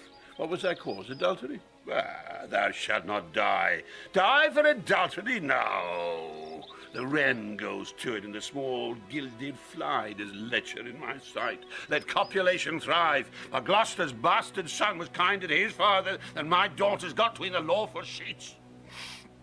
To it, luxury, pell-mell, for I lack soldiers. Behold, yon simpering dame, whose face between her forks presages snow that minces virtue, and does shake the head to hear of pleasure's name. The fitchew! Now the soiled horse goes to it with a more riotous appetite. Down from the waist they're all centaurs, the women all above. But to the girdle do the gods inherit, beneath is all the fiends. There's hell, there's darkness, there's the sulphurous pit. Burning, scalding stench, consumption. Fine. Give me an ounce of civet, good apothecary, to sweeten my imagination. There's money for thee. Oh, let me kiss that hand. Let me wipe it first. It smells of mortality. Oh, ruined piece of nature. This great world shall so wear out to naught. Dost thou know me? I remember thine eyes well enough. Dost thou squinty at me? Oh, do thy worst, blind Cupid. I'll not love. Read thou this challenge. Marked with the penning of it. Were all thy letters suns I could not see. Read. What? With the case of eyes? Oh, are you there with me? No eyes in your head, no money in your purse. Your eyes are in a heavy case, your purse in a light. Yet you see how this world goes. I see it feelingly. What, that mad? A man may see how this world goes with no eyes. Look with thine ears. See how yon justice rails upon yon simple thief. Hark in thine ear. Change places. And handy-dandy, which is the justice, which is the thief. Psst. Thou hast seen a farmer's dog bark at a beggar. Yeah, sir. And the creature run from the cur? There thou mightst behold the great image of authority. A dog's obeyed in office. Thou, rascal beadle, hold thy bloody hand. Why dost thou lash that whore? Strip thine own back. Thou hotly lusts to use her in that kind for which thou whipst her. The usurer hangs the cozener. Through tattered clothes, small vices do appear. Robes and furred gowns hide all. Plate sin with gold, and the strong lance of justice hurtless breaks. Arm it in rags, a pygmy's straw does pierce it. None does offend. None, I say none. I label them. Take that of me, my friend, who have the power to seal the accuser's lips. Get thee glass eyes, huh? And like a scurvy politician seem to see the things thou dost not. Now, pull off my boots. Harder, so. Oh, matter and impertinency mixed. Reason in madness. If thou wilt weep my fortunes, take my eyes. I know thee well enough. Thy name is Gloucester. Thou must be patient. We came crying hither. Thou knowest the first time that we smell the air, we wail and cry. I'll preach to thee. Mark. Alack the day. When we are born, we cry that we are come to this great stage of fool. This is a good block. It were a delicate stratagem to shoe a troop of horse with felt. I'll put it in proof. And when I have stolen upon these sons-in-law, then kill. Oh, here he is. Lay hand upon him, sir. Your most dear daughter sends me. Well, no rescue. What, a prisoner? I'm even the natural fool of fortune. Use me well, you shall have ransom. Let me have surgeons, I'm cut to the brains. You shall have anything. No seconds, all myself. Why, this would make a man of salt to use his eyes for garden water pots, aye, and laying autumn's dust. Good sir. I will die bravely, like a smug bridegroom. What? I will be jovial. Come. I am a king, my masters. Know you that? You are a royal one, and we obey you. Well, then there's life in it. Nay, if you get it, you should get it with running. Sight most pitiful in the meanest wretch. Past speaking of in a king. Hail, gentle sir. Sir, speed you what you will. Do you hear aught, sir, of a battle toward? Most sure and vulgar. Everyone hears that which can distinguish sound. But by your favour, how near's the other army? Near and on speedy foot. I thank you, sir, that's all.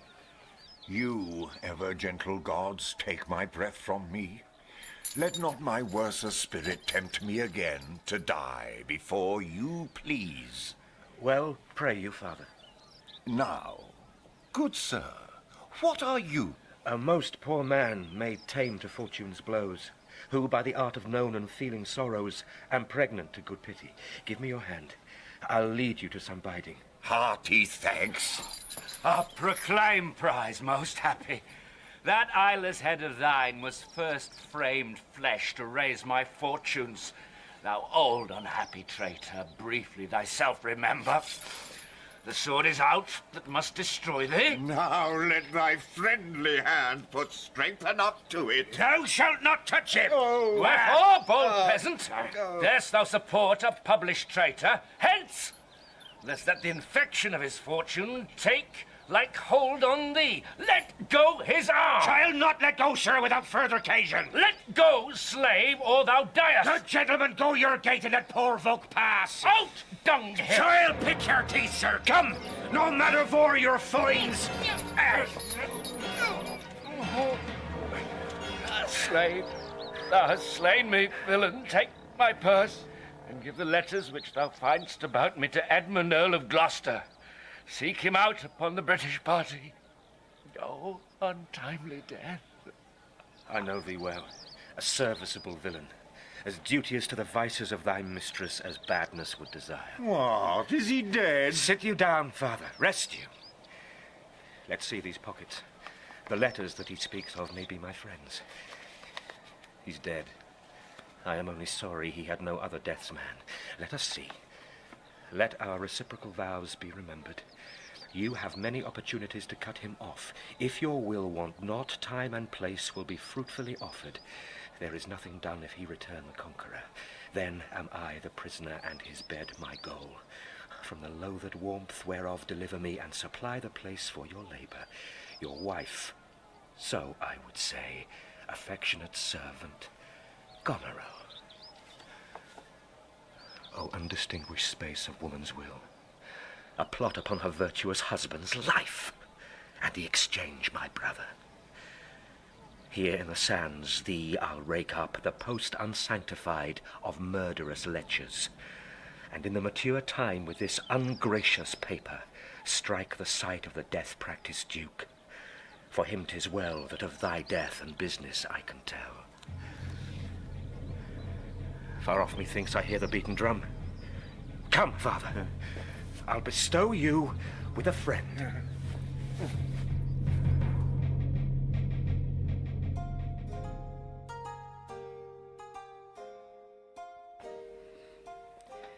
O thou good Kent, how shall I live and work to match thy goodness?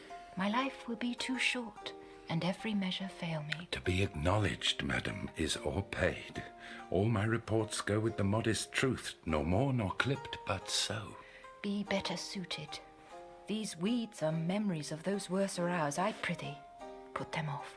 Pardon me, dear madam, yet to be known shortens my made intent. My boon I make it that you know me not till time and I think meet. Then be it so, my good lord. How does the king? Madam, sleep still. Oh, you kind gods, cure this great breach in his abused nature. The untuned and jarring senses, oh, wind up of this child changed father. So please your majesty that we may wake the king. He hath slept long. Be governed by your knowledge and proceed in the sway of your own will. Is he arrayed? Aye, madam. In the heaviness of his sleep we put fresh garments on him. Be by, good madam, when we do awake him. I doubt not of his temperance. Very well. Please you draw near. Louder the music there. Oh, my dear father, restoration hang thy medicine on my lips, and let this kiss repair those violent harms that my two sisters have in thy reverence made. Kind and dear princess. Had you not been their father, these white flakes had challenged pity of them. Was this a face to be opposed against the warring winds? To stand against the deep, dread-bolted thunder? In the most terrible and nimble stroke of quick cross lightning, to watch poor Perdieu with this thin helm. Mine enemy's dog, though he had bit me, should have stood that night against my fire. And wast thou fain, poor father, to hovel thee with swine and rogues forlorn in short and musty straw? Alack, alack! 'Tis wonder that thy life and wits at once had not concluded all. He wakes. Speak to him. Madam, do you 'tis fittest. How does my royal lord? How fares your majesty? You do me wrong to take me out of the grave. Thou art a soul in bliss, but I am bound upon a wheel of fire, that mine own tears do scald like molten lead. Sir, do you know me? You are a spirit, I know. When did you die? Still, far wide. He's scarce awake. Let him alone a while. Where have I been? Where am I? Where daylight? I am mightily abused. I should e'en die with pity to see another thus. I know not what to say. I will not swear these are my hands. Let's see. I feel this pinprick. Would I was assured of my condition. Oh, look upon me, sir, and hold your hands in benediction o'er me. No, sir, you must not kneel. Pray do not mock me. I am a very foolish, fond old man, 80, and upward, not an hour more nor less. And to deal plainly, I fear I'm not in my perfect mind. Methinks I should know you, and know this man. Yet I'm doubtful, for I am mainly ignorant what place this is. And all the skill I have remembers not these garments, nor I know not where I did lodge last night. Do not laugh at me, for as I am a man, I think this lady to be my child, Cordelia. And so I am. I am. Be your tears wet? Yes, Faith, I pray weep not. If you have poison for me, I will drink it. I know you do not love me, for your sisters have, as I do remember, done me wrong. You have some cause, they have not. No cause. No cause. Am I in France? In your own kingdom, sir. Oh, do not abuse me. Be comforted, good madam. The great rage you see is killed in him, and yet it is danger to make him even o'er the time he has lost. Desire him to go in. Trouble him no more till further settling. Will it please your highness walk? You must bear with me. Pray you now, forget and forgive. I am old and foolish.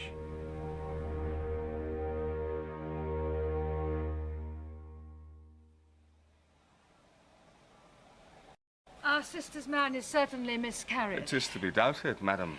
Now, sweet lord, you know the goodness I intend upon you. Tell me, but truly, but then speak the truth. Do you not love my sister? In honoured love. But have you never found my brother's way to the forfended place? No, by mine honour, madam. I never shall endure her. Dear my lord, be not familiar with her. Fear me not. She and the Duke, her husband. Our very loving sister, well be met. I had rather lose the battle than that sister should loosen him and me. Sir, this I hear. The king is come to his daughter, with others whom the rigour of our state forced to cry out. Where I could not be honest, I never yet was valiant. For this business it toucheth us as France invades our land. Not bolds the king, with others whom I fear most just and heavy causes make oppose. So you speak nobly. Why is this reasoned? Combined together against the enemy, for these domestic and particular broils are not the question here. Let's then determine with the ancient of war on our proceedings. I shall attend you presently at your tent. Sister, you'll go with us? No. 'Tis most convenient. Pray you, go with us. Oh, I know the riddle. I will go. If e'er your grace had speech with man so poor, hear me one word. I'll overtake you. Speak. Before you fight the battle, ope this letter. If you have victory, let the trumpet sound for him that brought it. Wretched though I seem, I can produce a champion that will prove what is avouched there. If you miscarry, your business of the world hath so an end, and machination ceases. Fortune love you. Stay till I have read the letter. I was forbidden. When time shall serve, let but the herald cry, and I'll appear again. Why, fare thee well. I will o'erlook thy paper. The enemy's in view! Draw up your powers. Here is the guess of their true strength and forces, by diligent discovery. But your haste is now urged on you. We will greet the time! To both these sisters have I sworn my love, each jealous of the other as the stung are of the adder. Which of them shall I take? Both, one, or neither? Neither can be enjoyed if both remain alive. To take the widow exasperates, makes mad her sister Goneril, and hardly shall I carry out my side her husband being alive. Now then, we'll use his countenance for the battle, which being done, let her who would be rid of him devise his speedy taking off. As for the mercy which he intends to Lear and to Cordelia, the battle done, and they within our power, shall never see his pardon, for my state stands on me to defend, not to debate.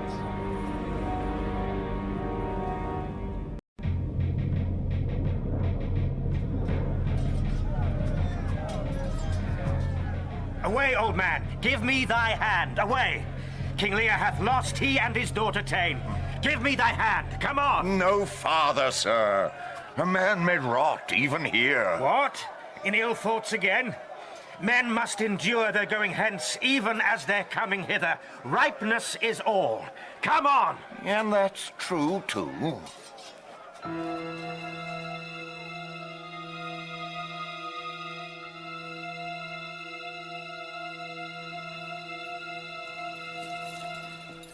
Some officers take them away. Good guard, until their greater pleasures first be known that are to censure them.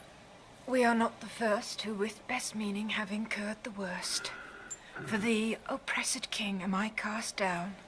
Myself could else outfrown false fortune's frown. Shall we not see these daughters and these sisters? No. Come, let's away to prison. We two alone will sing like birds in a cage. When thou dost ask me blessing, I'll kneel down and ask of thee forgiveness.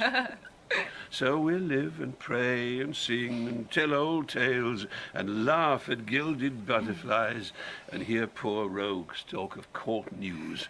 And we'll talk with them too, who loses and who wins, who's in, who's out, and take upon us the mystery of things as if we were God's spies. And we'll wear out in a walled prison packs and sects of great ones that ebb and flow by the moon. Take them away. Upon such sacrifices, my Cordelia, the gods themselves throw incense. Have I caught thee? He that parts us shall bring a brand from heaven and fire us hence like foxes. Wipe thine eyes. The good years shall devour them, flesh and fell, ere they shall make us weep. We'll see 'em starve first. Come. Come hither, Captain. Hark. Take thou this note. Go, follow them to prison. One step I have advanced thee. If thou dost as this instructs thee, thou dost make thy way to noble fortunes. I'll do it, my lord. Sir, you have shown today your valiant strain, and fortune led you well. You have the captives that were the opposites of this day's strife. We do require them of you. Sir, I thought it fit to send the old and miserable king to some retention and appointed guard. Sir, by your patience, I hold you but a subject of this war, not as a brother. That's as we list to grace him. Methinks our pleasure might have been demanded ere you had spoke so far. He led our powers, bore the commission of my place and person, the which immediacy may well stand up and call itself your brother. Not so hot. In his own grace he doth exalt himself, more than in your addition. In my rights, by me invested, he compeers the best. That were the most if he should husband you. Jesters do oft prove prophets! Hola, hola! That eye that told you so looked but a squint. Lady! I am not well, else I should answer from a full-flowing stomach. General, take thou my soldiers, prisoners, patrimony. Dispose of them, of me, the walls are thine. Witness the world that I create thee here, my lord and master. Mean you to enjoy him? The let alone lies not in your goodwill. Nor in thine, lord. Half-blooded fellow, yes. Let the drum strike and prove my title thine. Stay yet. Hear reason. Edmund, I arrest thee on capital treason, and in thine attaint this gilded serpent. For your claim, fair sister, I bar it in the interest of my wife. 'Tis she is subcontracted to this lord, and I, her husband, contradict your bans. If you will marry, make your loves to me. My lady is bespoke. An interlude. Thou art armed, Gloucester. Let the trumpet sound. If none appear to prove upon thy head thy heinous, manifest, and many treasons, there is my pledge. I'll prove it on thy heart. Ere I taste bread, thou art in nothing less than I have here proclaimed thee. Sick! Oh, sick! If not, I'll ne'er trust medicine. There's my exchange. What in the world he is that names me traitor, villain like he lies. Call by thy trumpet. A herald, ho! A herald, ho, a herald! My sickness grows upon me. She is not well. Convey her to my tent. Come hither, herald. Let the trumpet sound and read out this. Sound trumpet! If any man of quality or degree within the lists of the army will maintain upon Edmund, supposed Earl of Gloucester, that he is a manifold traitor, let him appear by the third sound of the trumpet. He is bold in his defence. Sound! Again. Again. Ask him his purposes, why he appears upon this call of the trumpet. What are you, your name, your quality, and why you answer this present summons? No, my name is lost. By treason's tooth bear gnawn and canker bit, yet am I noble as the adversary I come to cope. Which is that adversary? What's he that speaks for Edmund, Earl of Gloucester? Himself. What sayest thou to him? Draw thy sword, that if my speech offend a noble heart, thy arm may do thee justice. I protest, despite thy victor sword and fire new fortune, thy valour and thy heart, thou art a traitor. False to thy gods, thy brother and thy father, and from the extremest upward of thy head to the descent and dust below thy foot, a most toad-spotted traitor. Say thou no, this sword, this arm, and my best spirits are bent to prove upon thy heart whereto I speak, thou liest. Ha! Back do I toss these treasons to thy head. With the hell-hated lie o'erwhelm thy heart, which for they yet glance by and scarcely bruise, this sword of mine shall give them instant way, where they shall rest forever.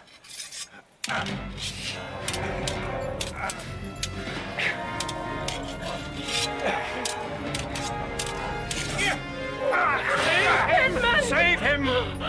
This is practice, Gloucester.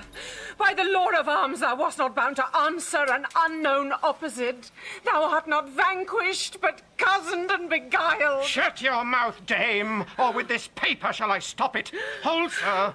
Thou worse than any name, read thine own evil. No tearing, lady. I perceive you know it. Say if I do, the laws are mine, not thine. Who can arraign me for't? Most monstrous, oh. Knowst thou this paper? Ask me not what I know. Go after her, she's desperate. Govern her. What you have charged me with, that have I done. And more, much more. The time will bring it out. 'Tis past, and so am I. But what art thou that hast this fortune on me? I am no less in blood than thou art, Edmund. My name is Edgar, and thy father's son. The gods are just, and of our pleasant vices make instruments to plague us. The dark and vicious place where thee he got cost him his eyes. Thou hast spoken right. 'Tis true. The wheel is come full circle. I am here. Methought thy very gait did prophesy a royal nobleness. I must embrace thee. Let sorrow split my heart, if ever I did hate thee or thy father. Worthy prince, I know it. Where have you hid yourself? How have you known the miseries of your father? By nursing them, my lord. List a brief tale. And when 'tis told, oh, that my heart would burst. The bloody proclamation to escape that followed me so near taught me to shift into a madman's rags, to assume a semblance that very dogs disdained. And in this habit met I my father with his bleeding rings, their precious stones new lost, became his guide, led him, begged for him, saved him from despair. Never, O fault, revealed myself unto him until some half hour passed when I was armed. Not sure, though hoping of this good success, I asked his blessing, and from first to last told him my pilgrimage. But his flawed heart, alack, too weak the conflict to support, twixt two extremes of passion, joy, and grief, burst smilingly. This speech of yours hath moved me, and shall perchance do good. But speak you on. You look as you had something more to say. If there be more woeful, hold it in, for I am almost ready to dissolve hearing of this. This would have seemed a period to such as love, not sorrow. But another, to amplify too much, would make much more, and top extremity. Whilst I was big in clamour, came there in a man, who, having seen me in my worst estate, shunned my abhorred society. But then, finding who 'twas that so endured, with his strong arms he fastened on my neck, and bellowed out as he burst heaven, threw him on my father, told the most piteous tale of Lear and him that ever ear received, which in recounting his grief grew puissant, and the strings of life began to crack. But who was this? Kent, sir. The banished Kent, who in disguise followed his enemy king, and did him service improper for a slave. Oh, help, help, oh, help! What means that bloody knife? It is hot. It smokes. It came even from the heart of... she is dead. Who dead? Speak, man! Your lady, sir, your lady. And her sister by her is poisoned. She hath confessed it. I was contracted to them both. All three now marry in an instant. Here comes Kent. Produce their bodies, be they alive or dead. This judgment of the heavens that makes us tremble touches us not with pity. I am come to bid my king and master a good night. Is he not here? Great thing of us forgot. Speak, Edmund. Where's the king? And where's Cordelia? Seest thou this object? These bodies, Kent? Alack, why thus? Yet Edmund was beloved. The one the other poisoned for my sake, and after slew herself. Even so. Cover their faces. I pant for life. Some good I mean to do, despite of mine own nature. Quickly, send, be brief in it, to the castle, for my writ is on the life of Lear and on Cordelia. Nay, send in time. Run, run, oh run! To whom, my lord? Who hath the office? Send thy token of reprieve. Well thought. Take my sword, give it to the captain. Haste thee for thy life! He hath commission from thy wife and me to hang Cordelia in the prison, and to lay the blame upon her own despair that she fordid herself. The gods defend her. Bear him hence a while. Howl! Howl! Howl! Howl! Oh, you're men of stone. Had I your tongues and eyes, I'd use them so that heaven's vault should crack. She's gone forever. I know when one is dead and when one lives. She's dead as earth. Lend me a looking glass. If that her breath will mist or stain the stone, why then she lives. Is this the promised end? Or image of that horror? Fall and cease. This feather stirs. She lives. If it be so, it is a chance which does redeem all sorrows that ever I have felt. Oh, my good master. Prithee away. 'Tis noble Kent, your friend. A plague upon you, murderers, traitors, all. I might have saved her. Now she's gone forever. Cordelia. Cordelia. Cordelia. Cordelia, stay a little. What is thou sayest? Her voice was ever soft, gentle, and low, an excellent thing in woman. I killed the slave that was hanging thee. 'Tis true, my lords, he did. Did I not, fellow? I've seen the day with my good biting falchion. I would have made them skip. I'm old now, and these same crosses spoil me. Who are you? Mine eyes are not of the best, I tell you straight. If fortune brag of two she loved and hated, one of them we behold. This is a dull sight. Are you not Kent? The same. Your servant, Kent. Where is your servant, Caius? Well, he's a good fellow, I can tell you that. He'll strike, and quickly, too. He's dead and rotten. No, my good lord. I am the very man that from your first of difference and decay have followed your sad steps. Oh. You're welcome here. No man else. All's cheerless, dark, and deadly. Your eldest daughters have fordone themselves and desperately are dead. Aye, so I think. Edmund is dead, my lord. That's but a trifle here. You lords and noble friends know our intent. What comfort to this great decay may come shall be applied.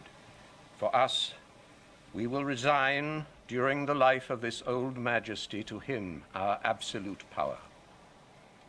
You, to your rights, with boot and such addition as your honors have more than merited. All friends shall taste the wages of their virtue, and all foes the cup of their deservings. Oh, see, see. And my poor fool was hanged. No, no. No life. Why should a dog, a horse, a rat have life and thou no breath at all? Thou'lt come no more. Never, never, Never. Never. Pray, undo this button. Thank you, sir. Do you see this? Look on her. Look. Her lips. Look. There. Look. There.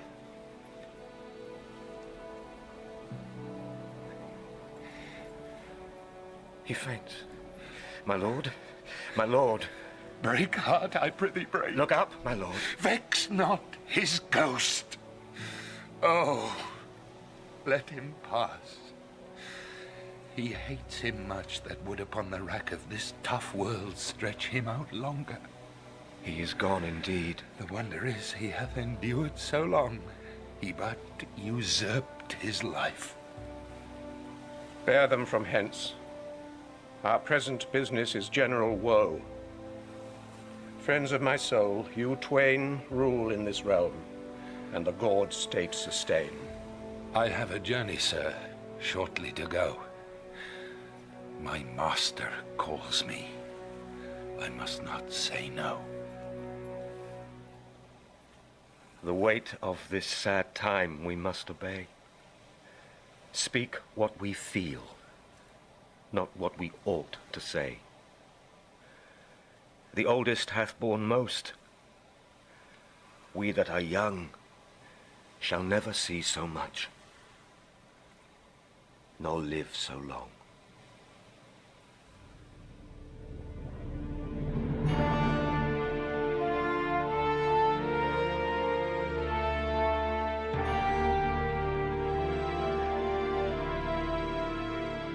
In King Lear by William Shakespeare, Lear was played by Corin Redgrave, Goneril by Geraldine James, Regan by Kika Markham, and Cordelia by Justine Waddell. Gloucester was played by John Carlyle, Kent by David Troughton, Edmund by William Houston, Edgar by Robert Glenister, and the Fool by Paul Copley.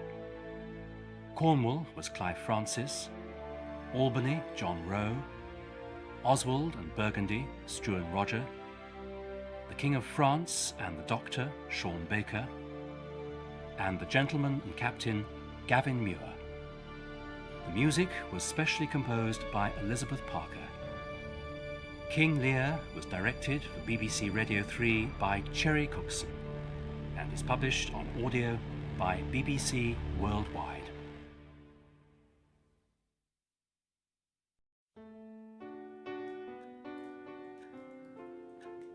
The opera ghost really existed. Oh, I know what you're thinking. That he was a mere phantom, conjured up by the imagination of artists, given flesh by rumour and gossip, and brought to life by superstitious fancy. But you're wrong. He was real, and this is his story. It all took place 30 years ago in the giddy romantic days of the 1880s. Many of the principal players in our tale are still alive today, but some, as you shall discover, did not survive the events I am about to relate. That unfortunate scene-shifter Joseph Bouquet, for one. When I think of his lifeless body swinging to and fro... Oh, but I'm getting ahead of myself. We were speaking of the opera ghost. And what a tale it is. Of course, you don't have to take my word for it. We have some excellent sources. The private papers of the gentleman known simply as the Persian, and a frivolous little opus by Monsieur Armand Moncharmin entitled Memoirs of a Manager. Do you possess a copy? I thought not. Hardly a bestseller. You'll meet Monsieur Moncharmin shortly, and you can judge for yourself why it's sold in such meagre quantities. For years, I've been collecting information on the ghost. Eyewitness accounts, letters, diary entries, newspaper cuttings, and, of course, police reports. It's become a little hobby of mine. But perhaps you don't care for such evidence. Letters can be forged, after all, eyewitnesses mistaken. Well, how do you explain the skeleton? Oh yes, I thought that would get your attention. A few years ago, workmen digging in the catacombs under the Opera House discovered a corpse, the body of a man. But this was no ordinary skeleton. The limbs were distended and the skull... Ah, but you'll find out about the skull in due course. First things first. Let us journey back in time to that fateful dressing room beneath the stage of the Paris Opera House, to that frightened little ballet dancer and her silly ghost stories. For this is where our tale begins. And how do I know? I was there, my friend. I was there.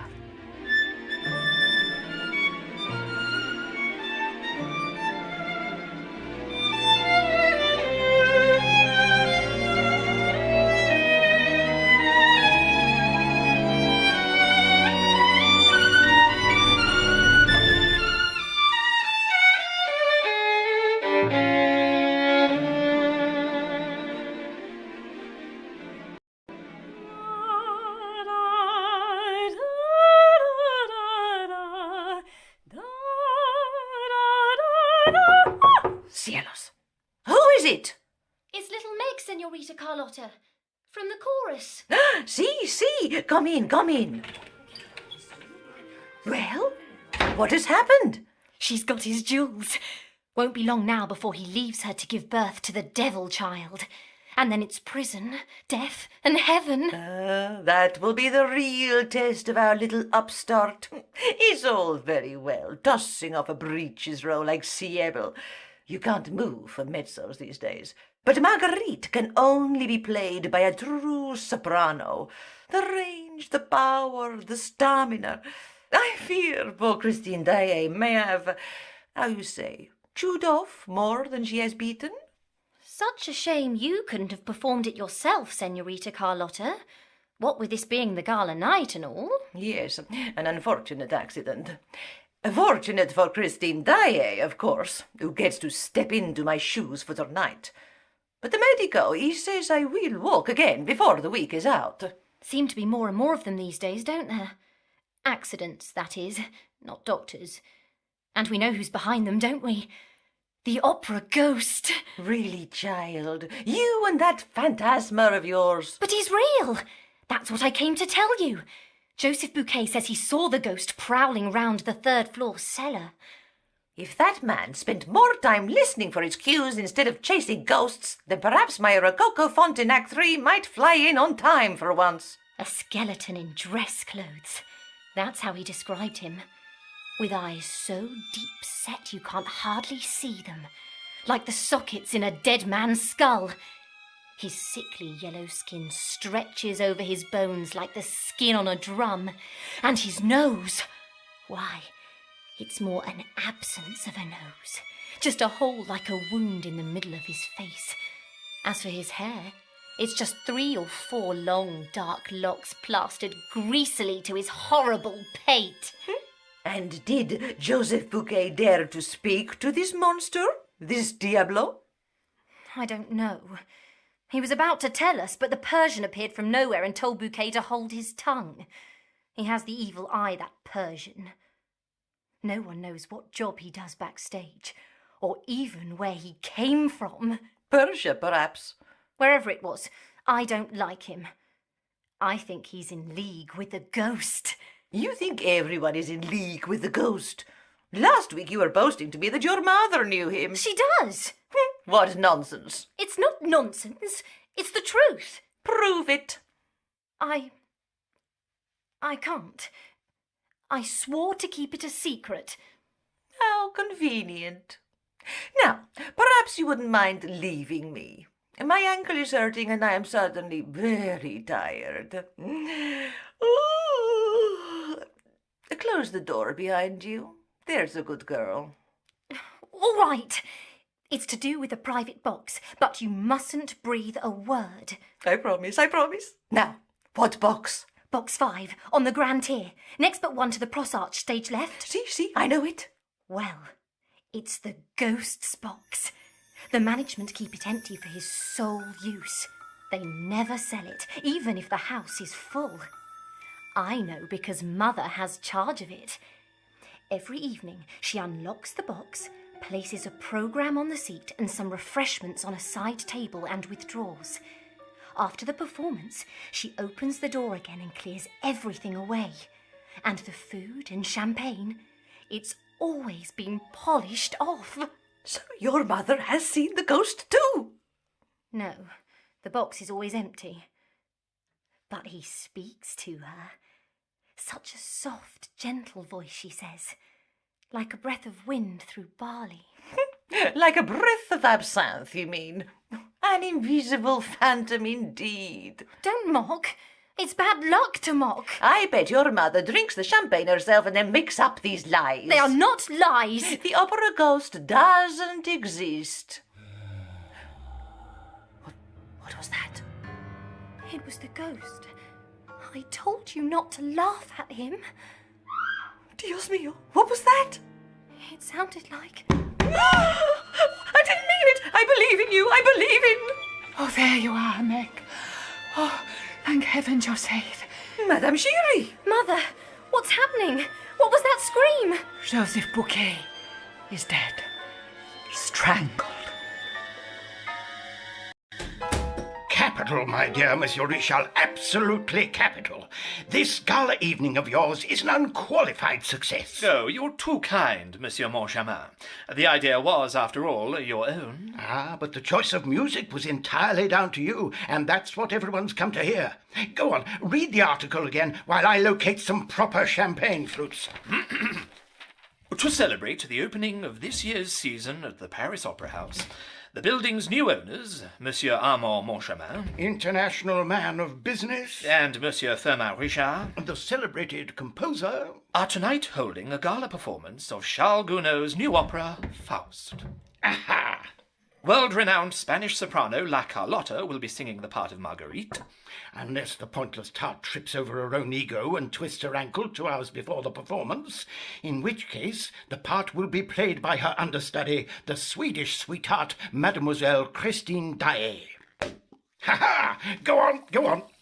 All of Paris is believed to be fighting for a ticket to what is surely the best show in town. Certainly the most expensive. 5,000 francs those devil costumes cost. It would have been cheaper to cut a deal with Lucifer himself. Le Temps will bring you the full story tomorrow. Here we are, my dear fellow. Here's to us, the new proprietors of the Paris Opera House. And to a night no one will ever forget. Strangled, did you say? Garroted would be a better word. That's horrible. Poor Joseph. He was found hanged in the third-floor cellar, swinging slowly between an old farmhouse backdrop and a scene from Le Roi de Lahore. But that is the very set on which Sita, Princess of Indra, performs her final aria before killing herself.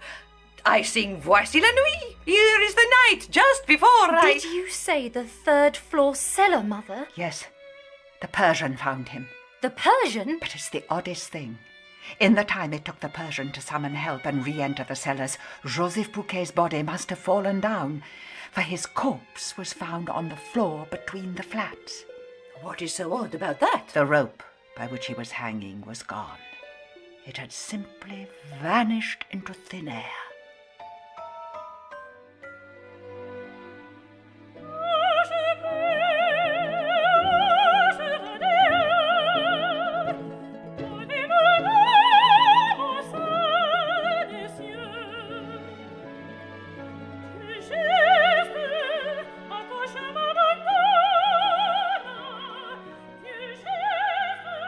Have you ever heard anything so sublime, Philippe?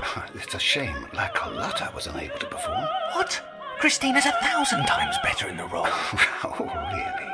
How do you know when you've never heard either of them sing Marguerite before? I just know. I suspect you're listening with your heart rather than your head, little brother. Well, isn't that what one's supposed to do with opera? Touché. Listen, Raoul, I have nothing against the girl, but this infatuation can only end unhappily. You're a count, and she's... A what, Philippe? A mere singer? Is that it? Christine Daae isn't good enough for the noble de Chagny family? Now, I've never said that. Philippe, you've known Christine since she and I were children. Her father was a good man. Raoul. Her guardians, the Valerius family, are not without... Be quiet. Look at the stage. Christine's collapsed.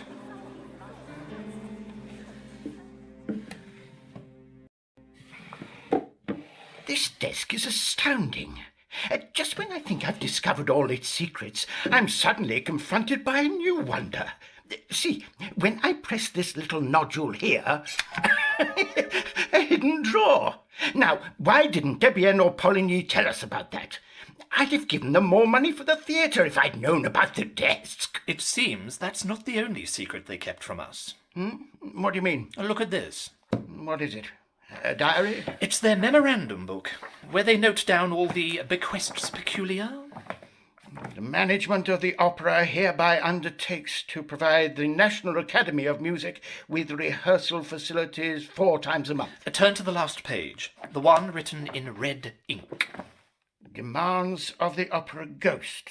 The opera ghost? It would appear we have purchased a haunted house. Please, let me pass. Excuse me. Thank you. Can I help you, monsieur? Is Christine all right? Miss Daae is perfectly well, thank you. She simply fainted. Probably exhaustion. She's resting now. Would you let her know that Raoul de Chagny is here to see her? She will see no one. You don't understand. I'm a friend. I've known Christine since she was a child. I'm afraid it is you who do not understand. She will see no one. Christine, it's me, Raoul. Your guard dog here won't let me pass. Do call her off. I know no Raoul. Send him away, Madame Giry. You heard the lady, monsieur. Well, she's not herself. I'll wait until she's recovered fully. As you wish, monsieur. Au revoir. Christine?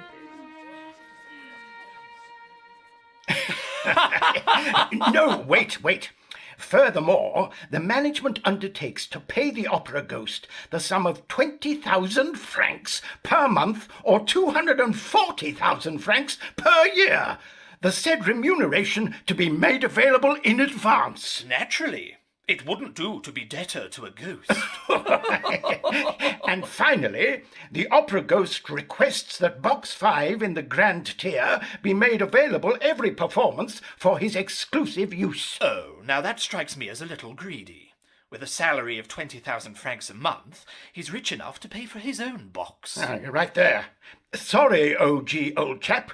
We're going to have to hire out that box of yours just like all the others. But what if he comes to haunt us? That's a risk we'll just have to take. You're certain you'll be all right on your own? I'm feeling much stronger now. Thank you, Madame Giry. I'd just like a few minutes to myself to collect my thoughts before leaving for home. Good night, Miss Daae.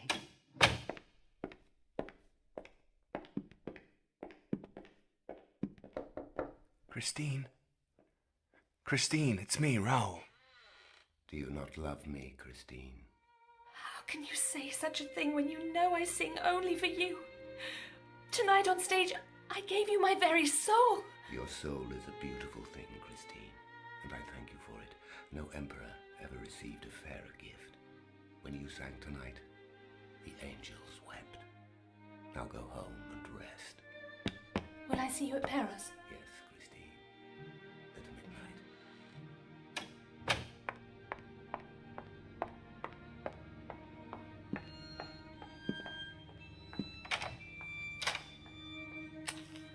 There's no point in hiding in the dark, sir. I know you're here. I heard you speaking to Christine just now in the most contemptible manner. If you don't show yourself this instant, then you are a coward as well as a blackguard. Do not attempt to frighten me, sir. We Chagnys are not so... Remember Joseph Bouquet.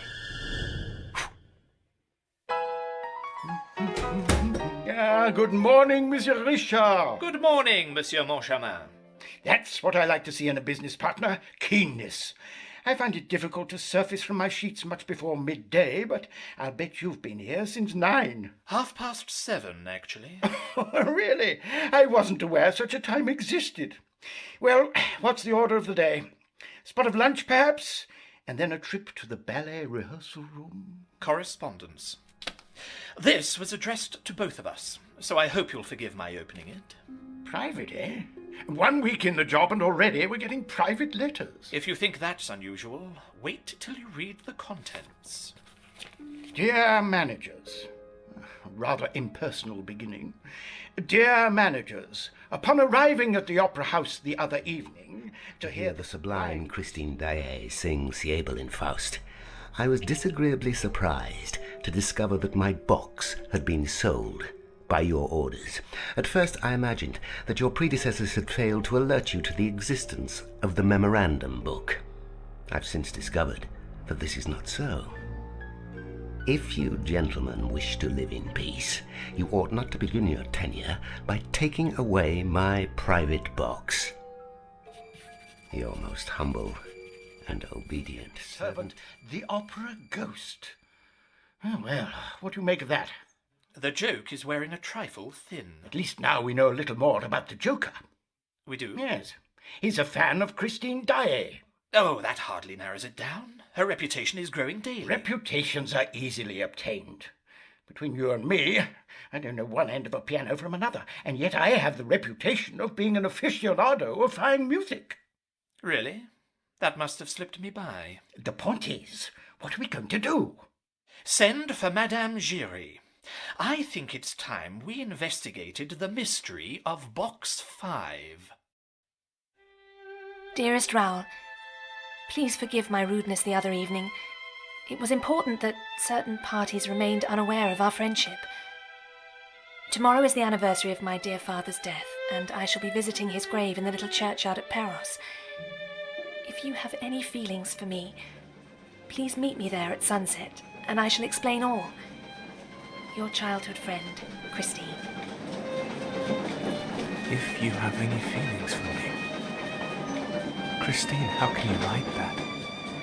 You know I love you. Next stop, Perros Kirek. Perros Kirek, next stop. Box 5, gentlemen. How disappointing. It looks just like all the others. So this is the ghost's private box, eh?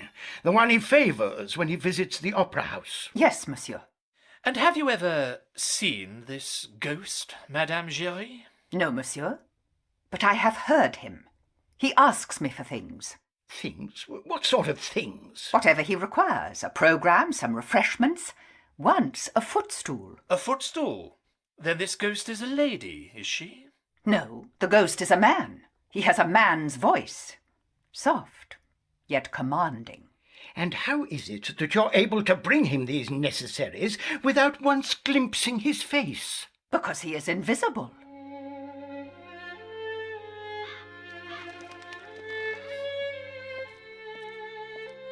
You came. Did you doubt that I would? Why do you think I've been coming to the opera each night, if not to see you? Who sent you flowers for every performance? Who would gladly defy his family to marry you? Christine, I love you, and I cannot live without you. Me? You are dreaming, Raoul. Don't laugh. I'm deadly serious. So am I. And it wasn't to talk of love that I brought you here. Do you remember the little games we played when we were children? The stories my father used to tell us? When I came backstage to see you after your collapse, why did you ignore me? Why wouldn't you see me? Your silence says it all. I'll tell you why, shall I? It's because there was someone else in the room with you. Someone whose company you preferred to mine. Someone else? What are you talking about? I heard him. After that old woman left your dressing room. You were listening at the door. Do you not love me, Christine? Raoul! No! I sing only for you. Tonight on stage, I gave you my very soul. Why did you listen? Why? Who is he, Christine? Tell me the name of my rival and I'll send him to perdition where such devils belong. He's not a devil. He's an angel. The angel of music. That's whose voice you heard. The angel of music. What are you laughing at? You think you heard a man's voice? Is that it? You think Christine Daae entertains gentlemen friends in her dressing room? How could you? How dare you think that of me? Whoever this man claims to be, Christine, whatever he tells you, it's all lies. Goodbye, Monsieur le Vicomte. Lies! And I'll prove it to you tonight at midnight, when you meet this angel of music. I have heard quite enough of this nonsense. Invisible ghosts, disembodied voices. We're living in the 19th century, for heaven's sake. Your predecessors didn't want to believe either, but they soon came to realize it was prudent not to underestimate the ghost. Is that some sort of threat, Madame Giry? A warning, Monsieur Richard. I think you forget for whom you are working, woman. We pay your wages, in real francs too, not ghostly gold. Oh, the ghost pays me in real francs too, monsieur. What? At the end of every performance, he always tips me 10 francs. Sometimes he leaves me gifts as well. Flowers, a fan. Once, some delicious English chocolates. Then it seems to me you no longer have need of the salary we provide you with. I beg your pardon, monsieur. We are dispensing with your services, madame. You're sacked. Sacked? But I've worked at the opera since I was 9 years old. Perhaps you should have thought of that before you accepted bribes in return for hiring out one of our most lucrative boxes. I do not hire it out. This is, and always has been, the ghost's private box. Will you cease this moonshine about the ghost? There is no mysterious phantom, nor ever was. There's merely a host of credulous fools being taken for a ride by shysters such as you. Very well, monsieur. If that is how you feel, I bid you good night. And you can tell your spectral chum that from now on, Box 5 will be the first one we sell. In fact, Monsieur Richard and I shall take it ourselves this coming Saturday for the performance of Faust. We'll see what this opera ghost of yours says to that. Yes, monsieur. We shall. 9, 10, 11, midnight. Soon we shall know the truth, Christine. Angel of music, I am here. Come to me. Oh, Papa used to play that tune when I was a little girl. The resurrection of Lazarus.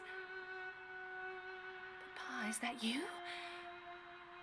Have you come back from the dead? Christine, no! No! Come back, angel! Come back! Christine, whoever this angel is, he is not your father. Your father lies buried underneath this tomb, and there he will remain until Judgment Day. How could you, Raoul? You've destroyed everything! Christine! Christine! Who's there? Show yourself! You wish to look upon me? Step forward into the moonlight, if you would. I take it I have the pleasure of addressing the Angel of Music. Will you not take off your mask, monsieur? Very well. Behold, the face of death. No! No!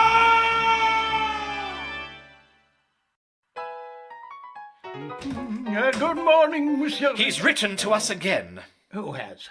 Who? Who? Well, the ghost, of course. Listen to this. My dear managers. So, it is to be war between us. If you still wish for peace, here is my ultimatum. 1.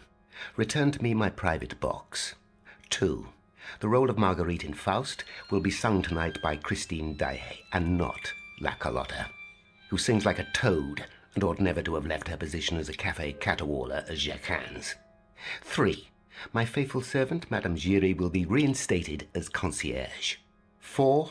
You resume my monthly allowance of 20,000 francs immediately. If you do not do as I say, tonight's performance of Faust will have a curse upon it. O.G.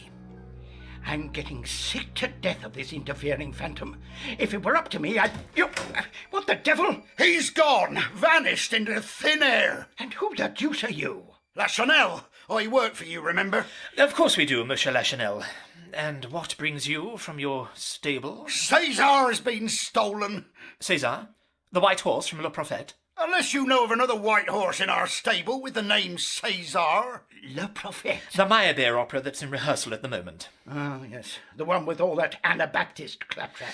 Well, who do you think might have stolen him? Might? There's no might about it. It was the ghost. The ghost, eh? Well, you'd best be off and file a complaint against him then, hadn't you? Goodbye. Oi! I got aim! Settle that imbecile's account immediately. We can happily dispense with his services. Oh, now what? Come in. I understand, gentlemen, you wish to see me. My, news travels fast round here. I had a note from the ghost this morning informing me that you had something you wished to discuss. Indeed we do. I wonder, Madame Giry, whether you would mind revolving 180 degrees. Whatever for? So that I can place the sole of my boot more easily upon your pox-ridden posterior. Now get out! Oh. I'm telling you, Richard, the next person through that door will benefit from the full force of my fury. Right, that's it, the final straw! Indeed, it is. Senorita Carlotta, yeah, what a delightful surprise. What brings you to our humble office? Don't pretend you do not know. Know what? About this. A letter? But we haven't written you a letter. Uh-oh. Red ink. Read it. Dear Carlotta, if you appear on stage tonight, a great misfortune will befall you the moment you open your mouth. A misfortune worse than death. The opera ghost. Opera ghost, my ears. This is from that impudent Vicomte de Chagny, Christine Daae's lover. She made him write it. Ever since that gala night she has wanted my role, and this is her latest attempt to steal it from me. But it won't work. Nothing shall keep you away from the stage tonight. Not even a misfortune worse than death. I refuse to be blackmailed. And so do we. Senorita Carlotta, you will sing Marguerite tonight, and we shall watch you do it from box 5. To oblivion with the opera ghost and his idle threats.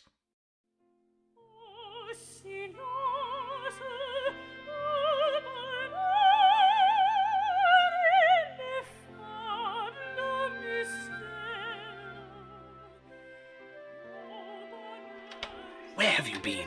Act 3's nearly over. I got held up saying hello to Madame Giry's replacement.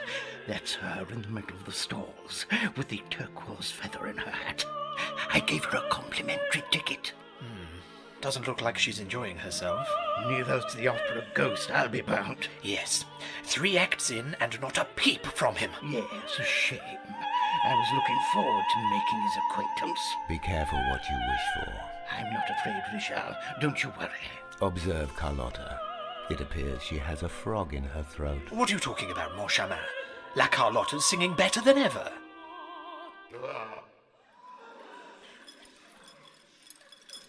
Great Scott! Look up there! Look at the ceiling!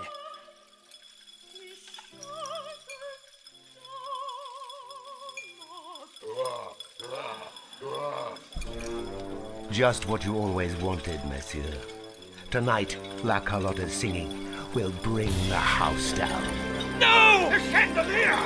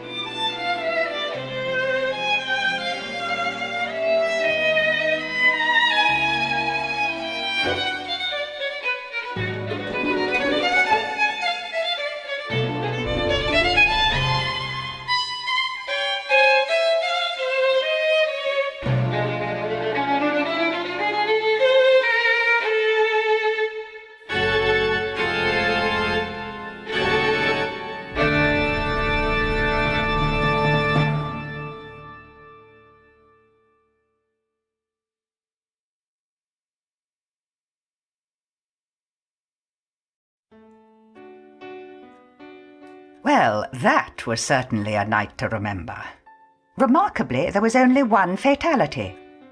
The lady chosen to be my successor. She was sitting directly underneath the chandelier when it fell.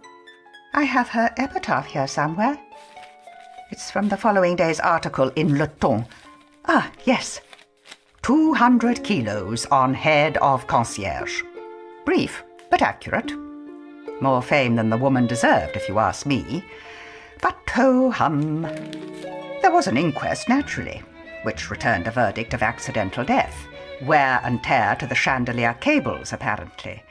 No mention was made of the opera ghost. Moncharmin and Richard prevented further publicity by means of a hefty bribe to the family of the concertina concierge.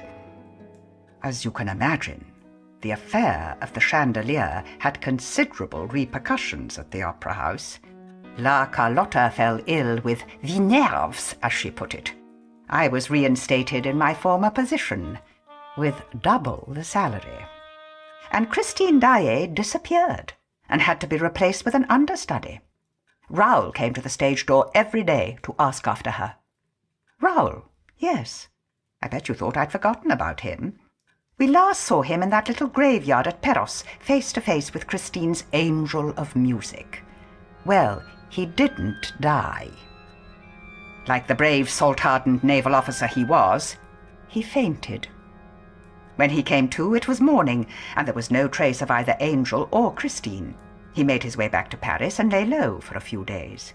When he did finally venture out, it was to attend that fateful performance of Faust. So, we resume our tale with Christine missing and Raoul frantic with worry. In an attempt to locate her, Raoul paid a visit to Christine's erstwhile guardian, the bedridden Madame Valerius. Crippled though she was, she could still pack a punch. She had a surprise in store for Raoul. A big one.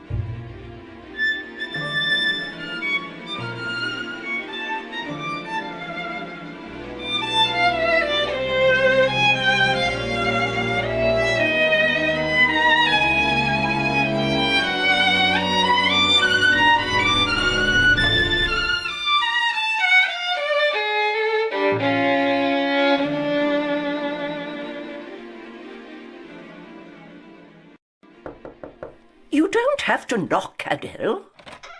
Sorry, ma'am. And don't whisper. That's equally irritating. Sorry, ma'am. Well, what is it? There's a Monsieur de Chagny to see you. Says it's urgent. I think you'll find that's Vicomte de Chagny. Well, whoever he is, I told him you couldn't come down because your legs was useless, but he wouldn't take no for an answer. Thank you, Adele. Perhaps you'd be so kind as to ask him to join me at my bedside. All right. Mistress says you can come on up if you wanna. Adele? I mean, Madame Valerius would be delighted if you would join her in her bedchamber. Better. You may leave us now. Shall I shut the door? Once Monsieur le Vicomte is inside the room, yes. Mama Valerius, how are you? Thank you, Adele. I'm fine, thank you, Raoul. My, how you've grown. Come and stand where I can see you. Well, quite the handsome naval officer. I can still remember you romping about in your little sailor suit, playing hide-and-seek with Christine. I'm playing it still, madame. Where is she? Where is Christine? Why, with her good genius.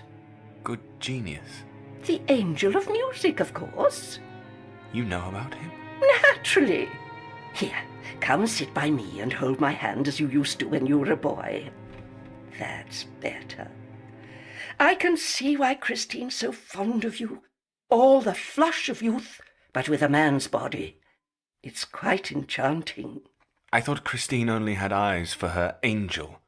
Jealousy does not become you, Raoul. You know full well that Christine loves you with all her heart, but that she can never marry you. If she did, the angel of music would go away forever, and we can't have that, can we? Perhaps you would be so good as to tell me where this angel resides. In heaven, of course, you silly boy. Don't you remember Christine's father speaking of him? When I die, my child, I shall send the angel of music to watch over you. Well, that's precisely what he's done. Don't you see? This good genius has been teaching Christine how to sing. That's why her voice has improved so much of late. I'm told she sang triumphantly at the gala performance. How long has she known this genius? About 3 months. He gives her lessons each morning in her dressing room, with there's no one about at 8 o'clock, you see, so fewer interruptions. And then each evening he takes her for a ride through the bois in his brougham. His brougham? Since when did an angel drive a carriage? Thank you, Mamma Valerius. I think I'll take a turn in the park myself tonight. I hope you're not going to cause trouble. Christine told me all this in the strictest confidence. Raoul? Raoul!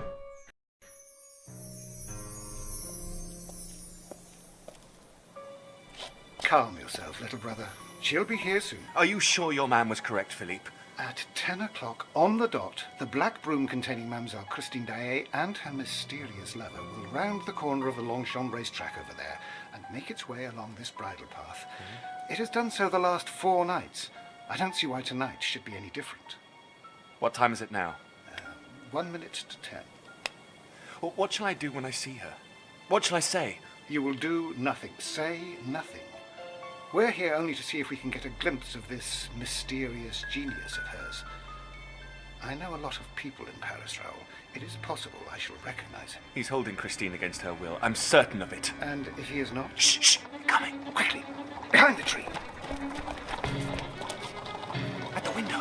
Look, it's Christine! Now, remember, Raoul, now is not the time for rashness. Think first, act later. I can't just stand by and watch the woman I love in the clutches of some faceless abductor. Christine! Raoul, no! Christine, it's me, Raoul! Christine, come back! I love you! She saw me, Philippe. She waved her handkerchief for help. That wasn't a handkerchief, Raoul. It was a letter. Addressed to you. Whoever picks this up, please forward it to the Vicomte de Chagny, 114. Let me see that.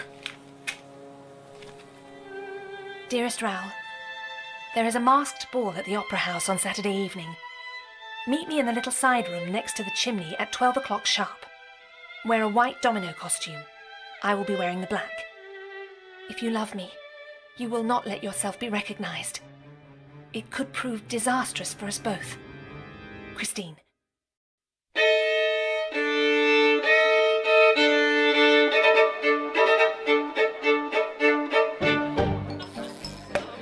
More champagne, my dear Monsieur Richard. Oh, forgive me. I mean, more champagne, Monsieur Faust. Thank you, Monsieur Skeleton. A glorious evening, wouldn't you say? Positively bohemian. Bohemian is the very word, Monsieur Monsieur Faust. Everywhere I look, I see pretty little shepherdesses, Joan of Arcs, Liliths. Liliths? Precisely so. La Carlotta's come as La Belle France herself. A bit rich for a Spaniard, wouldn't you say? Anyway, I thought she was still suffering from the nerves. It's the devils I like. Look at this fellow now. Scarlet robes, red velvet cape, and a death's head topped with scarlet feathers. That's what I call class. Good evening, Monsieur Morsham. What? How on earth did you rumble my disguise? I am Death. I see all. I thought the Red Death brought plague, not revelations. Quite so, Monsieur Richard. Saw through yours too. Tell me, have you seen a girl in a black domino costume? Not that I recall. Why, were you contemplating getting her alone for a little game? There was a boy in a white domino costume. A delicate figure, perhaps, but hardly feminine. A boy? Where did he go? I really have no idea. Look, who are you? Gentlemen, you must excuse me. Oh, hold up a minute, old chap. Get your hands off me. Extraordinary behavior. I must consult the guest list. His hand, Richard. Did you see his hand? It was cold and clammy and bony. It was the hand of Death himself. Christine? You weren't followed. Followed? What are you talking about? The Red Death stalks the ballroom. If he discovers us together, it will all be over. The Red Death. So that's his costume, is it? Wait here. What are you doing? I'm going out there to unmask him, that good genius who hides his face. The Phantom of Peros, the Red Death, the Angel of Music. So many names, so many disguises. Raoul, please. In the name of our love, don't go out there. Our love? You mean yours and his? My brother was right. To think I was contemplating shackling my name to an opera wench such as you. One day, you will beg my pardon for those words, Raoul. And when you do, I shall forgive you. If I don't die of shame beforehand. No, Raoul. You must live. That's what I came to tell you. Forget me and live. Christine, what is this farce? Farce? This is a tragedy. Goodbye, Raoul. Where are you going? Away. Back to him, you mean? Well, goodbye, Mademoiselle Daae. Perhaps we'll see each other at the Bois one evening. Or maybe I'll come and hear you perform. I shall never sing again. Angel of music, I'm going to find you. And when I do, I'll kill you. I know exactly where to look for you, too. Anyone here? Good, that makes it easier. Behind the clothes rail, I think. A more dramatic entrance than springing from a laundry basket. Right on cue, Christine. As always.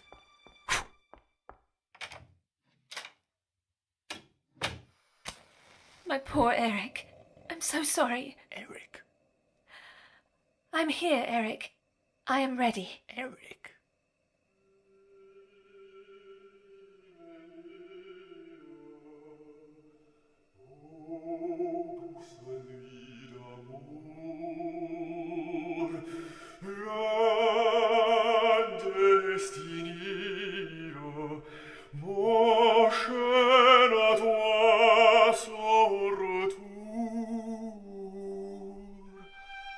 Approach the mirror, my child.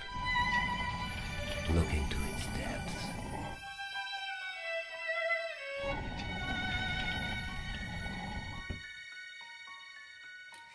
Christine! Where are you? Christine?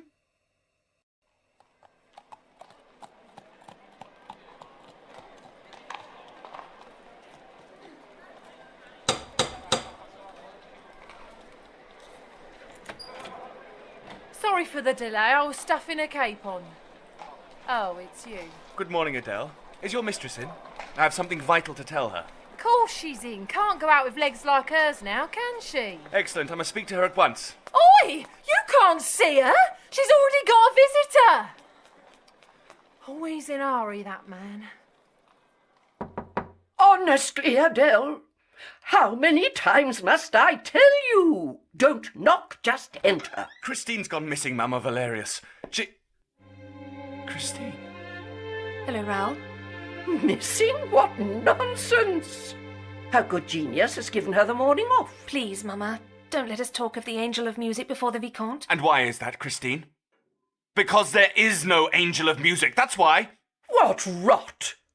Who, then, has been giving her lessons these last 3 months? An impostor who has been abusing her faith, Madame Valerius. Some villain by the name of Eric. Eric? How did you learn his name? See? She admits it.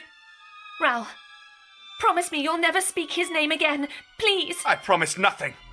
Not until you tell me everything, you deceitful jade. Monsieur le Vicomte, you will moderate your language this instant, or you will quit my house.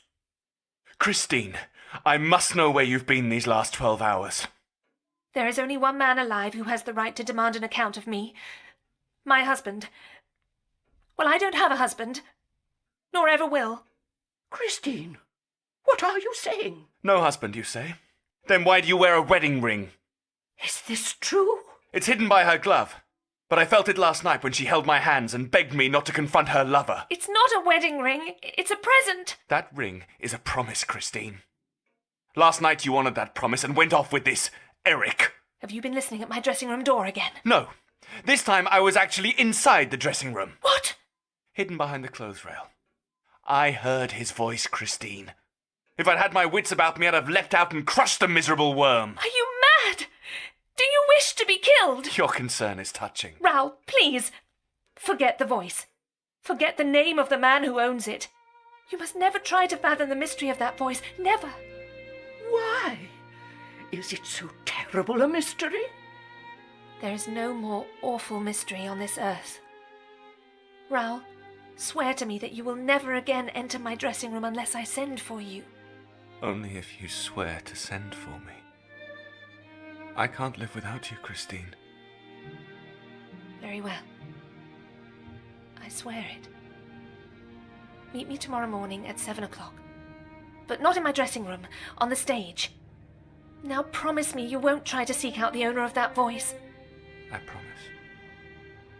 Until tomorrow, Christine. Goodbye, Mama Valerius. May the Lord protect you, Raoul. For if anything happens to me, Christine, he is your only protection in this cruel world.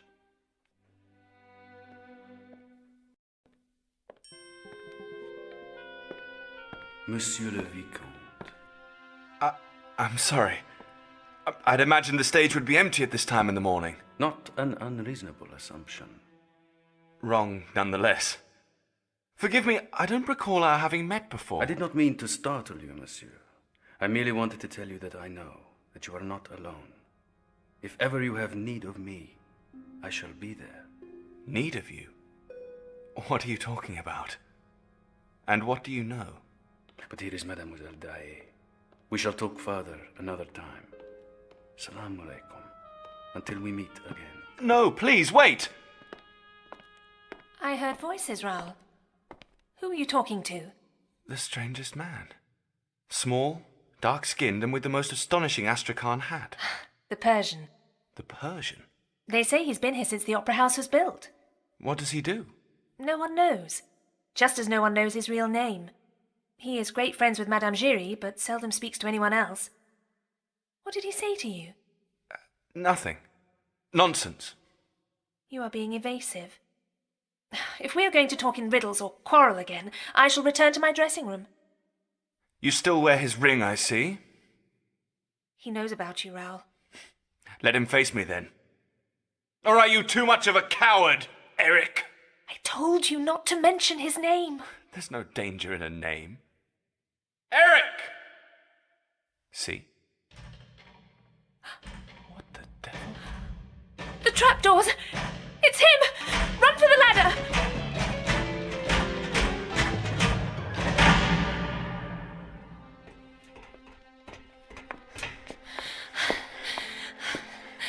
What is this place? The fly tower, where all the backdrops hang, ready to be flown in for each scene. It looks like the rigging of a ship. This way, across the rope bridge. He lives in the cellars, does he? The trapdoor lover? Everything that is underground belongs to him. Christine, whatever hold this man has over you, we can break it. I love you, and I'll protect you from him. We can leave, run away together. You don't know him. He'd find us. He's a demon. Then why do you return to him? Because if I don't, terrible things happen. People die. But that's not the only reason. He loves me, Raoul. I know he's a monster, but his heart is so great. When I first looked into his eyes, I saw tears streaming down his face. I pity him, Raoul. Are you certain it's pity, Christine? Not love? Can the two be separated? No, Raoul. I think you know whom I love. Then let's leave this place. We could catch a train. To the north, perhaps. To your homeland. I've never been to Sweden. Is it very beautiful? As beautiful as you? He'd find us even there. No, he wouldn't. We could change our names. I could shave my head and grow a beard. Or you could. Oh, stop. Stop. This is madness. Will you marry me, Christine Dae? Raoul, I won't let him harm you. I promise. Let's leave, now. Tomorrow night, after the performance. Why not now? I made a promise, Raoul. I swore to sing for him tomorrow night. God will forgive you for breaking that oath. But others may not. He loves me, Raoul, and he'll go mad if I betray him. There's no knowing what he'll do in his rage. Come! We must climb higher, to Apollo's lyre itself.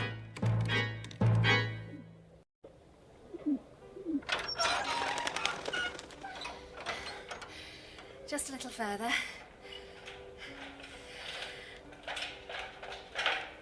We're here. Apollo's lyre. We'll be safe here. Is it entirely appropriate to sit beneath a statue of a naked man? He's a god, not a man. They don't count. Well, at least his female companions have some sense of decency. That's the Muse of Music on the left, and poetry on the right. Spend a lot of time up here with your stone friends, do you? I like the view. It's certainly impressive, I'll grant you that. It must be the tallest thing in Paris. Third, actually. After Notre Dame and the Dôme des Invalides. You can see it over there, glinting in the sun like a mirror. A mirror? Christine, what happened to you the night of the masked ball? The night you vanished before my eyes? He took me. For months I'd only heard his voice, pure and wonderful, seeping through the walls. At first I couldn't work out where it was coming from. I told Mama Valerius about it, and she said, "It must be the angel of music your father promised to send you. Ask it." I bet he jumped at the chance to be an angel. He did. And from that day forth, the voice and I became great friends. Each morning he would give me lessons, and my singing steadily improved. But he swore me to secrecy, so no one knew anything about it until the night of the gala performance of Faust, when Carlotta's accident gave me the chance to step into her shoes, to sing as I had never sung before. I remember.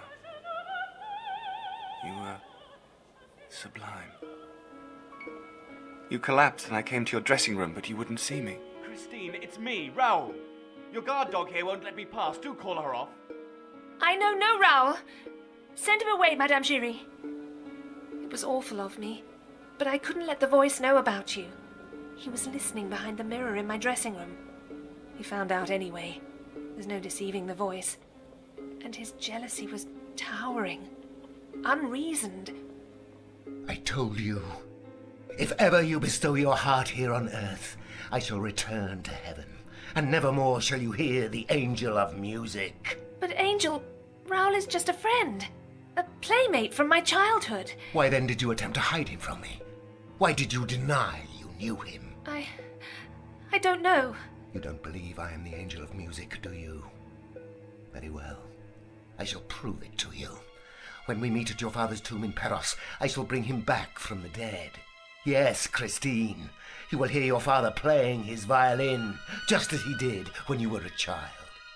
Then you will know I am his emissary, and you will not stray from me again.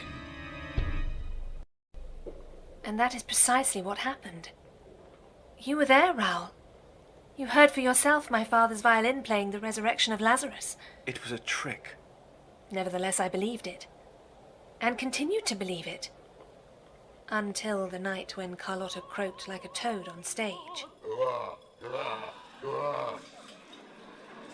When the chandelier fell, my first thought was for you, Raoul. But I had seen you sitting beside your brother in the grand tier, so I knew you were safe. My second thought, I am ashamed to admit it, was for the voice. He had told me he would be attending the performance that evening, and I was worried that he'd been injured. So I rushed down to my dressing room and called to him. Angel? Angel, are you all right? Speak to me, please. You can't be dead. You can't be. If you believe in me, follow my voice. And I followed him, Raoul. I stood before the mirror in my dressing room, and the walls seemed to move and lengthen. And the next thing I knew, I was in a dark passage. I was frightened. Suddenly, a hand was laid upon my arm, a cold, hard, bony hand. Before I could scream out, another hand closed over my mouth. I felt it on my skin, my lips. It smelt of death. I fainted. When I came to, I found myself slumped across a saddle. I was riding César, the white horse stolen from Lachenel's stable. As I looked up from the spotless white mane of César to the inky black of my abductor's cloak, it suddenly struck me. In a flash, I knew the identity of the voice. Lachenel had told me the name of the thief who had spirited away César. It was the same fiend who now abducted me. The opera ghost! I tried to scream out, but nothing would come. It wasn't until later that I discovered I had been drugged. At the time, I thought it was witchcraft. The rest of that nightmarish journey I only recall dimly. We were descending, passing down through the labyrinth of cellars beneath the opera house. They say the cellars are large enough to house an entire town. At one point, I thought I saw demons shoveling bones into the gaping red maws of huge furnaces. And onward we went, still lower and lower, down a vast spiral staircase into the bowels of the earth, until eventually we were at the shores of an underground lake. There the ghost lifted me from the saddle with his bony arms and carried me into a boat, which he rowed across the dark surface of the lake. Oh, Raoul, it was like the river of the dead. And he was Charon, the ferryman, delivering me into hell. Eventually we reached the farther shore. The ghost carried me up the little beach, and then I was blinded by dazzling light. Flowers. Thousands of flowers. All for you. Don't be afraid. You're in no danger. Who are you? Take off that black mask and show me your face. No. Well, if you will not remove it, I shall. Christine, I'm sorry. Please forgive me. How can one forgive an angel? You're angry. I understand. It's true, I am not your angel of music, your good genius, but neither am I a ghost. I am a man, Christine. My name, if you must have it, is Eric. Did you hear that? It was nothing. The wind. Storm's coming. We should go below. No, finish the story first. Tell me what happened next. Christine, you were missing for nearly a fortnight. I was with him, Eric, in his underground palace. He fed me, sang to me, told me he loved me, implored me to stay with him. I knew if ever I was to escape, I would have to gain his trust. And so I stayed and talked and sang for him. Eventually, he trusted me enough to show me his private music room. This is where I come to play the violin or compose on the organ. Sometimes I sleep in here too. See? In a coffin? It's good to prepare oneself for everything. What are you composing at the moment? My masterpiece. An opera I've been working on for 20 years. Don Juan Triumphant. In less than a week, it will be completed. Play me something from it. Do not ask that of me. To hear this music would destroy you. Destroy me? What do you mean, Eric? There is a certain kind of music that consumes all who come into contact with it, Christine. It eats like acid into their very souls. It burns with a terrible, purifying fire. You're too young and too innocent for such horrors. I shall play you something else. Something from Othello, perhaps.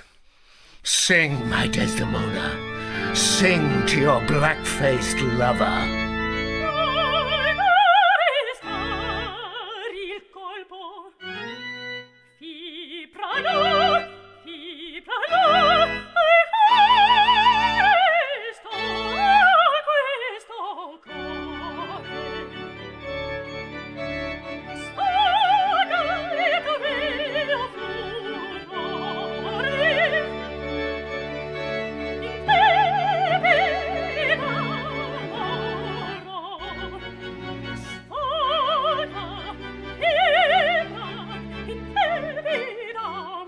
As I was singing, Raoul, a terrible urge overtook me.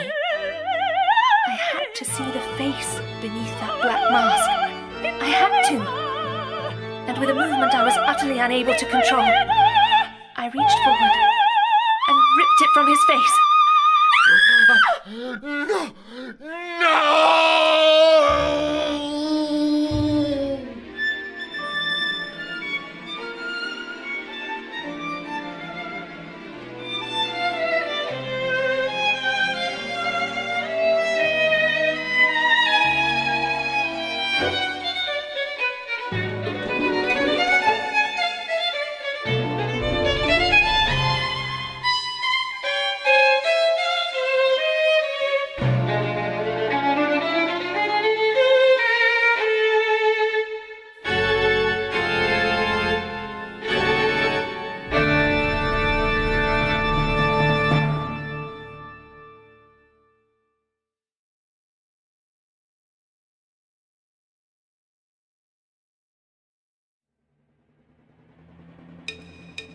Horror, horror, horror.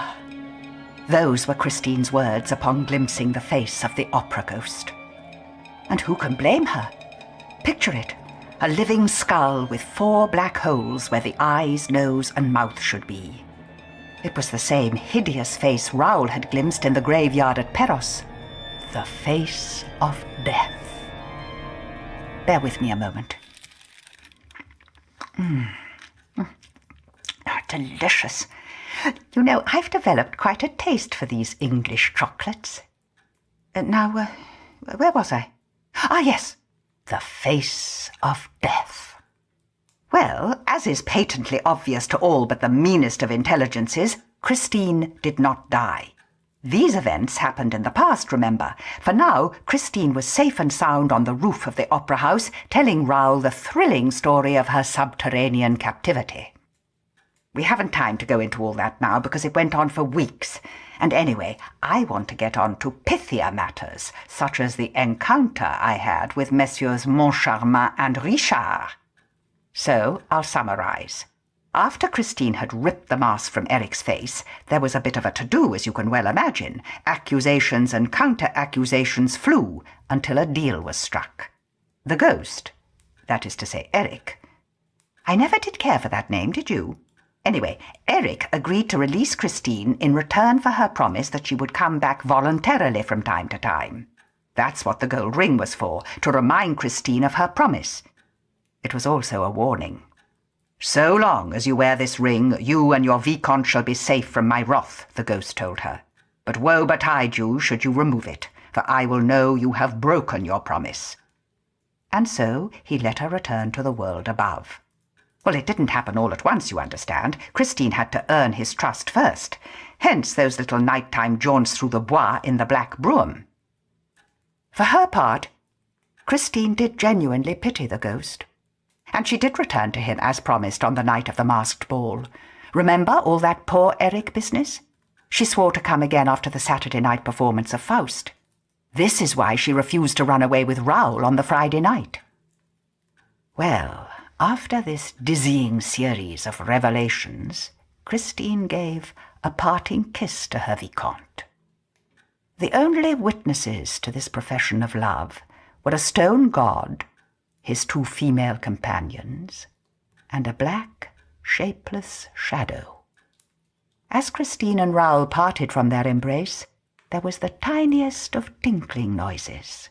Something small and metallic rolled down the roof of the opera house and fell into oblivion. It was the gold ring.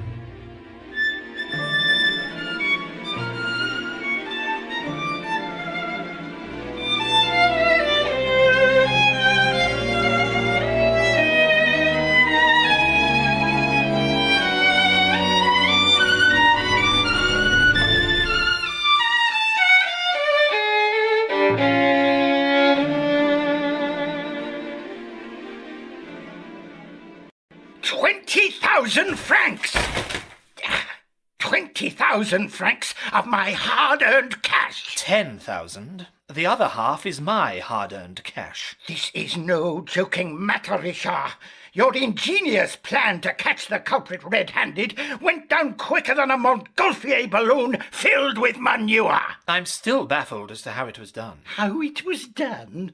This isn't some fairground conjuring trick, you know. We're talking about the theft of 20,000 francs of my... Our money. It's Madame Giry, his accomplice. She's the key. You mark my words. Madame Giry knows nothing. She's not the only one. We watched her, from the moment you placed the envelope in her hand until we discovered the deception. She went straight from this office to the Grand Tier, followed every step of the way by both of us. She met no one. When she reached box 5, she laid the sealed envelope on the edge of the balcony. She then left. You and I waited, hidden, throughout the entirety of Faust, and then, after the final curtain, we opened the envelope, its seal still unbroken, and found those fake banknotes. 1,000 thanks to be drawn against the Banque de France. So you see, it cannot be Madame Giry. So you've been saying for the last month, but it hasn't got us any further down the road of solving the mystery. And tomorrow is the first day of a new month, and our dear friend the OG wants his salary again. Do exactly as you did the last time. It worked a treat. Place the money in a sealed envelope and hand it to the excellent Madame Giry. And that is precisely what we shall do, mon chemin. I am formulating a plan, but I need to sleep on it.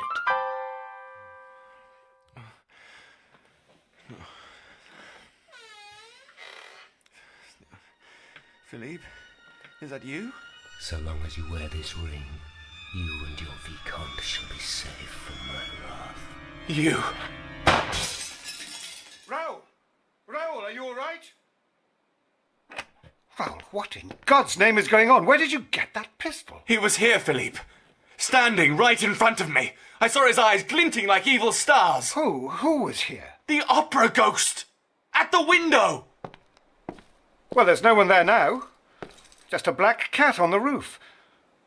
You must have been dreaming, little brother. That girl has turned your head with her ghost stories. Now, go back to... What is it? What have you found? Here, on the balcony. Glinting in the moonlight, it's... blood. Hardly slept a wink last night. I kept thinking about it. I kept saying to myself, tomorrow you'll be 20,000 francs the poorer. 10,000.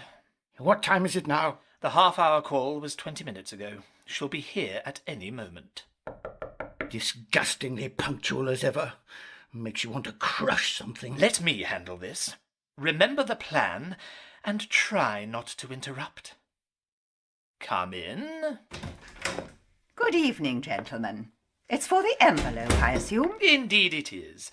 For the envelope, and for something else besides. Always happy to oblige, Monsieur Richard. Tell me, are you still on good terms with the ghost? Couldn't be better, monsieur. Traitor!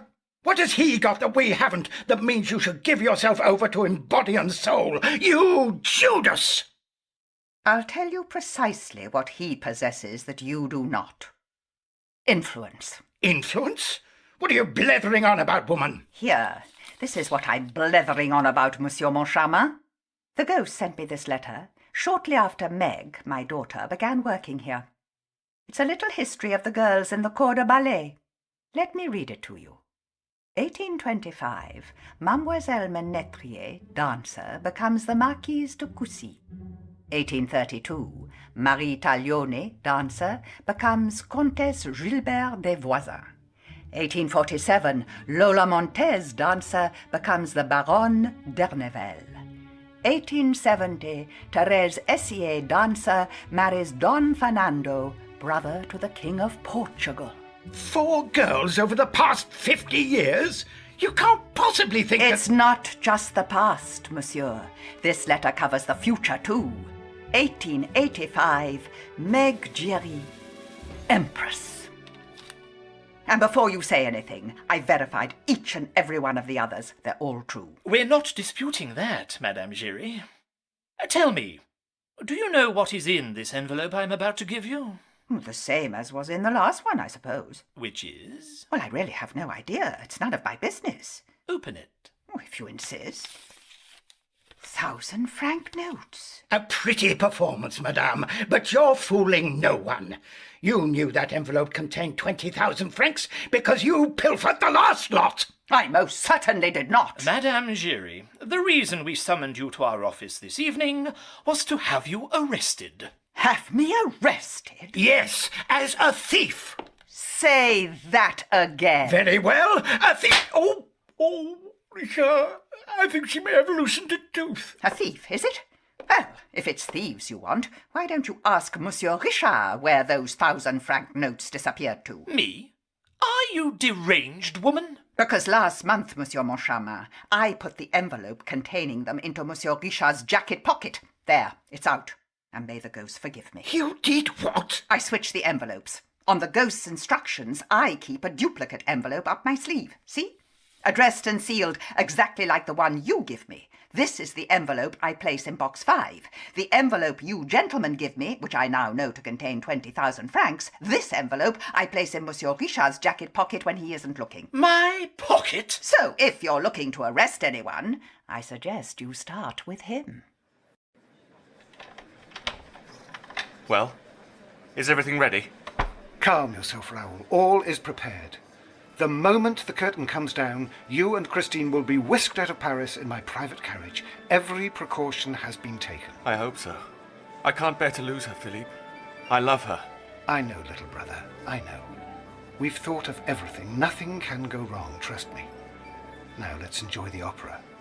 I wager it'll be a while before we hear Christine sing again.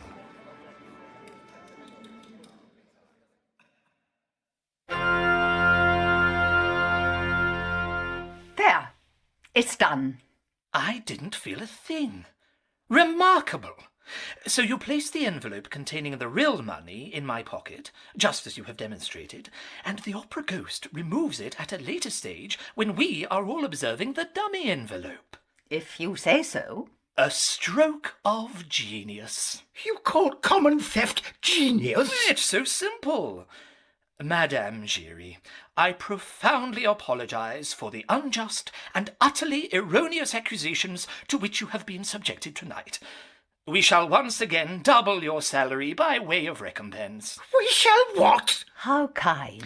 Now, I wonder whether you would mind carrying the dummy envelope to box 5 and placing it on the balcony as usual.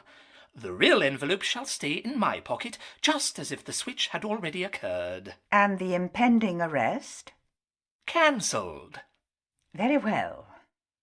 But I would advise against attempting to deceive the ghost. He doesn't care for it. Good night, monsieur. Good night, madame. Moncharmin, fetch me a safety pin while I lock the door.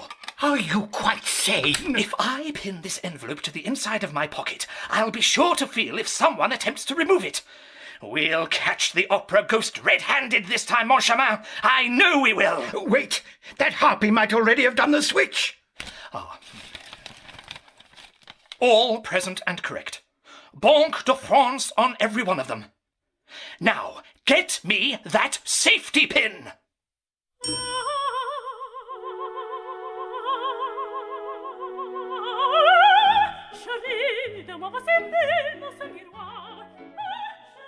Ah, there you are, Meg.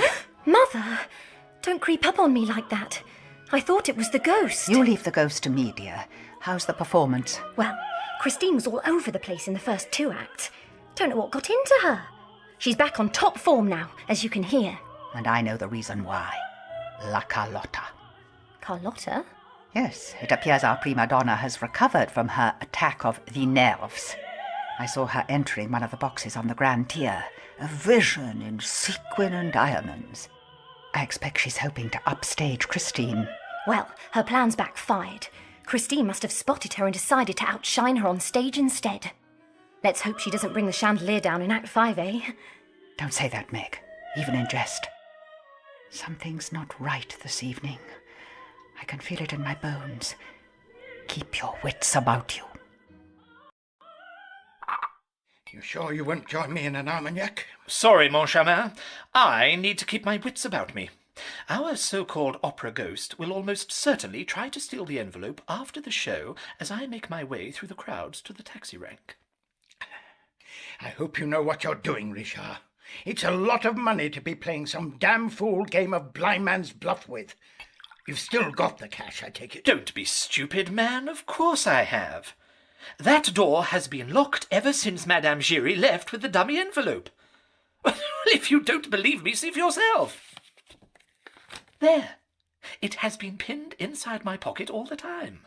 Look, the seal is still intact, and inside 20 crisp 1,000-franc notes, drawn against the... I don't believe it. That's not possible. The Banque de Farce! We've been robbed!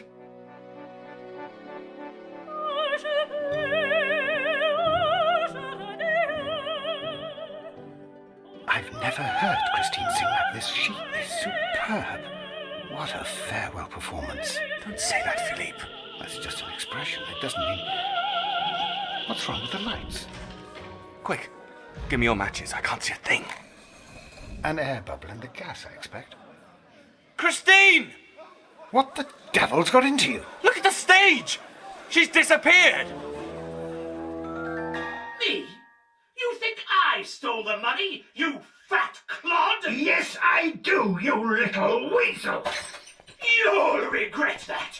I doubt it. It was an inferior vintage. Monsieur Richard, Monsieur Moncharmant. We're not at home! Monsieur, I demand you open this door in the name of the law. The law, did you say? Yes, monsieur. My name is Mifroid. I am the commissary of police. How unutterably opportune. Mifroid, something of great value has gone missing. I'm aware of that, sir. May I step inside your office for a moment? Aware of it? What are you talking about, man? I thought only Richard and myself knew about it. You think 2,000 people failed to notice one of your opera singers vanishing into thin air? What did you say? Well, Christine Daae, monsieur. She's disappeared. Christine? Christine, are you in there? Christine, where are you? The mirror. I wouldn't do that if I were you. 7 years bad luck. You? You're the Persian. That's what everyone calls me, yes. Do you know where Christine is? Eric has her. You know his name? I know everything about him. He's your friend, is he? The Persian and the Phantom, what a double act you make. That monster is no friend of mine. I lost everything because of him. Forgive me, Monsieur le Vicomte. I merely surmised that Mademoiselle Daae had been taken by Eric. No one but he would have had the audacity to abduct her in such a fashion, spiriting her away in front of 2,000 witnesses. You're right, of course. I'm sorry. What sort of dark sorcery does he possess? There was no witchcraft involved, monsieur, I assure you. Remember who our adversary is. The trapdoor lover. Of course. That sound we heard when the lights went out. It was a trapdoor opening and closing. Quite so. Now we must venture into his underground realm, for he will surely have taken Mademoiselle Daae to his lair on the subterranean lake. But we must be careful. Once she is secure there, he will come looking for us. For as sure as night follows day, he will know we are on his trail. You've heard of the lake? Heard of it. I have tried to cross it, although I nearly died in the attempt.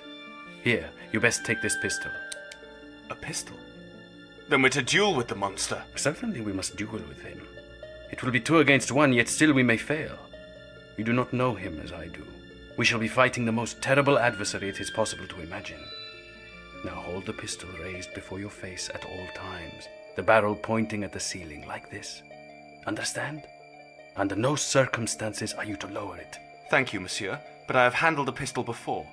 You may hold yours how you wish, but I shall be pointing mine straight ahead. Well, then you will die. What? Did Mademoiselle Daae not speak to you of the demise of Joseph Bouquet? Did she not describe to you the manner of his death? She said he was hanged. An accident. He fell, got twisted up in a rope and choked to death. And what happened to this rope? Christine said it was never found. That is because if it had been, everyone would have realized Bouquet's death was not an accident, but murder. I don't understand. Joseph Bouquet was killed using a Punjab lasso, one of the most silent and lethal weapons in all the world's arsenal. Very few know how to tie the complex slipknot which makes it so deadly. Fewer still have mastered how to throw it. Eric is an expert in both. Then the pistols are to protect our necks. To throw a Punjab lasso effectively, you need the head to be accessible from all sides. Now tell me, do you love Christine Daae? I worship the ground she walks on. I would gladly give my life to save her. Then there is hope. But you, monsieur, you don't love her.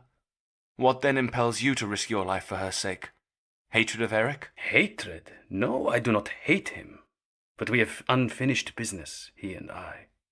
Once, a long time ago, he made me a promise. He has now broken that promise, and it is my duty to see that he never does so again. Now come, every minute is precious. Place that chair in front of the mirror. I must trigger the counterbalance. Counterbalance? Then it's a doorway. Are you still dreaming of magic, Monsieur le Vicomte? I repeat, there is nothing supernatural about our foe. For all his mystery and menace, he is but a man. Help me down, if you would. A secret tunnel. Behold, the mouth of hell. Come.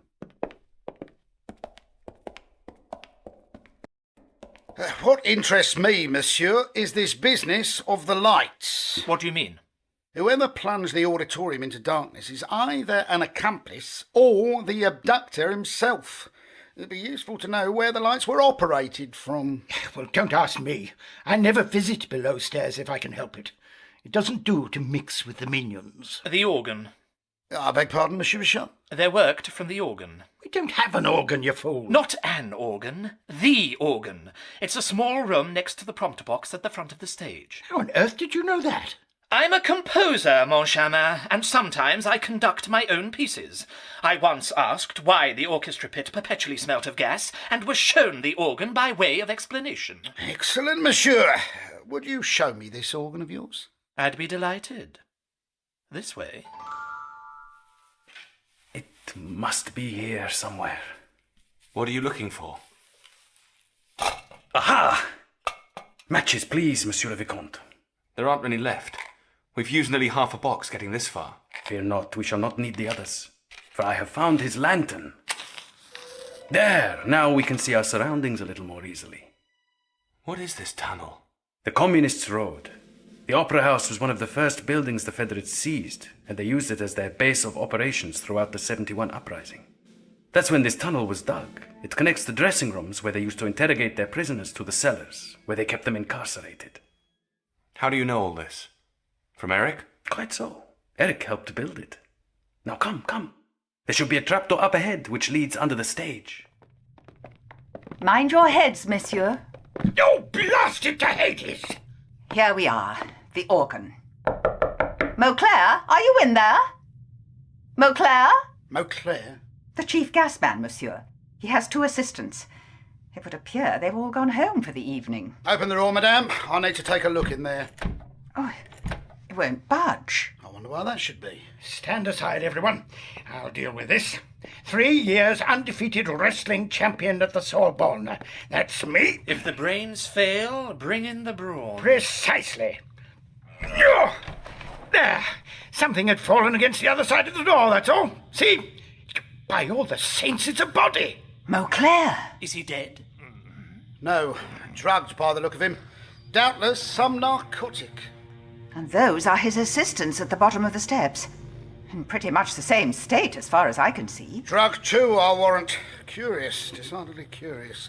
Some party, or parties unknown, must have interfered with Mauclair and his assistants in order to manipulate the lights in the auditorium. But why kidnap a singer on stage? Why not wait until after the show? Any theories, monsieur? Things happen here at the Opera House which defy explanation. Thank you for that valuable insight, Monsieur Moncharmin. Most helpful. It's not the first time it's happened, Commissary. Madame? The night of La Carlottas. infamous Toad impersonation, I remember coming in here and finding Mauclair snoring away, his snuff box beside him. I assumed he was drunk, so I upended a basin of water on his head. His snuff box, you say? Would you mind fetching it for me, Madame Giry? Here you are, monsieur. Thank you. Is the snuff box important, mi foi? Does it give us a lead on apprehending the kidnapper? Oh. That's better. The mention of snuff set me nostrils a-tingling. I'm inordinately fond of the stuff, you see. Now then, I think perhaps a word with La Carlotta is what's called for, Madame Giry. This way, monsieur. I believe La Carlotta is in her dressing room. During the commotion on stage, she spilled some red wine on her white satin dress. That was close. We must move on into the lower cellars. And thence fire the spiral staircase to the lake, yes? The lake? Are you mad? When Mademoiselle Daae first went missing all those weeks ago, I tracked the ghost to the shores of that great underground reservoir. It took me days to find the route, but eventually I stood upon the shore. Somewhere, in that watery gloom, lay Eric's secret lair. I knew Mademoiselle Daae was being held prisoner there, and I was determined to rescue her. Christine never mentioned this. She knew nothing of it. I failed. I took the Phantom's boat and struck out across the lake. No sooner had I set off than the silence of the black waters was disturbed by a sort of whispered singing which seemed to circle the boat. Were I a superstitious man, I might have thought of the sirens of the deep that lure sailors to their doom. But I am not, and I knew that Eric likewise was a man of science. This singing, therefore, must have some practical explanation. Fool that I was, I looked over the side of the boat to divine its source, and that's when it happened. Help! Two monstrous arms issued from the water and grabbed me by the neck, dragging me into the depths of the lake. I would most certainly have drowned, had not Eric recognized my voice. For it was he who was the siren, the peril lurking beneath the surface. He dragged me to safety, back to the shore whence I had started. Impudent fool. Did I invite you to my house? You may once have rendered me some service, Deroga, but that does not entitle you to come visiting like a bosom friend. I did not reckon upon the siren of the lake. The siren of the lake. It's nothing but a hollowed-out bamboo stem through which I can both breathe and sing. I learned the technique from a Tonkin pirate. A child's trick, that's all. A child's trick, which could prove fatal to the unwary. I thought we agreed. No more murders. And whom have I murdered? That concierge was crushed to death. The chandelier? That wasn't me. It fell of its own accord, old and worn. I read the police report on Montchamin's desk. An accident. Yes, my friend. They can happen very easily. Remember that when you next contemplate paying me a visit. I do not take kindly to guests. And yet you have one now. Christine Daae. You begin to bore me, Deroga. Eric, you are keeping her prisoner. Not so. Christine is here because she loves me. She can come and go as she pleases. I don't believe you. Very well. Come to the masked ball tomorrow night, and you shall see her there. And afterwards, Christine shall return to me. You will see. Now, I have business to attend to. A singing lesson. Never get into my boat again, Deroga. And never attempt to enter my lake house. It could prove unfortunate not only for you, but perhaps for the rest of the world. Farewell, my friend. And take care. I should hate to have to dedicate my Requiem Mass to you. Eric was true to his word. Christine attended the masked ball, and she returned voluntarily to his underground lair. There was nothing more to be done. Until tonight. So that's why he released her? I doubt it was the only reason. But if we can't get to him across the lake, how are we going to rescue Christine? There is another way. Follow me. What was that? Remember, hold your pistol level with your eyes. Ow! Something just bit my ankle. Mush, a rat! And he is not alone from the sounds of it. Let us move on, quickly. I'm not afraid of rats. You get used to them when you're a sailor. Ow! Bite, you little... These are no ordinary rats, monsieur. They are sewer rats, used to scavenging food wherever they can get it. In my country, I have seen a plague of such rats strip the flesh off a man's body in less than a minute. Faster, man. They're coming after us. They'll have the scent of your blood in their nostrils. We must get out of this tunnel. How? We can't go back. Up ahead. There's a door into the boiler room. Give me your pistol. Open that door, damn you! It won't move. Someone has locked it from outside. It's a trap. Eric set a trap for us. No more bullets! They're dropping from the ceiling. Protect your eyes. Hey! Open the door! Help! Help! No! It's too late!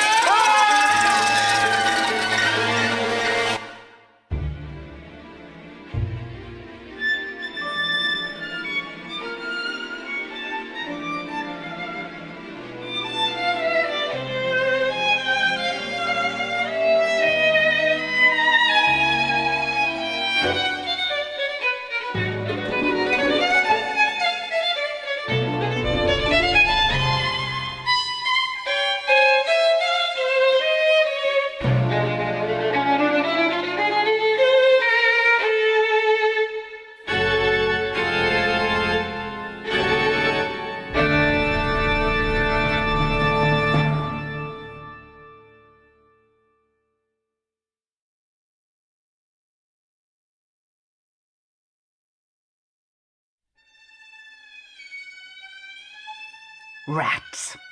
Everywhere. Pouring out of every recess and cavity. Not even the Pied Piper of Hamelin could have imagined so many squeaking, scratching, scurrying creatures. Rank and matted, their red eyes ablaze with hunger, they covered Raoul and the Persian in a sea of living fur, a frenzy of claws and teeth ready to tear flesh from bone. How could our heroes possibly survive this preternatural onslaught? Well, we'll come to that presently. First, I'd like to tell you a little about that exotic gentleman known simply as the Persian. He was actually from Persia, you'll be pleased to hear, where he'd been in the employ of that country's monarch, the Shah in Shah. The Persian was the Shah's daroga. You know, I've always meant to look that word up. No time like the present, I suppose. Now then, darkling, darkness, darksome, darksome, somewhat dark. Well, you live and learn. Darksome, darling, darn, darnell, darning. Ah, here we are. Daroga. Noun of Persian origin, a chief of police or provincial superintendent. Well, now we know, don't we? He was a copper. Eric, too, worked for the Shah, devising ingenious entertainments for his master's favourite wife, the Sultana. Yes, most amusing. Try to contain your mirth. Sultana, as you know perfectly well, is the female form of a sultan, not a piece of dried fruit. Although, as a matter of fact, the resemblance was quite close in this case. The Sultana was cruel, a true sadist, and Eric built her an exquisite torture chamber for her palace at Mazenderan. It was an enclosed room fashioned entirely of iron and made to look like an exotic jungle. In the centre was a huge iron tree with spreading branches, and many were the victims, impaled or hanged from its sapless boughs. The walls were burnished, so they acted as mirrors, making the iron jungle appear to stretch into infinity. Around this box of iniquity was built a palace, constructed by Eric so cunningly that a person could move around it without once being seen, always the observer, never the observed. The Shah adored it, as you can imagine, and many a foreign ambassador was baffled when his private discussions were quoted verbatim by His Majesty. But there was a problem, and that problem was Eric. He knew about the hidden passageways and might reveal their secrets to an outsider. Worse, he might construct a duplicate palace for a rival potentate. The Shah toyed with the idea of putting out Eric's eyes, but settled on the safer course of having him executed. And it was up to the Shah's daroga to carry out that execution. The Persian who was an honourable fellow, could not in all conscience kill a man because he might betray the Shah, so, eliciting from Eric the promise that he would never harm another mortal soul, the Persian helped him to escape. Well, the Shah discovered the deception, and the Persian forfeited everything, his position, his family, very nearly his life. He was saved by the discovery of a corpse on the beach, which everyone took to be Eric's, drowned while attempting to escape. The Shah was mollified, and the sentence was commuted from execution to exile. Now an outcast, the Persian nevertheless had a sense of duty. He knew a man as cunning and resourceful as Eric would never allow himself to die in such a banal fashion as a boating accident. So he kept his eyes and ears open, and sure enough, reports of curious deaths began to reach him. Suspecting Eric, he followed the trail. It led him across continents and seas, ending at the Opera House in Paris. And here the Persian would remain, ever vigilant, lest Eric should break that promise. Let us return to our story, then, to that darksome underground passageway through which Raoul and the Persian hoped to reach poor Christine Daae. Let us return to the rats.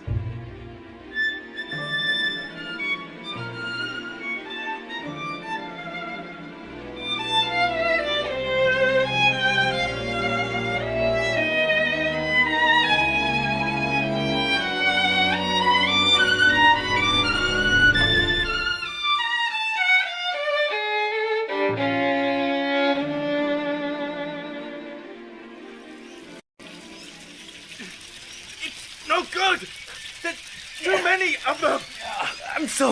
I'm so sorry, Monsieur le Vicomte. The door!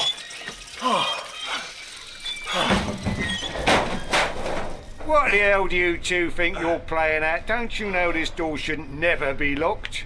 It was not we who locked it, Gaston. Oh, it's you. I didn't mean nothing by it, monsieur. It's just we leave this door open for ventilation, see? Otherwise it's hotter than Lucifer's parlour down here. I quite understand. Monsieur le Vicomte and I shall know better in future. Indeed we shall. And thank you, Gaston. You brought us the breath of life when you opened that door. Oh, you're welcome. Where was you trying to get to, anyway? The third floor cellar. Oh, where Bouquet got himself strangulated. Quite so, quite so. Release me at once, Eric. It's a Louis Quinze chair. Struggle all you like, it won't break. You won't win my heart by keeping me a prisoner. But your heart is already won. By him. It's true. I love Raoul. A pity. Soon he will be dead, along with everyone else in this miserable edifice to pleasure. Dead? Unless you choose to prevent it, Christine. How? By consenting to become my wife. But you know I don't love you. Time can work many changes. Besides, even if you don't love me, I love you. And that is more than most married couples can boast. Eric, please. Your love has made you mad. Yes or no? You have until 11 o'clock to make your decision. But I warn you, if your answer is no, then everyone you love, everyone you've ever cared for, will be dead and buried before the night is out. The third floor cellar. Quick, my friend. We must find the space between the old farmhouse and the backdrop from Le Roi de Lahore. This is the spot. The very place where Joseph Bouquet's body was found. Here, help me move these so I can examine the floor. What are we looking for? The Punjab lasso. No. For a means to reach the owner of that lasso. Eric? Shh. He may hear us. Think about it, monsieur. Do you imagine the lake is the only way to get to his lair? Surely he has an alternative entrance for emergencies. A back door? Quite so. It is my supposition that Joseph Bouquet discovered this back door, and that the discovery of it led to his death. Now, what sort of back door would our friend construct? A trap door? As you Frenchmen say, voila.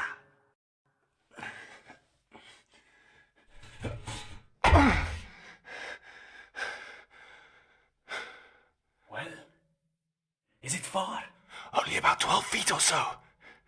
Leave your boots next to mine. The floor's hard, so they'll make a noise. We can collect them on the way back up. Here I come. Why? What is it? Are you hurt? I landed on a nail or something. Do not concern yourself. I have another foot. Sealed in. If only we'd thought to bring the lantern. I may not have the agility of youth, but I do possess the wisdom of maturity. Matches.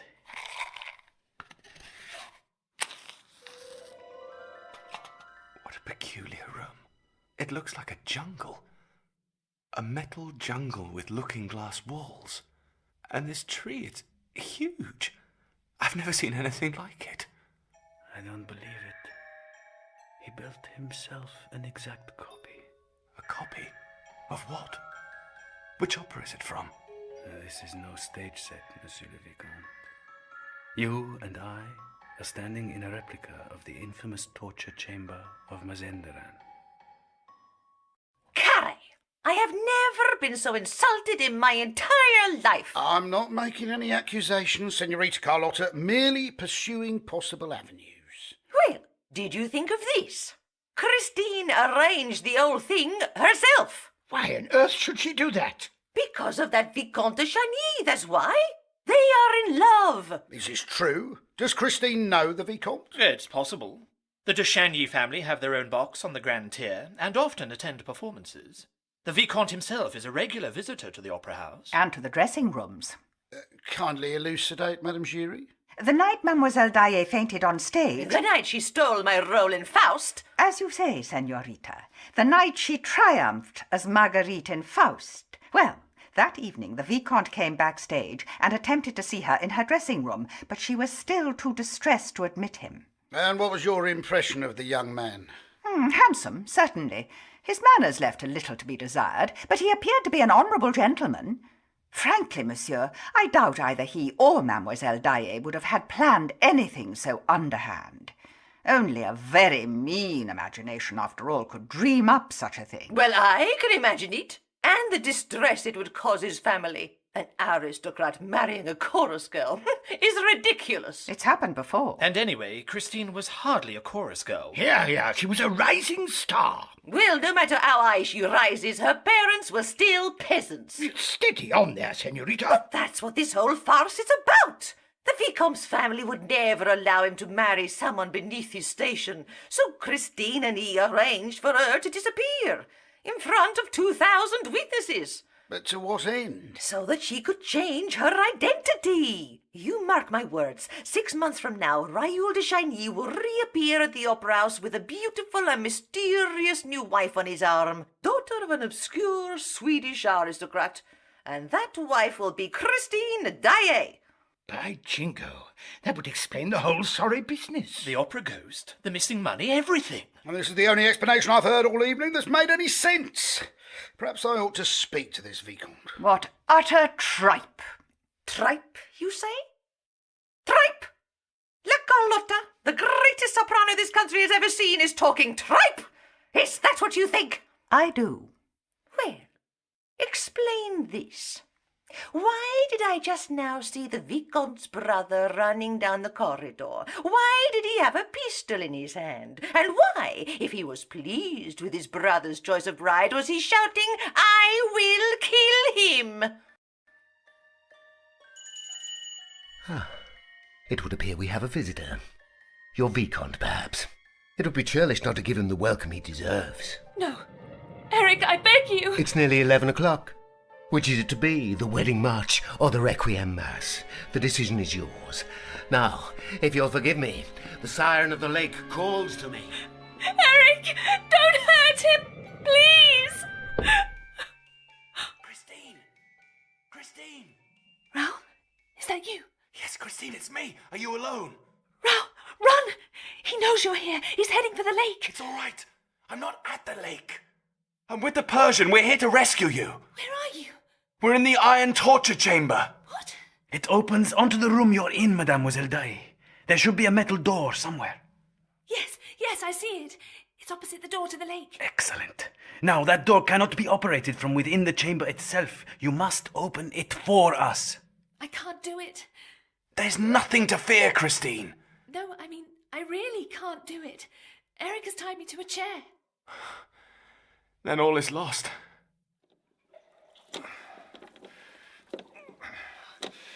One clear shot. That's all I need. Woe betide you, villain, if you so much as touched a hair of my brother's head. What the blazes? Who's there? Raoul, is that you?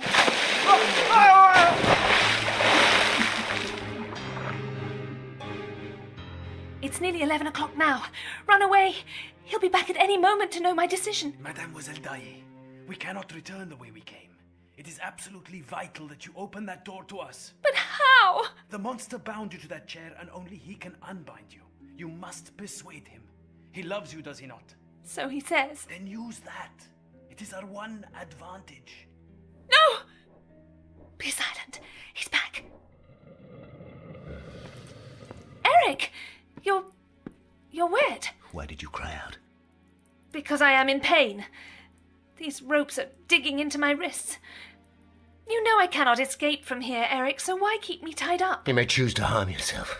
Is this how you intend to treat me when we are married? Married? Then you have decided. Not yet.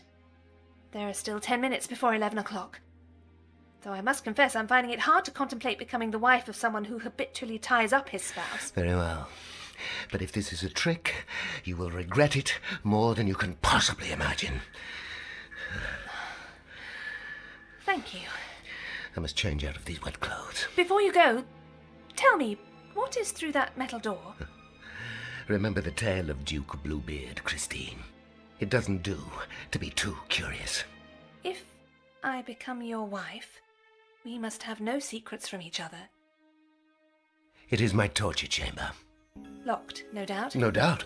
And the key? Safe. Why are you so fascinated by my torture chamber, Christine? I'm not. Merely interested. Could it be you heard someone in there when I was at the lake? No. Was that who you cried out to just now? Really, Eric, you're being ridiculous. The matter is easily settled. There's a little viewing window next to the door. See?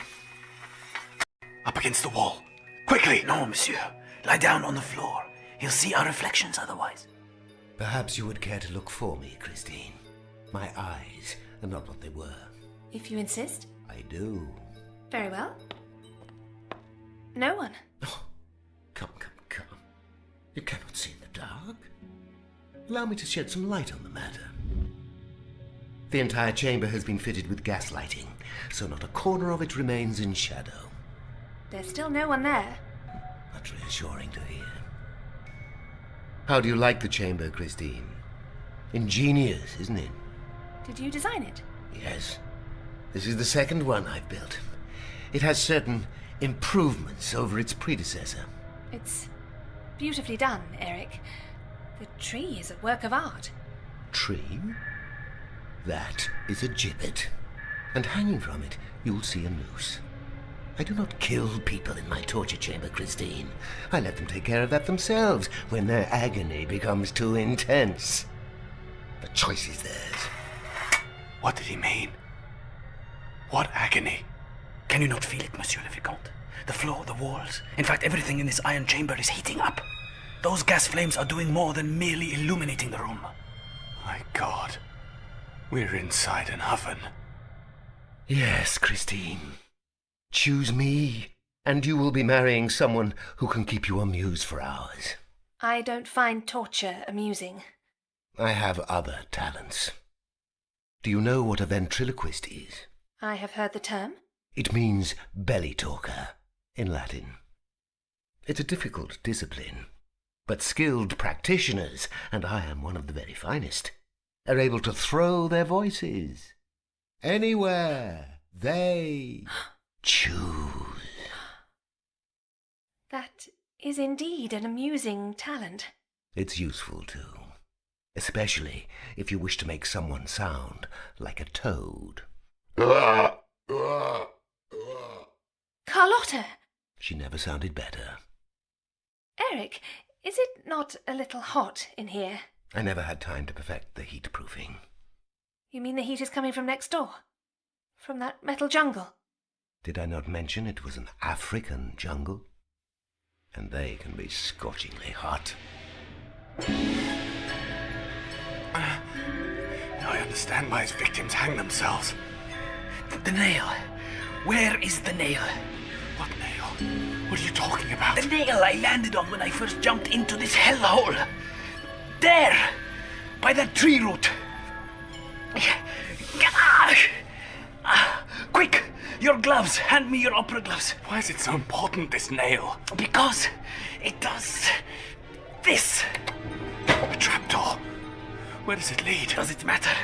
Come on, down these steps before we're cooked alive.